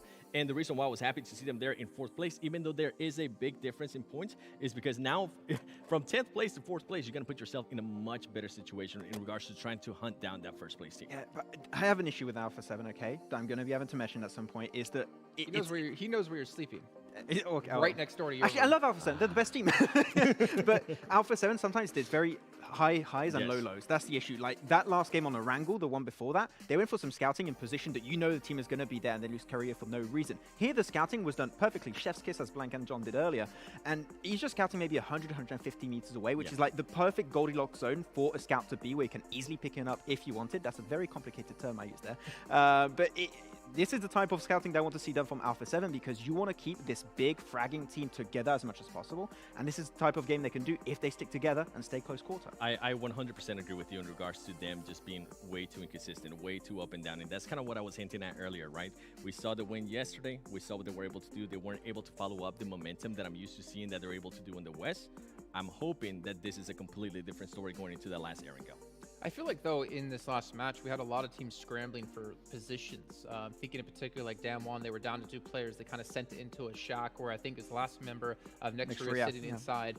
We saw something similar happen with Stalwart Esports. They ran into Pinburu, if I'm not mistaken, who ended up dying to him. Like there was a lot of like last second, oh, we need to just get into the zone. Let's just send it to a position and hope no one's there. And a lot of the teams that got into the zone early were able to capitalize off that. That's the main issue I would say with these circles, right? 7 is do you have so little position to play from? Only thing you have is those guitons, you know, very famous guitons to play from, where you got to try and take those positions. It's the French word for shack. You're not East, okay? Sorry, can we bring you in here and move him to the French? There's only one French word I don't know, and I'm not allowed to say it. Merci. And I told him it took a little time, but you got so many positions that are really hard to play, right? You want to try and play edge and just play on those positions if possible, and you just full send it. But yeah, I'll do French lessons. Okay, I'll teach you more if you want. Okay, I'm down. Okay, well he can teach you Spanish lessons. Ooh. And then I'll just his Spanish is actually pretty good. I was going to say though, on that push with tengo un gato en mis pantalones. That is my high school Spanish right there. And my German is pretty much exactly the same, but go ahead, 7. I was going to say with that one, I mean, I feel like what they had in mind with that push towards next Ruya, it was the right idea. It didn't work out. Cooter was actually able to clutch up big time for him. We always talk about Frozen. It wasn't Frozen. It was a different player, which is good. And they did end up getting third party by DX, which, I mean, overall, I'm a little bit happy with what I saw in regards to next Ruya. A different player besides Frozen being able to step up and at least try to get some extra Elam points or some extra placement points. See, I'm gonna contradict you a bit in the terms of only minorly, right? He does get one knock in that fight when Demon do roll up against him, but I believe it was someone else. I think it was Order actually come in to get the other knock to save him, and then Order immediately gets another knock onto Penbu, if I'm not mistaken, of 4 rivals. I feel like for next Ruya, the second Frozen goes down, I feel like they're okay. We gotta play for placements. And I'm not 100% confident on that, but that's just kind of the feeling I'm getting from the team, and that's a worrying sign if you want to be a world-class team, if you want to be a championship caliber team, if you want to be an Avenger threat level team, whichever way you want to call it, that you have to have people be able to be confident without a star player like that. I don't know if I'm actually against that type of mentality, right? Because how a team goes, you're going to have your supports, you're going to have your IGLs, you're going to have your long-range players, you're going to have also your top fraggers. In the case of next year, we know that happens to be Frozen. Yep. Losing him, I think that you need to adapt your playstyle because you know you don't have that fragging potential anymore. Going for a playstyle where you know you're maybe not going to aim for those chicken dinners, those big elimination points, but you know you're going to still be able to make up for what might be a very bad start. I think that's actually a decent play to go for most of the time because you know that those 10, 15 elimination games without Frozen might get a little bit tricky to execute. I just don't want them to rely on Frozen so much, and I think that's not the way PUBG Mobile's played this day and age, right? Yeah, that's the main thing. I mean, we talk about Nova so much. We say how much they were relying on Paraboy before. Guess what? They don't really have to rely on Paraboy anymore. And with Frozen and X Ruya right now, and I said it at the beginning of the day, right now I feel like they're just relying on Frozen way too much, and it's hurting them big time. Can we say the same thing about Alpha 7 to some extent with Korea then? Yes, 100%. I mean, it is unfortunate for some teams, but the fact is, even if Frozen is the only standout player for the team, next Ruya are still sitting top 4 here. They're still sitting in so much money, and they are doing it in their first big global event as well. So it's even more impressive to see that. And again, gets me more excited going forward into the future. And speaking of the future, we have a recap coming up here for Alpha 7, obviously how they made their way around the map. And I definitely want to keep a close eye on Carrillo here, just to see his transitions and how he was scouting, in particular staying in that Goldilocks zone, as Max talked about. Yeah, that's the main thing that we're going to be looking at here. Just obviously, they're going to do their split right off the bat, right? let me put on my glasses here real quick. La cobreria. Yeah. But then, as you can see there, Carrillo, early on, right, he's still doing that long scout, but then they were able to readjust their max towards the end. Now they're staying a lot more compact. Yeah. Usually, you don't really see this compact out of it Alpha 7. You see like him go out as like a little tentacle just to gather information, and the rest of the team comes with like right after in the beginning. And I'm wondering if you're gonna see it more just stick together as a grouping. Squid Game, yes, they're playing it right now. But exactly, we're talking about how close they're playing. Red light, stop. Green light. They're holding it. Oh, okay. It's green light. Okay, they could on moon. They're not going to go. But yeah, exactly. And phase 1 is the moment where you can actually go for these elongated, scouts most of the time. So that's okay for Carrillo to do so. But when you get towards that late game, they know exactly how the terrain plays. And we talked about it with this type of finish.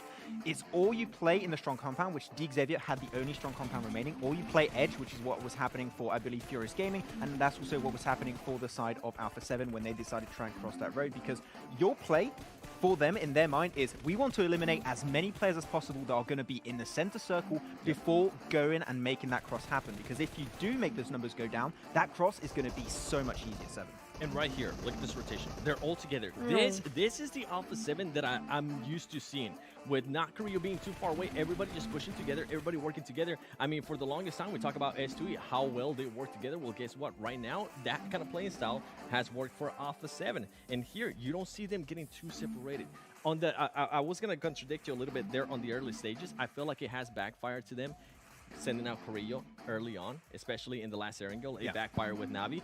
So I'm hoping they will still be able to adjust that. And right here, I was really hoping Mafioso will be able to do a little bit more damage. I feel like it was too soon to give out his where he was. Yeah, they didn't actually fully set the trap. I feel like if he would have waited a little bit longer, if we would have been a little bit more patient, he might have been able to set that trap. I do really like that Mafioso actually was playing with the M24 when Xavier was still in the compound, trying to find those peaks, potentially hit a headshot. The moment they get to the mid-range, he switches over to the M4. He wants to try and make those numbers go down, get some damage in onto Xavier, which worked out for some time, but unfortunately he did lose his life towards the end, and it was Senatexa and Revo able to try and close that one off. And Senatexa proved time and time again he can close off these games on Miramar, and he made it happen here once again. To give some more credit there to the players from DX, I love the Molotov usage that they well did, especially with Mafioso. It forced Mafioso to back down and try to get a different angle, which is going to leave him more exposed if he tried to get any illims on them.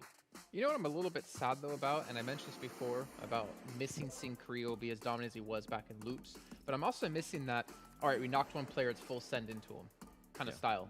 Because that's what defined loops for me back then, and we see them get a knock, right? They have the advantage. They have a 4-on-3 or a 4-on-2 if I'm not mistaken, or maybe a 3-on-2, and they still restrain themselves. And obviously that might just be them growing and maturing as a team, but I still miss that style of, okay, we got one person down, let's just full send it, let's just wipe them out and overwhelm them, because that brute force that teams can show you really gets in your head and messes with you. But you guys, we are going to be heading to a break yet again. We do have our last match coming up in just a few moments time though, so don't go anywhere. We're going to find out who will come out on top at the end of day 2 shortly.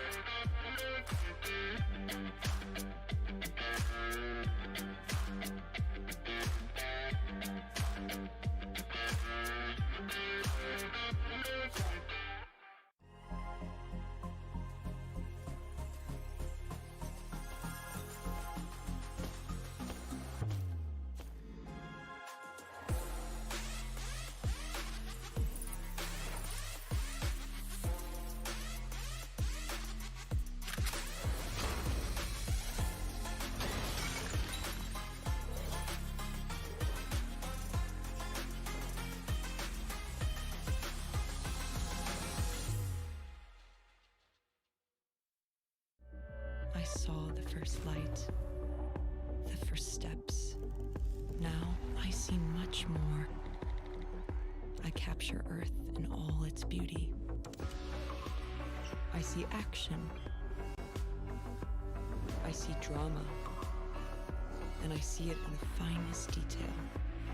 Moments of inspiration and the first steps. I am the 1+9. We are back here. It is time to get underway with our final match of the day. Max, what map is it going to be on? Erangel. Which match number is it? Total says match number 12. Wow, he is. Max. Whoa. Did you just black out there for a second? I don't know, man. I don't know what's happening. I'm thinking back at the first episode of Rick and Morty when he becomes super smart for a few seconds and then he just So you goes wrong. have a seed somewhere. 7. Yeah, that wasn't really a good reference there. I was going to go that fine a reference, but okay, fair enough. But 7, of course, on the very end here. And there's a team you want to touch on in particular while we get into, the final match, I should say, of the day. This is our second of 3 days in total here at the Grand Finals. Godlike. Yes. Godlike. I literally called them out in the last segment saying that they've been getting a lot of Elim points. They've been slacking in regards to the placement points. And in this last one, it's like maybe they're watching us. Who knows? the info is being relayed. Because in this last match, they ended up in 6th place with only 1 Elim. So they are working towards those placement points. And this is what makes me, in a way, sad a little bit. Because I have that Jonathan picture ready to be posted on Instagram. And I can't right now because they haven't been able to get that chicken dinner. But Maybe the that's main why reason they're not playing well. He's like, I don't want someone to post about me again. The main reason I kind of want to talk about Godlike too is because a lot of these teams already had that chance, right? A lot of these teams during league play, during super weekends, they had a chance to be able to readjust to how some of the other teams were playing. Godlike is just now barely starting to do that. I have to agree with Godlike. There's so many things to work on, actually, for them. But we see how they can actually win those fights so easily, right? I'm thinking back on that Miramar game where they were breached upon, I believe, by Nextria. They took that 4v4 so well, but it's just the setup. They are missing out on setting up those fights. If they can work on that in particular, they could go the entire way. They could be on that first page potentially at the start of tomorrow, but it's just taking too long. The eliminations are great, but those placement points are definitely necessary and a big portion of your overall points to try and aim for the top potentially. At this point, I think it's too much if we ask them to try to be champions, right? I think a win, especially for India in general as a region, if this team somehow is able to finish within the top 10, I think that should be a win for them. That should be obviously their goal should be as a champion, but where they're currently sitting with the improvements, with the disadvantages that they have had, a top 10 would be huge for this team. Yeah, completely agree. I mean, expect them to get top 3 or even first places. Even going into the event is a lot to ask. It's tough asking. It's unfair to ask of a team who hasn't really played in these global events in 2 years' time. And I think we're seeing, Godlike deal with the pressure. I think they're improving over the course of this event. The problem is this event is only 3 days long. It's a sprint. It's not a marathon. You're not playing out 3 to 4 weeks of league play and super weekends. It's all about playing well here. And, well, they still have at least 7 matches to go to improve on themselves. Another team who I think maybe needs to improve on themselves just a little bit more is my team to watch, Nextria. Yeah, they're doing well. Yeah, they're over there in the top 3. But I want to, for some reason, I want to see someone dethrone Nova. I at least want to see them be a little bit more contested. And I want to see them grow as a team in general, not just to rely on a player like Frozen to really step up. Okay, I'm going to go with mine then. I want Nova to have an even bigger lead, and I'm going to go with Nova because I've been trying to pick all day teams that I want to see improve. Well, I'm going to go with a team that's been doing great and has a really good track record, so I'm going safe here. You're going my prediction route when it came to the league stage. Exactly. I'm going to go Nova until the end. No, maybe not, but okay. I thought you said you weren't going to go that route. Okay. I'm actually going to go with the team I was talking about. I want to see Godlike. I want to see for them to continue to show us improvements, and hopefully by tomorrow they will put themselves in that position where they can actually at least try to strike that top 10. Okay. Well, I'll give a special caveat to Alpha 7 actually. I want to see how they use Carrillo again here. I know it's not Miramar, it's Erangel, but I want to see if they continue to go that style that worked out for them. That'll be good. And can they carry that momentum, right? Are we finally going to see the Alpha 7 that I'm used to seeing over there in the West? Well, the worst case could be they win the last match, and then they go out 16th place here in the next match. But ladies and gentlemen, we're going to jump into our final match here now of our second day of play, and we're going to throw it on none other to our most handsome gentleman here, one wearing a suit and one having a fantastic mustache. It's Mustache Dave and Nectar. Oh, man, here we go. The final game of day 2, Dave. And I am seriously worried for teams that are in the bottom. I mean, the desk was talking about Godlike. And even if they do get to top 10, that's going to be quite huge for them as the disadvantages they had in the past as well. And they're trying their best to improve, but even the desk mentioned they just don't have enough days. You only have 3 days to play over here, so not really a lot of time to improvise.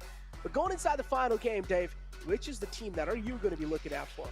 Hey, what up? What up? GM. So, last game of the evening, day number 2, grand finals. I am kind of with 7 from the desk right there. Kind of in agreement, kind of on that same page, that same vibe. Alpha 7 Esports, it has to be the team. This is a team that I know for a fact just thrives on momentum. And last game, a ton of elim points. A nice amount of points for that winner, steamy, delicious chicken dinner. I think coming into this last game of the evening, they are going to be feeling good and playing confident. And a confident Alpha 7 is a team that everybody, even if you are Nova Esports at the top with 145 points, it's a team that you need to watch out for. Oh man, indeed. We have seen that. We've seen a little glimpse of that even in league days in the West. So yeah, confident Alpha 7 is something to definitely worry about. But team that I am going to be going with, Dave, and this is going to be quite interesting, okay? I'm going to be going with Team Secret.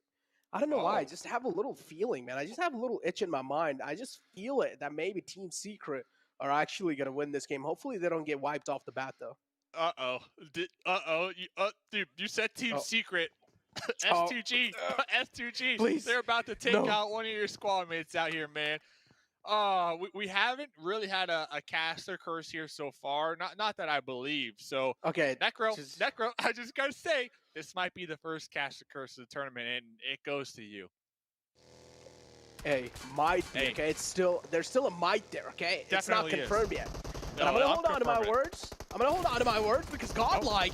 Oh, it seems like they've entered in the wrong vicinity, but no. Instead, they take the control of that area and easily taking out a player for Rivals. And here we go. The charge comes through, and they're looking to take out the player of Team Secret. He has a shotgun in the close range. It can be quite deadly if used well. Ooh, and a molly. Hey, we're running through the molly. Head up, 2 shotguns. Oh man, here we go though, Team Secret. No bullets. Oh, the man, no, what's going on? It's kind of an awkward fight, not gonna lie. SKS in the close range, ran out of bullets. Does have the Vector though, trying his best to fight back, but guess what? This time he fights him. Team Secret trying their best to fight back in this situation, even though it's a 1-on-4. Did find one, tried his best to confirm the kill, but he's just jumping from buildings to buildings, but this time he's gonna be caught. Oh, hey, we got the support, though, from the back lines, not only with double shotguns, but also with the Scar L. Let's see what we can do here, trying to get these shots through the window. Swapping on over to that UMP. Silas, I believe, with the Bison, so let's see who will come out on top. Fredo trying to secure their teammate Mad Toy from getting flushed. Oh man, Fredo trying his best, as you mentioned, tried his best, but the movement from Fredo is a little too good.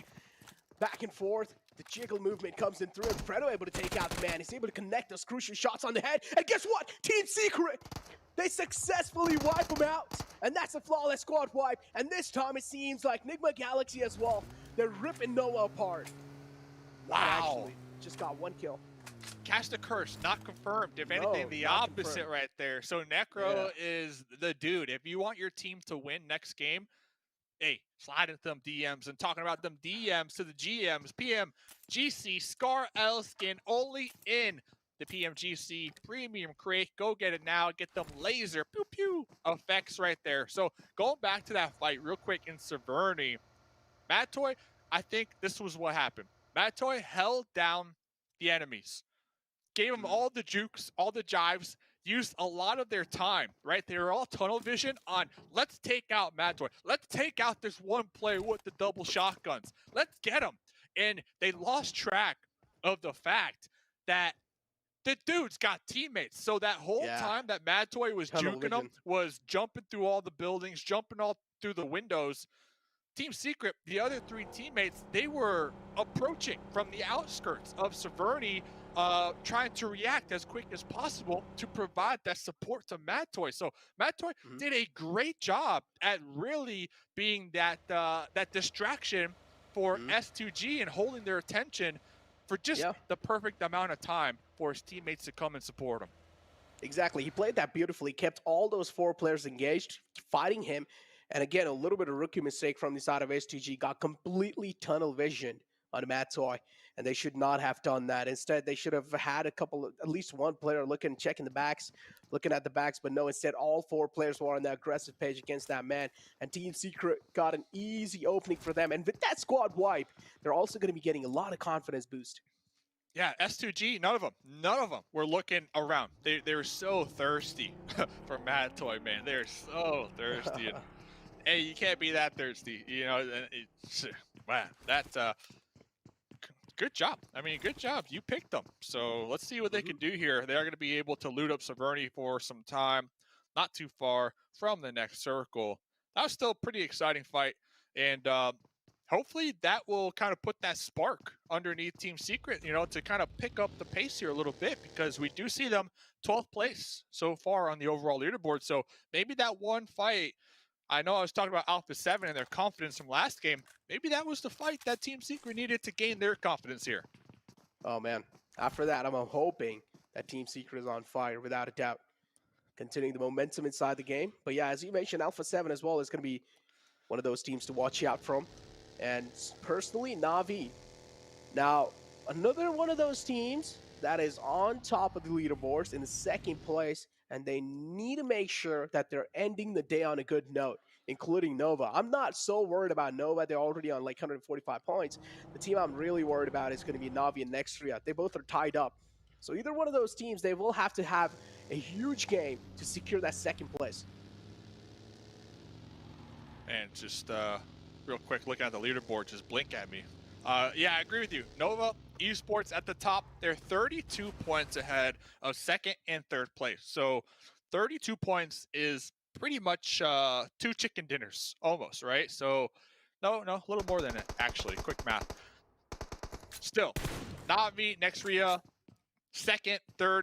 A 2nd place at the end of tomorrow, $600,000. A 3rd place, $300,000. 1st place, $1.5 million, of course.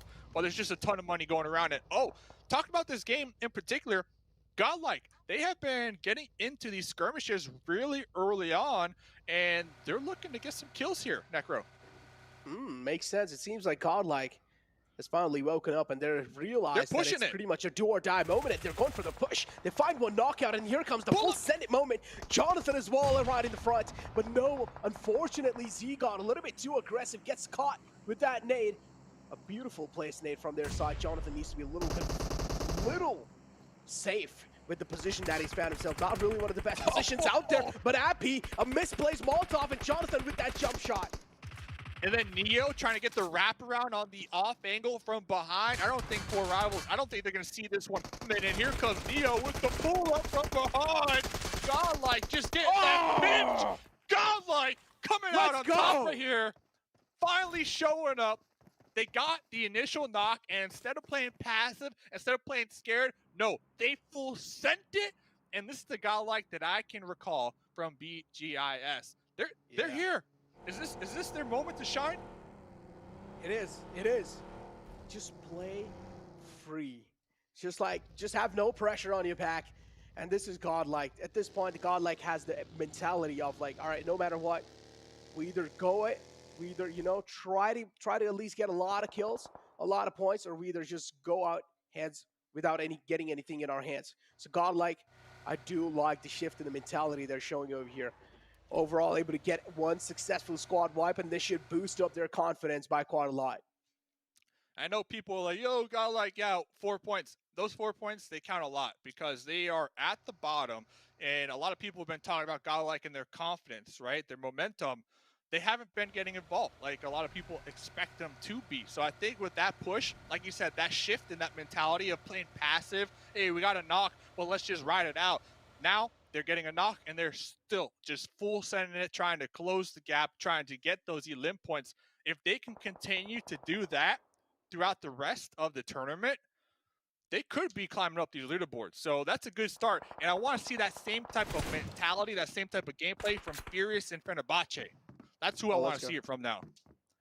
Godlike, send it on DX Xavier, question mark? I'm pretty sure they're not going to do it, unless if they find a knockout. If they find a knock, yeah, sure. Have to. If they find an initial knock, they will do it. If they don't, then they're just going to try and play things a little safe and a little cautiously. But yeah, 6-2-8. realizing a team in the front. It's going to be Stalwart Esports. They've already found the opening on the Scry. Scry a little bit separated out from the rest of the pack. Kill should be confirmed. And Stalwart Esports. Miscommunication or what? You know what I want to see there? I want to see the pan or the punch out. We haven't really seen that here so far. The too. pan or the punch out. That's when you know things are getting spicy. And I know for a fact that tomorrow, usually on the last day, that these players, they get extra spicy, extra crispy, and you start to see those pans and those punch outs. So looking forward to that. But yeah, S2G, 4 rivals, 2 teams already taking out this game. Pika though, Pika's just been on the bolty all day long. Every time we saw them, they got it in their hands. So you like to see them. You like to see them hitting shots. And one quick note on Godlike, they did lose the squad mate though, so they are down just 3. Yeah, that's gonna set them back a little bit. They lost Z-God in that previous fight, but yeah, Clutch God able to clutch out the final moment. That meant quite a lot for Godlike. And overall, yeah, Pika on that bolt action, making a lot of work happen. Yeah, she's been doing that all day, and he's able to crack some skulls open as well. I do want to see those replays, without a doubt. But yeah, now we have Infinity kind of next to the bridge lines. They do realize another team in the front. It's going to be 6-8. And actually got Sunny all by himself over here. They might get sandwiched. Nigma Galaxy, I see out there coming in through farm, to the south of farm, out there to the west. So Infinity, they might get sandwiched, so hopefully they are keeping tabs on everybody around them. Oh, yeah, here comes Nigma Galaxy actually pulling up. Look at Mela, though. It's just, Mela is like, all right, see ya. And he just whips out of that compound. He's like, all right, you guys can have the control of this compound. I do not mind giving you guys the control.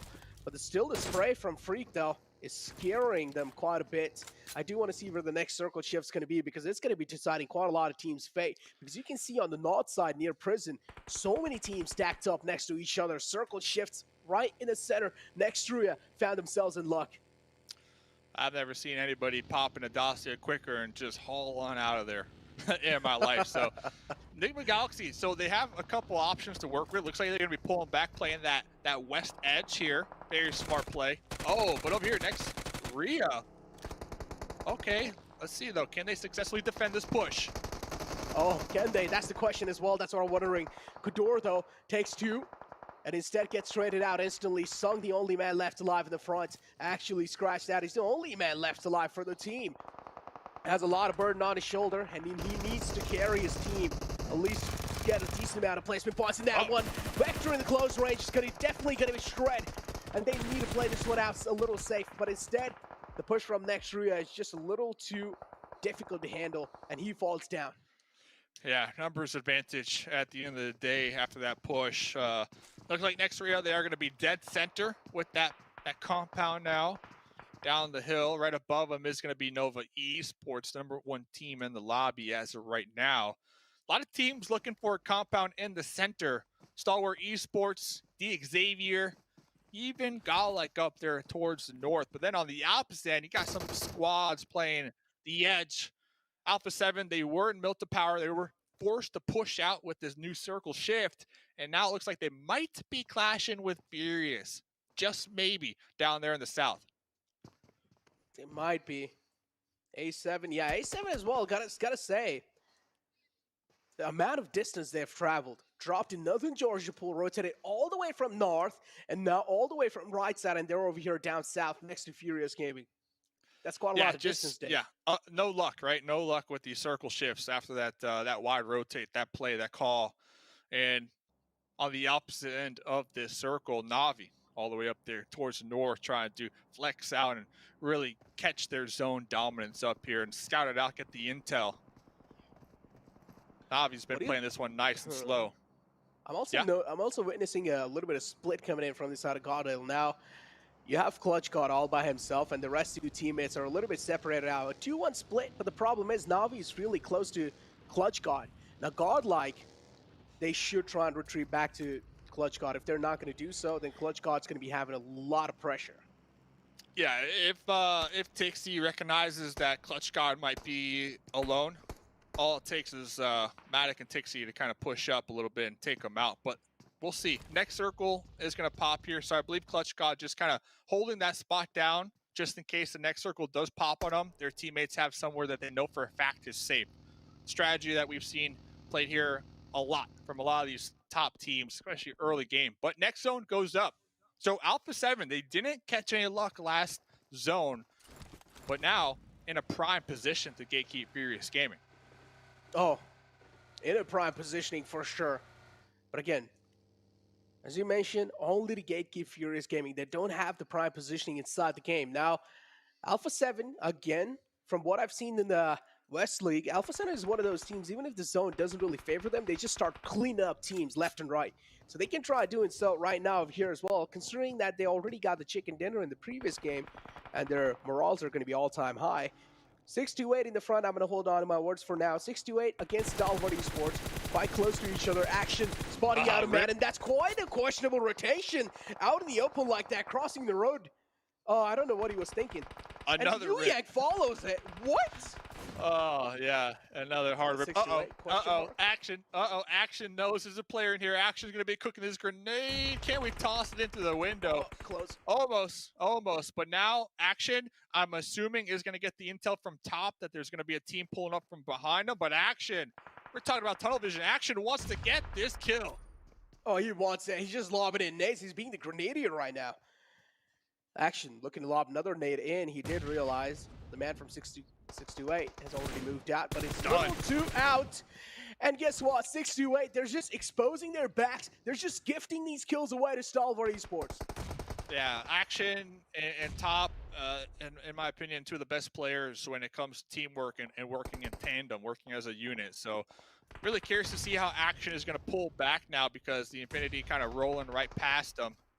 We'll see if they don't get caught out here on their lonesome, because we have a ton of teams right now just in the heart of Milta on the edge of the South Circle. I mean, look at this. This is beautiful to me, but I can only imagine the stress levels right now if you are a player in that city. Oh, man. The stress levels are going to be all-time high, especially the Circle now moving out kind of like away from Milta. How do you exit the city? This is the question that's going to be worrying all the teams that are inside Milta, including 628, Infinity, and then you have DX Xavier right next to them, and Stalwart Esports, Fenerbahce. These are the teams inside Milta City. Enigma Galaxy, they're right on the edge. They can always make a safe rotation outside, but the problem is they will have to surpass Nextria, which are pretty close to them, even in the overall rankings. Yeah, look at this. Nextria, they got 2 buggies parked in that garage to keep those tires safe. So Nextria, they're not only looking to defend their compound for this circle, but they're also being proactive, looking ahead to the next circles, and they want to keep these vehicles healthy and ready in that tool bag, another tool to use in the playbook just in case the circle does hard shift, or they want to use those vehicles as hard cover to build their own cover moving forward. So Nextria, real heads-up play right there from them. Well, look at this, though. Na'Vi and Team Secret next to each other now. Hopefully, Team Secret are well aware of Na'Vi's position. If they're oblivious about Na'Vi's position, that's going to be a little problem.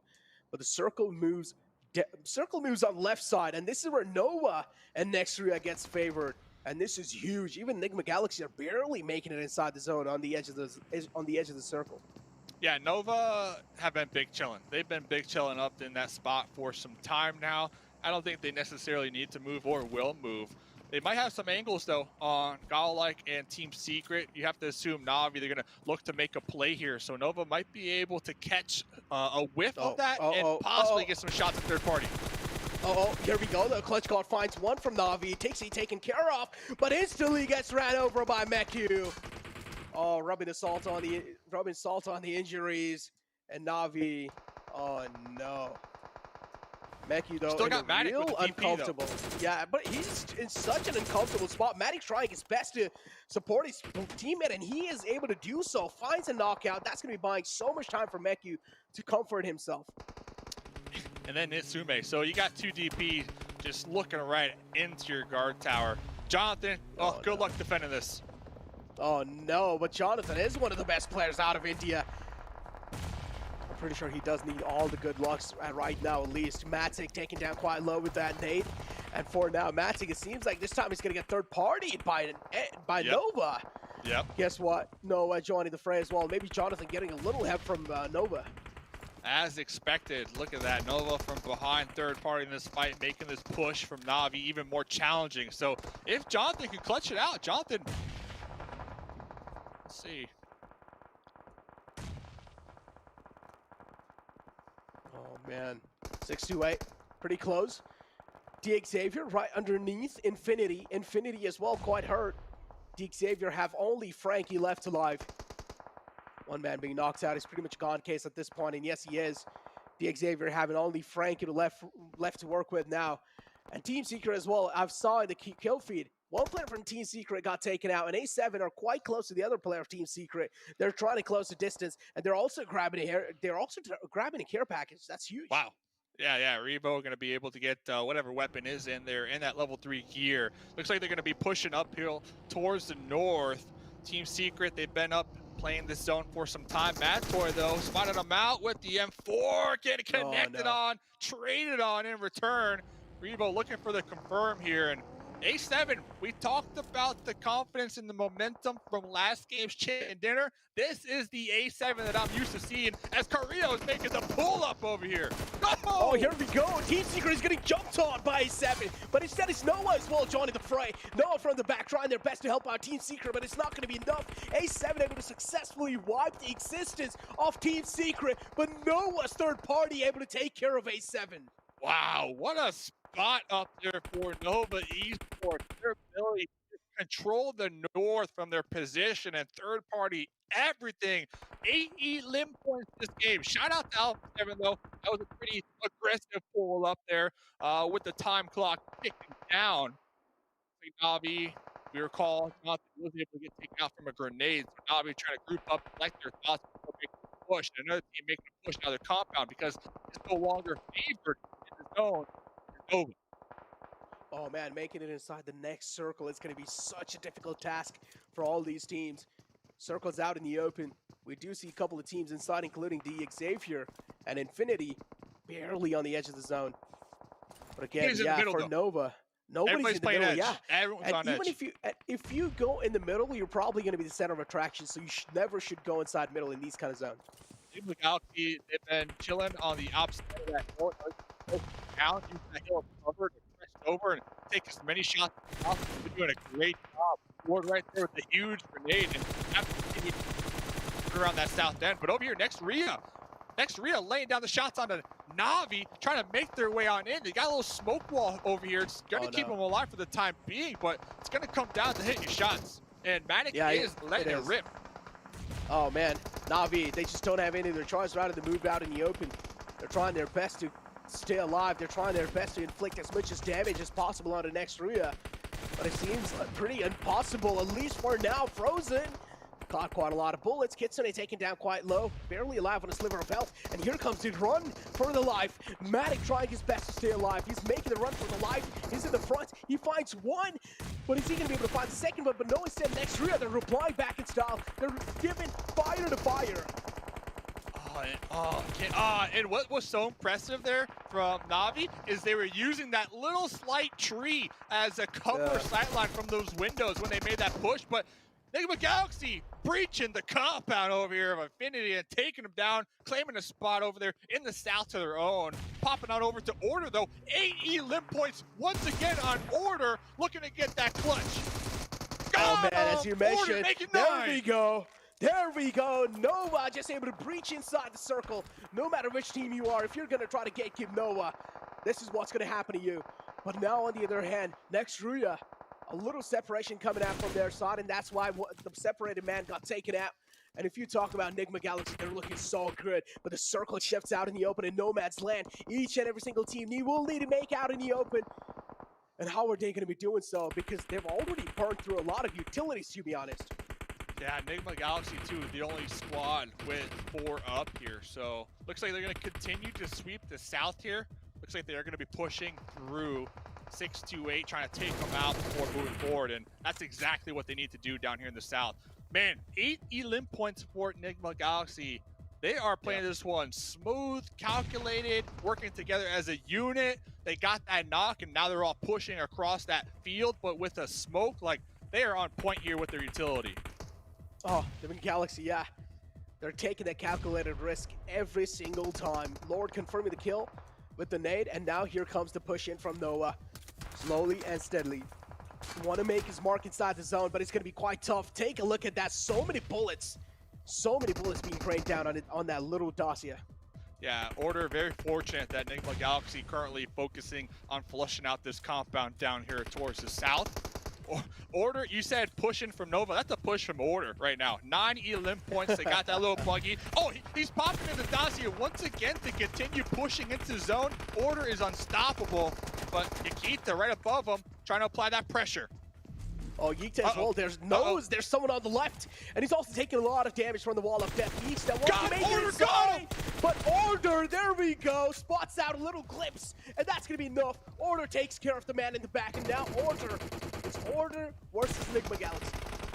Does Order clutch this out and win, though? I mean, I gotta cheer for Order. Enigma Galaxy, they do have their whole squad up, though. So you have to assume they're gonna come out on top. But you got Order, 90 limb points. He's gonna be pushing into the zone, blowing up that Dacia. Now has the hard cover. Oh, Order is the one-man army. Enigma Galaxy as well. They want that blood. They smell it, and they want it. They're pretty hungry for it, for sure. 628 being taken care of now. Enigma Galaxy do realize the solo man survivor finds one, but no, the trade is there instantly. Enigma Galaxy win the final game of day 2. Let's go! Hey, they're surprised. They're like, hey, high fives all around. They did such a good job at keeping the entirety of the squad alive. Towards that mid-game, they didn't choose to go into Milta, but instead play the outskirts of Milta and make sure that their backs were clear, that they weren't going to be backstabbed. And they played it nice and slow. They swept around the south and then piled up north towards that late game. But I was cheering for Order. Not gonna lie, I was cheering for Order because I think Order had like 9 or 10 elims that game alone. Like, yesterday was the day for Paraboy. We saw him in the race for that MVP. Today is the day of Order. That's a fact right here. So what a day here. It's only day 2. We still got 6 more games tomorrow. But until we get to that, let's pass it all over to the analysts, man. Come on, analysts. What you got? What you got? What is there to say about Nova, and in particular Order, that hasn't been said yet? Paraboy went out so early in that match, and yet Order's like, all right, hold my 1+. I'm going to sit there and take down the rest of the lobby here. 9 eliminations himself, putting not only his team back on the map here yet again, or maintain themselves on the map, but putting him on the map, right? He was our 3rd place MVP at the end of day 1. He has to be our 1st place MVP at the end of the day 2. 100%. I don't even have an ounce of doubt in my mind. And what did they have? I think 8 eliminations around, like, what, phase 5? Like, super early in the game, too, because they were third-partying all of those fights happening on the northern side. They just get involved. They're good at the early game. They're good at the mid game. They're good at the late game. They're good at every aspect of the game. Anything you throw the way of Nova, they will play around it and execute around it properly. A 1v4 fight is a little bit too tricky towards the end, but it's still another 2nd place. They got 3 2nd places today, a chicken dinner, and a 10th place with, what was it? Oh, no, a 7th place was 10 eliminations. They had 5 good games out of 6. Like, that is just how good Nova's been today. The surprising thing, it goes to what you were saying, Jason. Paraboy keeps it. This is now the 2nd time that I see Paraboy getting knocked this early on, getting eliminated. But Order, this is the 2nd time again that we see him get over 8 elims. That is just impressive alone. And as we see right here, Enigma Galaxy being able to secure those 11 elims, 26 points total. And then you have Nova. We were talking about it. The elims they've been able to get is with that aggressive style that we've been seeing out of them. Their aggressiveness has just improved to a completely different level, even though Paraboy wasn't in that late finish. Yeah, and that circle actually was not too easy to play for them at the end, but you have to just talk about this once again. So he was the pinnacle. So he made, remember, was it 3 different positions, the new max? He made eliminations, team contribution, and damage. And here he makes it Survival the time. elims the new one. Yeah. Survival time's not there just yet. Isn't it? Contribution is almost there at the very end, and so is damage. He had 1,200 damage in the game earlier on. This man is single-handedly changing the face of what an MVP in a match is.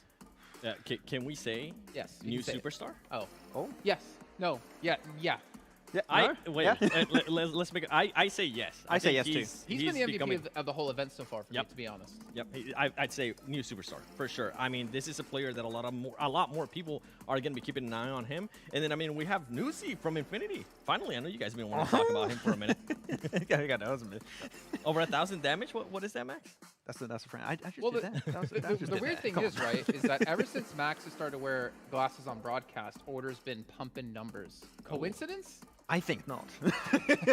1,100 damage. He's put up over 2,300 damage in 2 matches out of 6 today. I just saw it last second. I gotta give him a shout out. Dokun Machine. Fenerbahce. Finally, we got something out of that team, and it is a player that especially on the West, we were talking for a long time, and then we have Klashka here with at least 3 Illins. We were actually talking about that on Yes. the Green Room, right? 7. We Had a really, really good fight early on versus, I believe it was 4 rivals, right? Yes. They went for 2-2 split, and we were so happy, Jason, we're in the Green Room. We're like, they're actually going for a split. They're scouting a position before going for a breach. I want to see more of that tomorrow. I don't want that to be just a one-time thing. Do it in the 6 games tomorrow. I would be so happy. And the best part is that the 2-2 split, they decided to readjust. They were Oh both my coming north, right?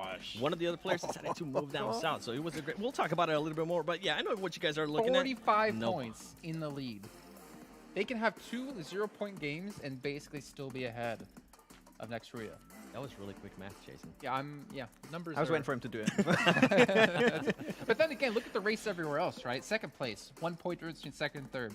A 4-point difference between third and fourth. A 13-point difference between fourth and fifth. We're still seeing the potential for so many changes to happen here, but that first place position, I feel like Nova this time, they're really making a statement. We haven't seen, I think, someone be this dominating since, I think even before, even Bigatron in my head doesn't necessarily count when it comes to domination like this. The only one that I can think of was Malaysia, but we didn't really have Nova playing in that one, so I didn't have a chance. Yeah, so I feel like it's maybe a little something to it. I do want to mention something that's very jarring to me in this overall ranking. And in third place, Nigma Galaxy with that huge disparity. Once again, we mentioned many times throughout the show today between its elimination points and those rank points. And they're still staying in third. So it's odd, but they found a recipe to success and it's paying off for them. Wow. 37? 37 Illins? I mean, this is definitely the MVP. I'll be Frozen have shocked. 15 eliminations yesterday. It did. Yeah, and it was top Order caught up to him and passed him by 12. Like in 2 games too. He's overpassed in 2 games. He got true. He's been able to achieve 8 Illins in 2 games alone. So that's just impressive. There's nothing to say. The numbers speak for themselves right there. Just like, look at that. Big numbers. Good. Oh, here good we job. go. How ahead is he actually? 37, 1.7. 2.3 points for MVP. 6,000 damage. I think we had 2,991 from Paraboy yesterday. And the fact he's almost just over doubled that from Order's side is just... Well, it's also cumulative, let's be fair. Yes, it is. But also also it is a ridiculous amount of damage he's able to put up. But we are seeing a couple of new names here, I think, on the top 5. We are, and I'm glad you mentioned them, especially DX Frankie. I mean, we saw what he's been able to do today. Definitely have an outstanding day for himself. And then with Navi being able to adjust, being able to carry momentous, they allow Miku to at least put himself in that contention as well, Max. Yeah, exactly. I'm really happy with how Navi's been able to adapt their playstyle. I think just like Godlike, they've been able to approach it a little bit better with how they've been scouting and everything. It's really good to see. It's kind of a shame because we have seen so many teams step up today and improve their consistency. Navi definitely going to be one of those. But the fact is, Nova have been just so good today that everything else doesn't matter compared to how well they've been playing. They've been consistent throughout the entire event so far. They've been even better today than they were yesterday. And the lead that they're building up, the fact is they have a couple of games in hand now where they could just not place well. They could go out early and still be ahead of everyone else. Just to repeat for those at the back of the class, 3 second places, 1 chicken dinner, and 1 7th place with 10 eliminations. You can't beat that. It's just so good of a... I mean, okay, technically you can beat that, but is it likely? Not really. So they have 47 limbs, and doesn't Order have, like, was it 35 of those? How many limbs did he have? You're right. You're right. 35. It's around 35. I mean, I guess technically... Wait, is this just from today, I think this though? is just from today. This might just be from today. But still, it goes to show the amazing day that he had alone today. Frozen, we're talking about what an amazing player he was yesterday. We're hyping him up, and Order was like, no. Hold up a second. Let me just go out there and get at least 35 Illims. Hold my chip, my SIM card for Singtel, real quick. Hold my cucumbers they put over my eyes while I'm getting pampered at the Fairmont. He got his Manny and Petty. Yeah, he's getting ready to go, man. And the question is, who can stop Nova? The only way we can find out is tomorrow. But realistically, look at the lobbies we've seen so far.